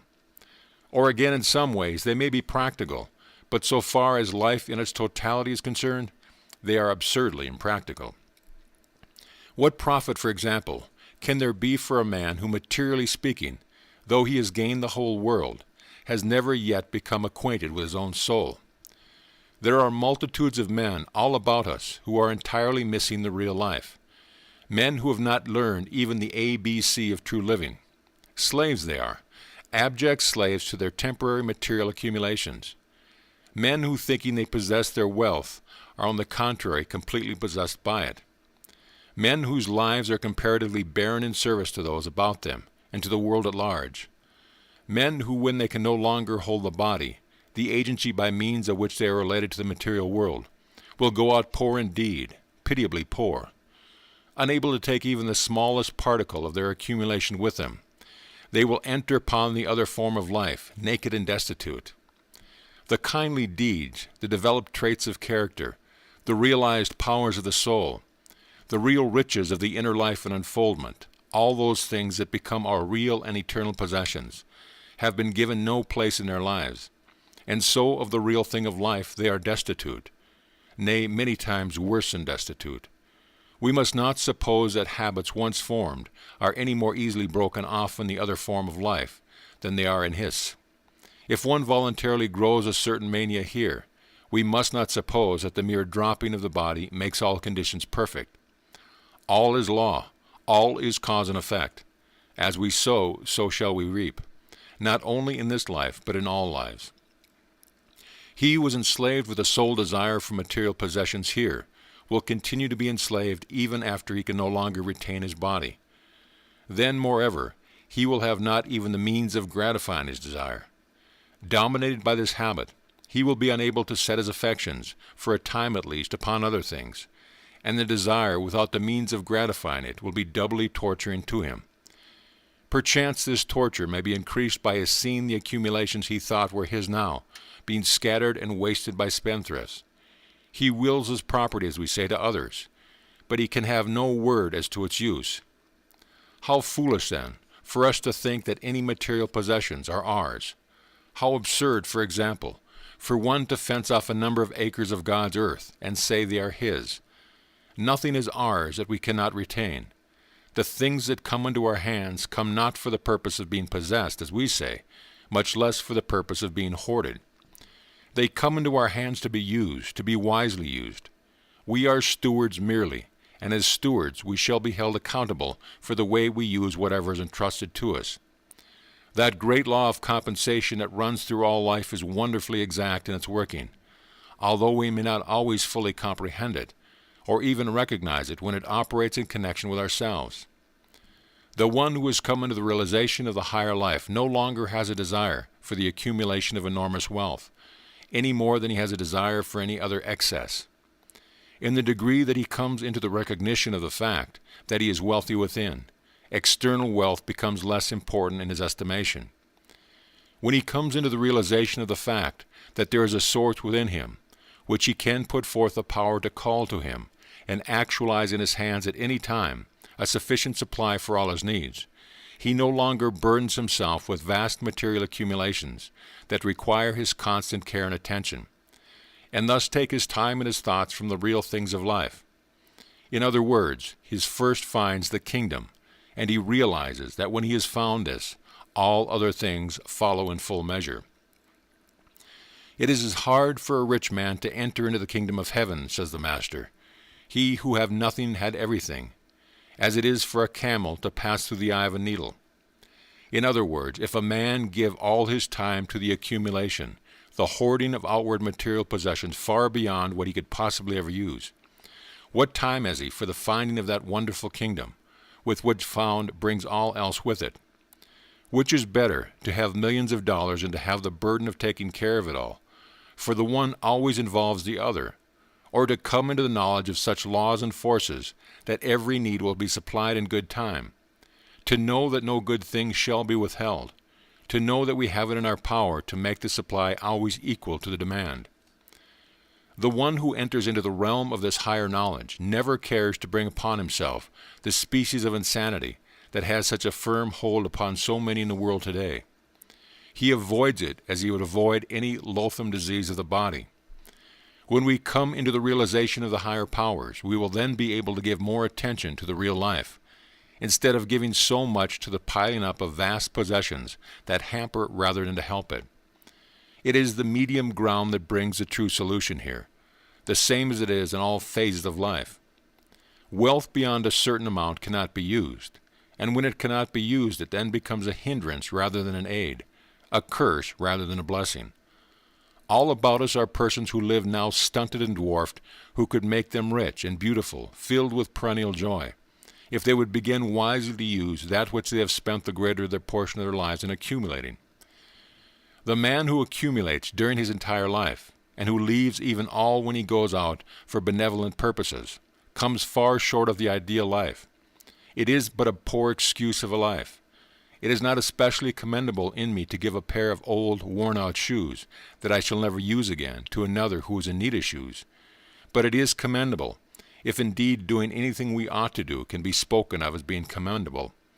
It is commendable for me to give a good pair of strong shoes to a man who is in the midst of a severe winter, is practically shoeless, the man who is exerting every effort to earn an honest living, and thereby taking care of his family needs. And if in giving the shoes I give myself, he then has a double gift, and I a double blessing. There is no wiser use than those who have great accumulations can make of them, than wisely to put them into life, into character, day by day while they live. In this way their lives will be continually enriched and increased. The time will come when it will be regarded as a disgrace for a man to die and leave vast accumulations behind him. Many a person is living in a palace today, who in the real life is poorer than many a one who has not even a roof to cover him. A man may own and live in a palace, but the palace for him may be a pool house still. Moth and rust are nature's wise provisions, God's method for disintegrating and scattering. In this way getting ready for use in new forms, that which is hoarded and consequently serving no use. There is also a great law continually operating, whose effects are to dwarf and deaden the powers of true enjoyment, as well as all the higher faculties of the one who hoards. Multitudes of people are continually keeping away from them higher and better things, because they are forever clinging to the old. If they would use and pass on the old, room would be made for new things to come. Hoarding always brings loss in one form or another. Wisely using, brings an ever-renewing gain. If the tree should be ignorantly and as greedily hold on to this year's leaves, when they have served their purpose, where would be the full and beautiful new life that would be put forth in the spring? Gradual decay and final death would be the result. If the tree is already dead, then it may perhaps be well enough for it to cling on to the old, for no new leaves will come. But as long as the life in the tree is active, it is necessary that it rid itself of the old ones, that room may be made for the new. Opulence is the law of the universe, an abundant supply for every need if nothing is put in the way of its coming. The natural and the normal life for us is this: to have such a fullness of life and power by living so continually in the realization of our oneness with the infinite life and power, that we find ourselves in the constant possession of an abundant supply of all things needed. Then not by hoarding, but by wisely using and ridding ourselves of things as they come, an ever-renewing supply will be ours, a supply far better adapted to present needs than the old could possibly be. In this way, we not only come into possession of the richest treasures of the infinite good ourselves, but we also become open channels through which they can flow to others. End of chapter. Chapter 9. How Men Have Become Prophets, Seers, Sages, and Saviors. I have tried thus far to deal fairly with you in presenting these vital truths, and have spoken of everything on the basis of our own reason and insight. It has been my aim to base nothing on the teaching of others, though they may be the teaching of those inspired. Let us now look for a moment at these same great truths in the light of the thoughts and the teachings as put forth by some of the world's great thinkers and inspired teachers. The sum and substance of the thought presented in these pages is, you will remember, that the great central fact in human life is the coming into a conscious, vital realization of our oneness with the infinite life, and the opening of ourselves fully to his divine inflow. I and the Father are one, said the Master. In this we see how he recognized his oneness with the Father's life. Again he said, the words that I speak unto you, I speak not of myself, but the Father that dwelleth in me, he doeth the works. In this we see how clearly he recognized the fact that he of himself could do nothing, only as he worked in conjunction with the Father. Again, my Father works and I work. In other words, my Father sends the power. I open myself to it and work in conjunction with it.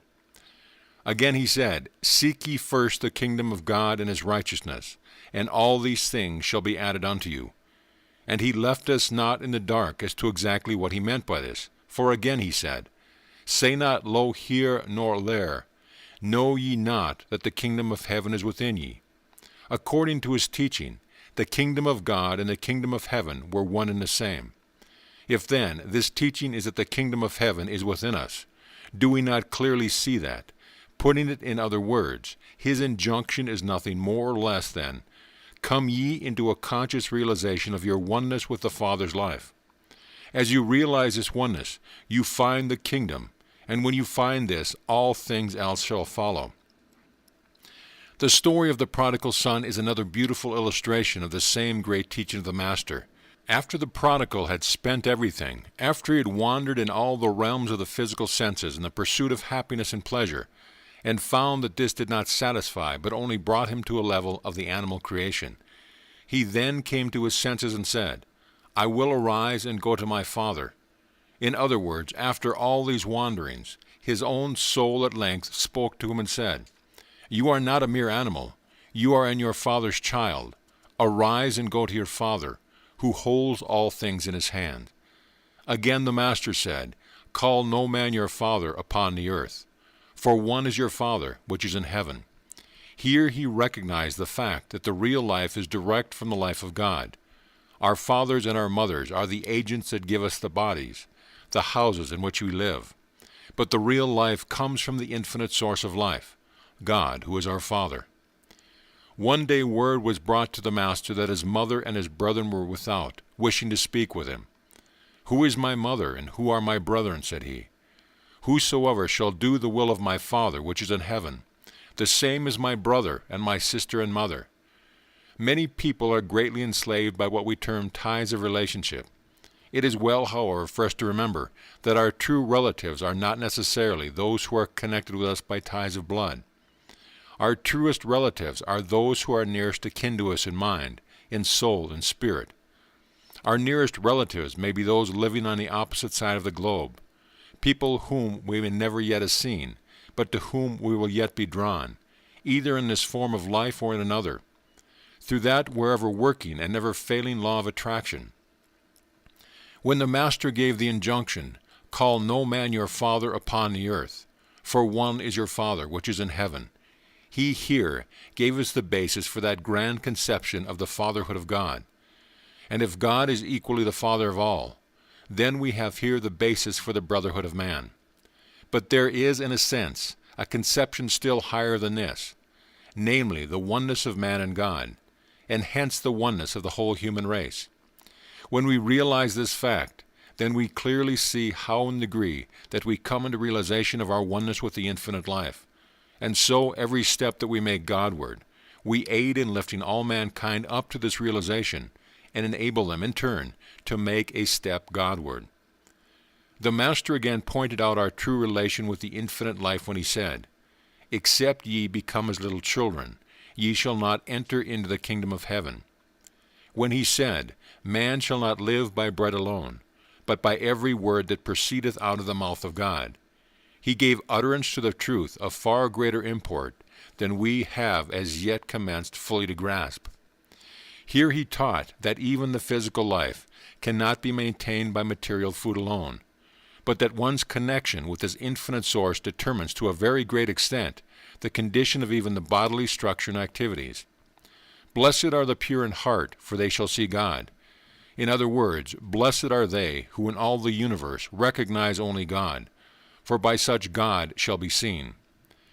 Said the great Hindu sage, Manu, "He who is his own soul perceives the Supreme Soul in all being, and acquires equanimity toward them all, attains the highest bliss." It was Athanasius who said, "Even we may become gods, walking about in the flesh." The same great truth we are considering is the one that runs through the life of the teachings of Gautama, he who became the Buddha. "People are in bondage," said he, "because they have not yet removed the idea of I." To do away with all sense of separateness and to recognize the oneness of the self with the infinite is the spirit that breathed through all his teaching. Running through the lives of all the medieval mystics was the same great truth, union with God.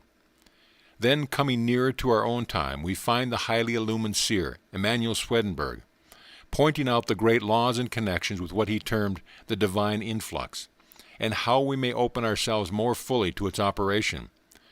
The central fact in the religion and worship of the Friend is the inner light, God in the soul of man speaking directly in just the degree that the soul is open to him. The inspired one, the seer who when was with lived as concord, recognized the same truth when he said, "We are all inlets to the great sea of life." And it was by opening himself so fully to its inflow that he became so inspired. All through the world history we find that the men and women who have entered into the realm of true wisdom and power, and hence into the realm of true peace and joy, have lived in harmony with this higher power. David was strong and powerful, and his soul burst forth in praise and adoration in just the degree that he listened to the voice of God, and lived in accordance with his higher prompting. Whenever he failed to do this, we hear his soul crying out in anguish and lamentation. The same is true of every nation or people. When the Israelites acknowledged God and followed according to his leadings, they were prosperous, contented, and powerful, and nothing could prevail against them.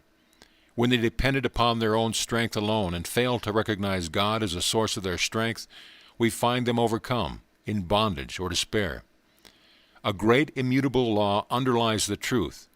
Blessed are they that hear the word of God and do it. Then follows all. We are wise in the degree that we live according to the higher light. All the prophets, seers, sages, and saviors in the world history became what they became, and consequently had powers they had, through an entirely natural process. They all recognized and came into the conscious realization of their oneness with the infinite light. God is no respecter of persons.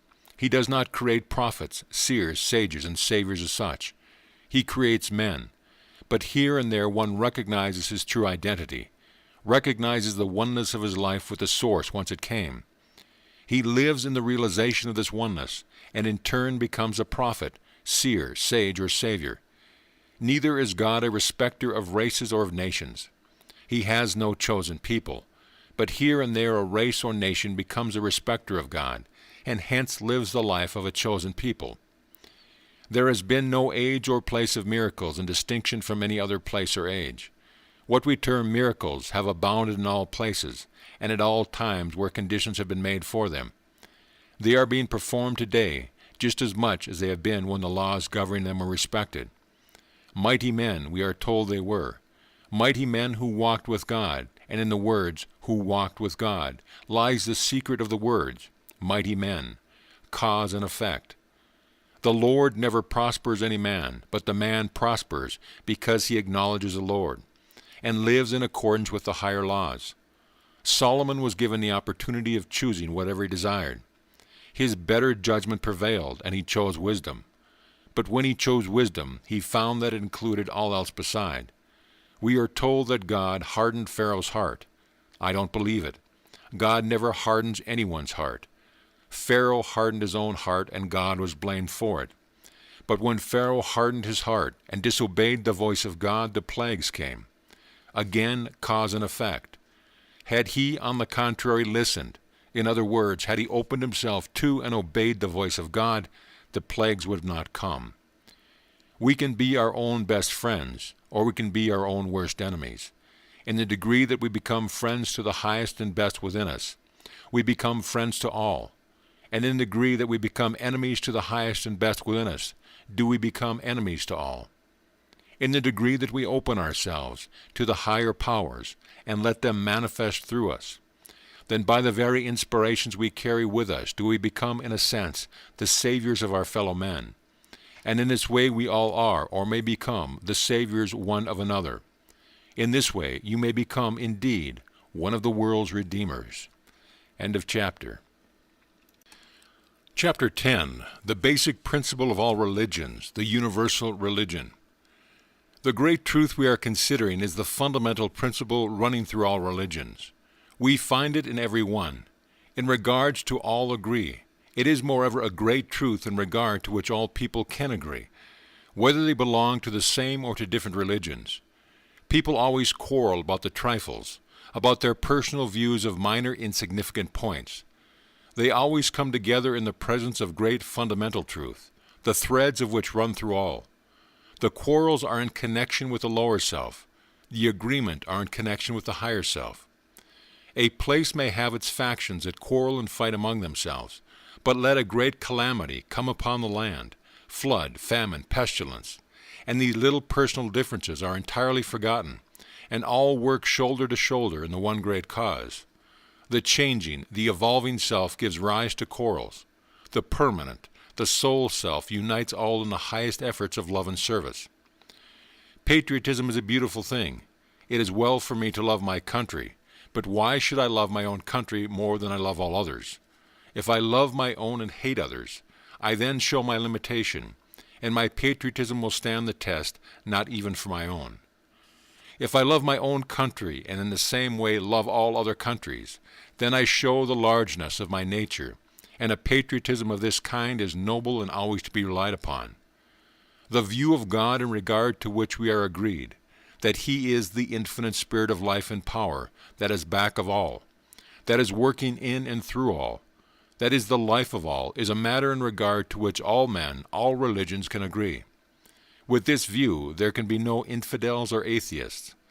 There are atheists and infidels in connection with many views that are held concerning God, and thank God there are.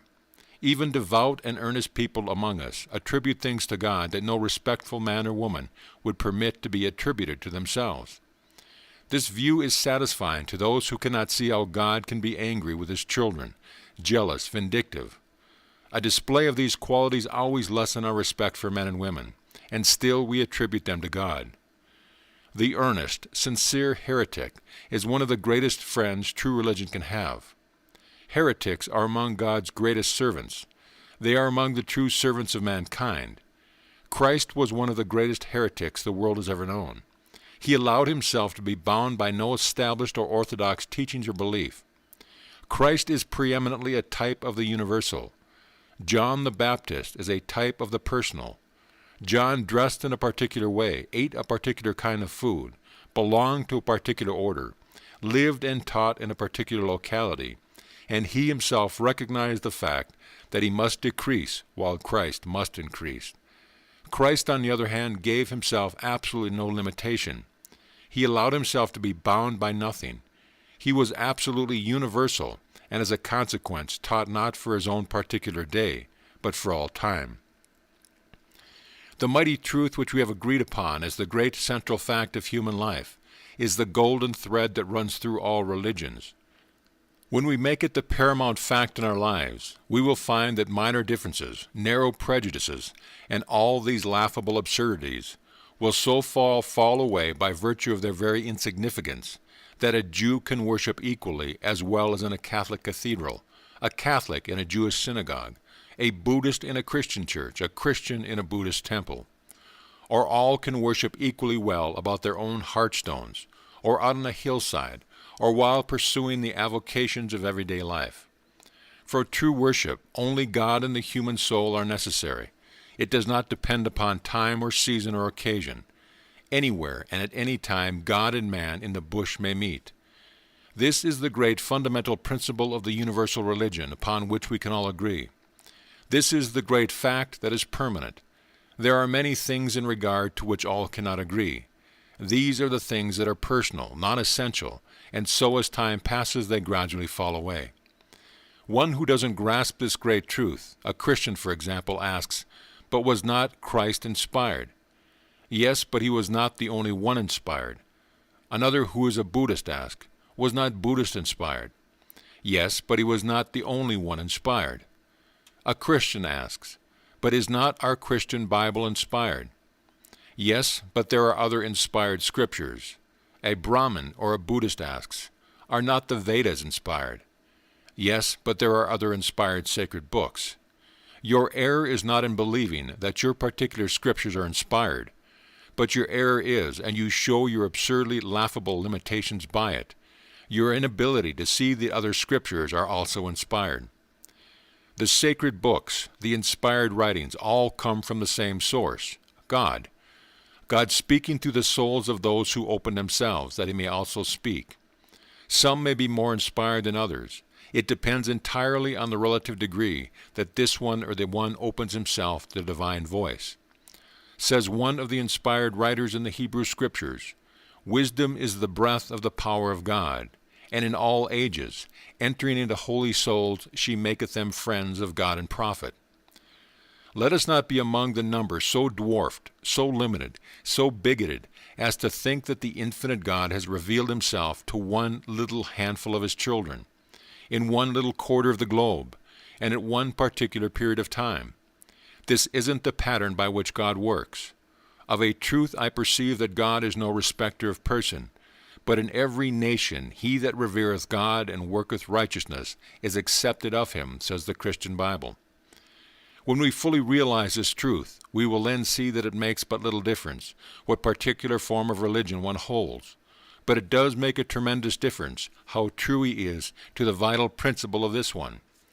In the degree that we love self less and love truth more, in that degree will we care less about converting people to our particular way of thinking, but all the more will we care to aid them in coming into the full realization of truth through the channels best adapted to them.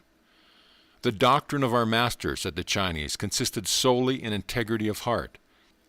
We will find as we search that this is the doctrine of every one who is at all worthy the name of a master. The great fundamental principles of all religions are the same. They differ only in their minor details according to the various degrees of unfoldment of different people. I am sometimes asked, "To what religion do you belong?" "What religion?"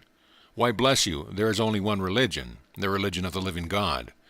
There are, of course, the various creeds of the same religion arising from the various interpretations of different people, but they are all of minor importance. The more unfolded the soul, the less important do these minor differences become.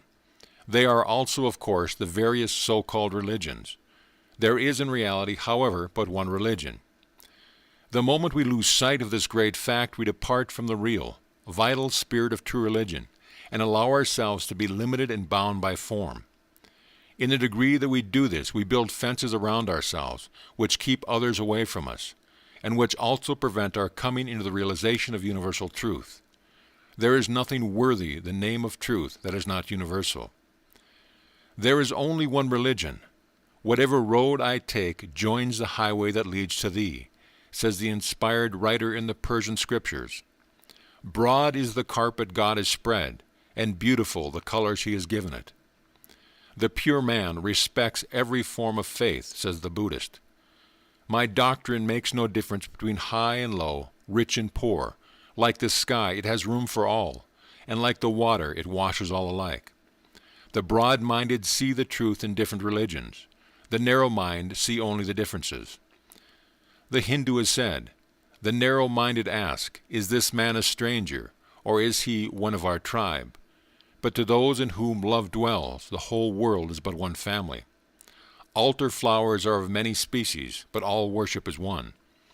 Heaven is a palace with many doors, and each may enter in his own way. Are we not all children of one Father, says the Christian? God has made of one blood all nations to dwell on the face of the earth. It was the latter-day seer who said, that which was profitable to the soul of man the Father revealed to the ancients. That which is profitable to the soul of man today revealeth he this day.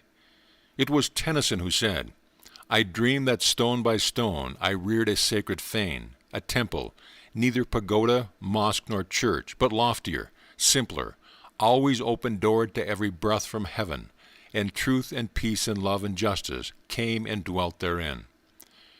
Religion in its true sense is the most joyous thing a human soul can know, and when the real religion is realized, we will find that it will be an agent of peace, of joy, and of happiness, and never an agent of gloomy, long-faced sadness. It will then be attractive to all and repulsive to none. Let our churches grasp these great truths. Let them give their time and attention to bringing people into a knowledge of their true selves, into a knowledge of their relation to their oneness with the infinite God, and such joy will be the result, and such crowds will flock to them, that their very walls will seem almost to burst, and such songs of joy will continually pour forth, as will make all people in love with the religion that makes for everyday life, and hence the religion that is true and vital. Adequacy for life, adequacy for everyday life here and now, must be the test of all true religion. If it does not bear this test, then it simply is not religion. We need an everyday of this world religion. All time spent in connection with any other is worse than wasted. The eternal life that we are now living will be well lived if we take good care of each little period of time as it presents itself day by day. If we fail in doing this, we fail in everything. End of chapter. Chapter 11. Entering now into the realization of the highest riches. I hear the question, what can be said in a concrete way in regard to the method of coming into this realization? The facts underlying it are indeed most beautiful and true, but how can we actualize in ourselves the realization that carries with it such wonderful results? The method is not difficult if we do not of ourselves make it difficult. The principal word to be used is the word open. Simply to open your mind and heart to this divine inflow, which is waiting only for the opening of the gate, that it may enter. It is like opening the gate of a trough which conducts the water from the reservoir above into the field below. The water, by virtue of its very nature, will rush in and irrigate the field if the gate is but opened. As to the realization of our oneness with its infinite life and power, after seeing, as I think we have clearly seen by this time, the relation it bears to us and we to it, the chief thing to be said is simply, realize your oneness with it. The open mind and heart whereby one is brought into the receptive attitude is the first thing necessary. Then the earnest, sincere desire. It may be an aid at first to take yourself for a few moments each day into the quiet, into the silence, where you will not be agitated by the disturbances that enter into the avenues of the physical senses. There in the quiet alone with God, put yourself into the receptive attitude, calmly, quietly, and expectantly desire that this realization break in upon and take possession of your soul. As it breaks in upon and takes possession of the soul, it will manifest itself to your mind, and from this you will feel its manifestation in every part of your body. Then, in the degree that you open yourself to it, you will feel a quiet, peaceful, illuminating power that will harmonize body, soul, and mind, and that will then harmonize these with all the world. You are now on the mountaintop, and the voice of God is speaking to you. Then, as you descend, carry this realization with you. Live in it, waking, working, thinking, walking, sleeping. In this way, although you may not be continually on the mountain top, you will nevertheless be continually living in the realization of all the beauty and inspiration and power that you have felt there. Moreover, the time will come when in the busy office or on the noisy street, you can enter into the silence by simply drawing the mantle of your own thoughts above you and realizing that there and everywhere the spirit of infinite life, love, wisdom, peace, power, and plenty is guiding, keeping, protecting, and leading you. This is the spirit of continual prayer. This is to be pray without ceasing. This is to know and walk with God. This is to find the Christ within. This is a new birth, the second birth. First, that which is natural, then that which is spiritual. It is thus that the old man Adam is put off, and the new man Christ is put on. That is to be saved unto life eternal, whatever one's form of belief or faith may be. For if it is life eternal to know God, the sweet by and by will be a song of the past. We will create a new song, the beautiful eternal now. This is the realization that you and I come into this very day, this very hour, this very minute, if we desire and if we will it. And if now we merely set our faces in the right direction, it is then but a matter of time until we come into the complete splendor of this complete realization.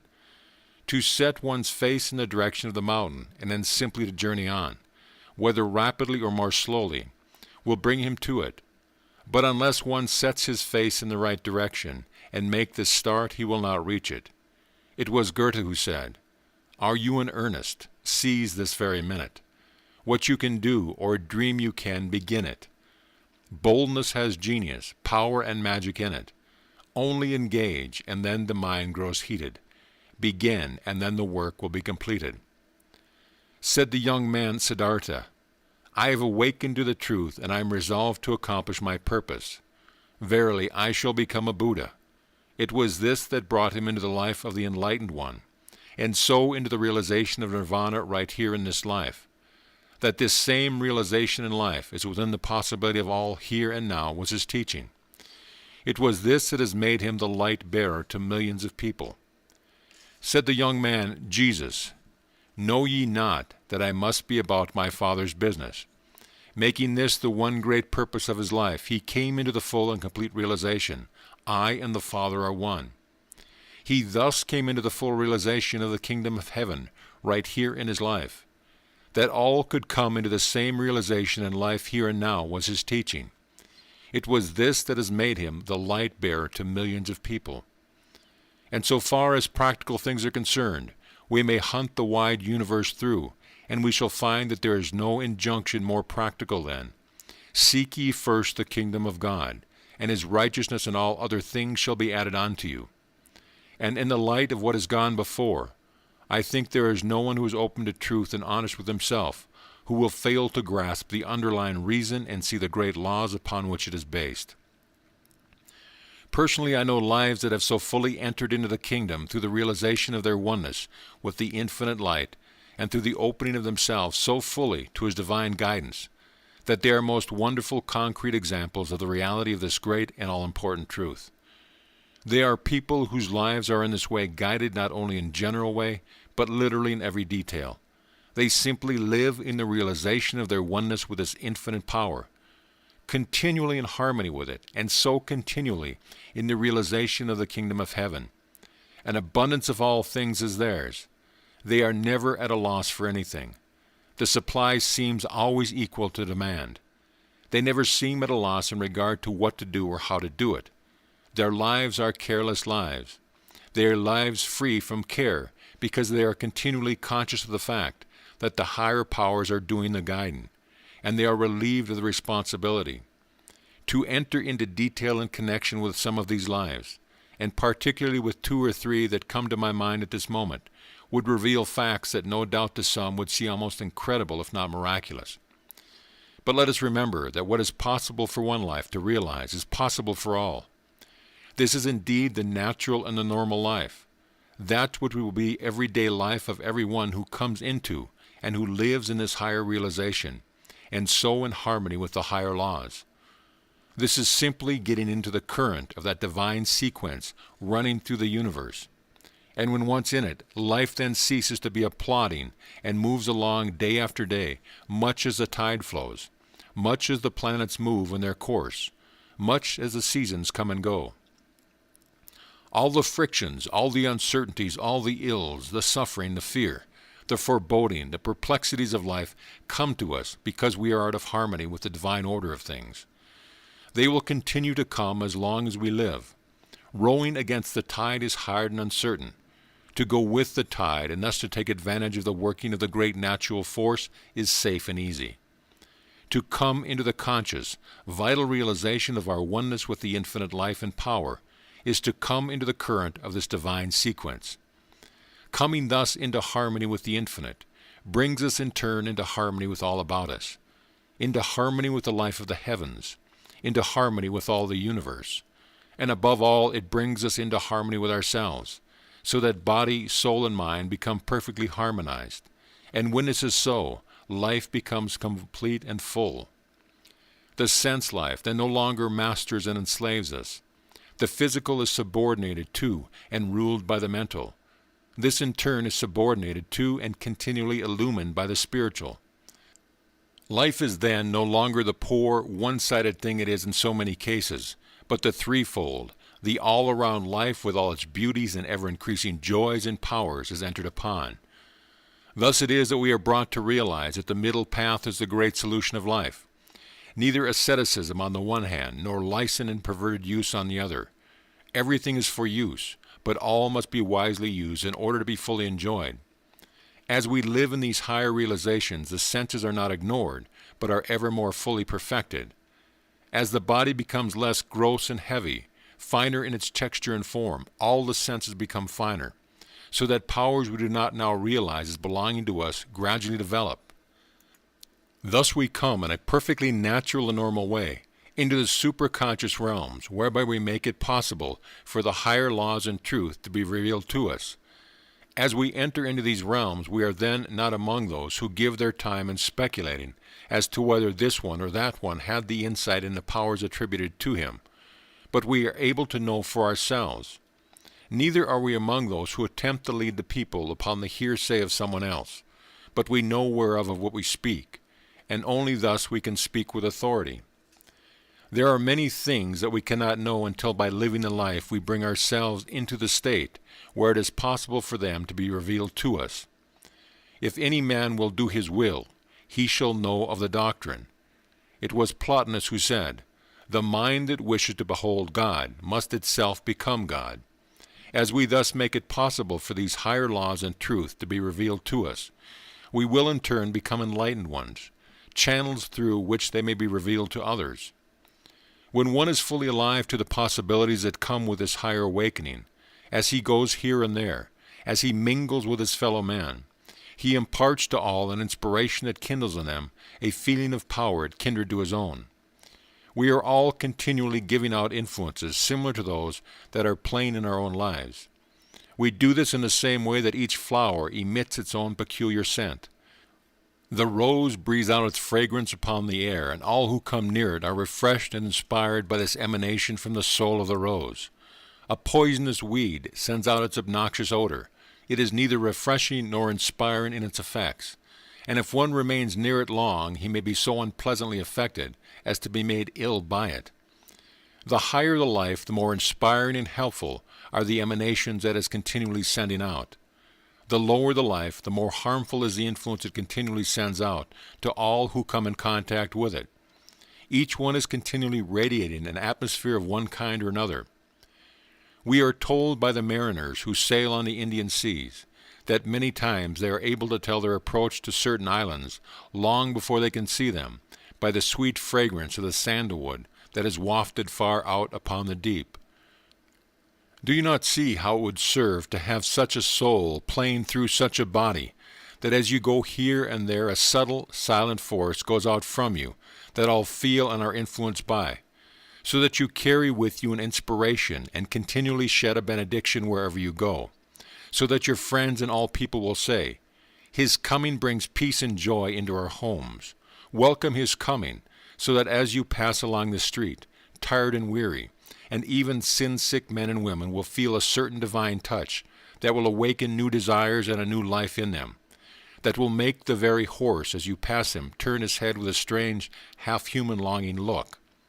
Such are the subtle powers of the human soul when it makes itself translucent to the divine.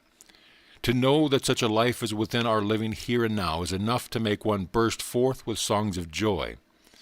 And when the life itself is entered upon, the sentiment of at least one song will be, "Oh, I stand in the great forever. All things to me are divine. I eat of the heavenly manna. I drink of the heavenly wine. In the gleam of the shining rainbow, the Father's love I behold, as I gaze on its radiant blending of crimson and blue and gold. In all the bright birds that are singing, in all the fair flowers that bloom, whose welcome aromas are bringing their blessings of sweet perfume. In the glorious tint of the morning, in the gorgeous sheen of the night, oh, my soul is lost in rapture, my senses are lost in sight." As one comes into and lives continually in the full, conscious realization of his oneness with the infinite life and power, then all else follows. This is that brings the realization of such splendor and beauties and joy as the life that is thus related with the infinite power alone can know. This is to come into the realization of heaven's richest treasures while walking the earth.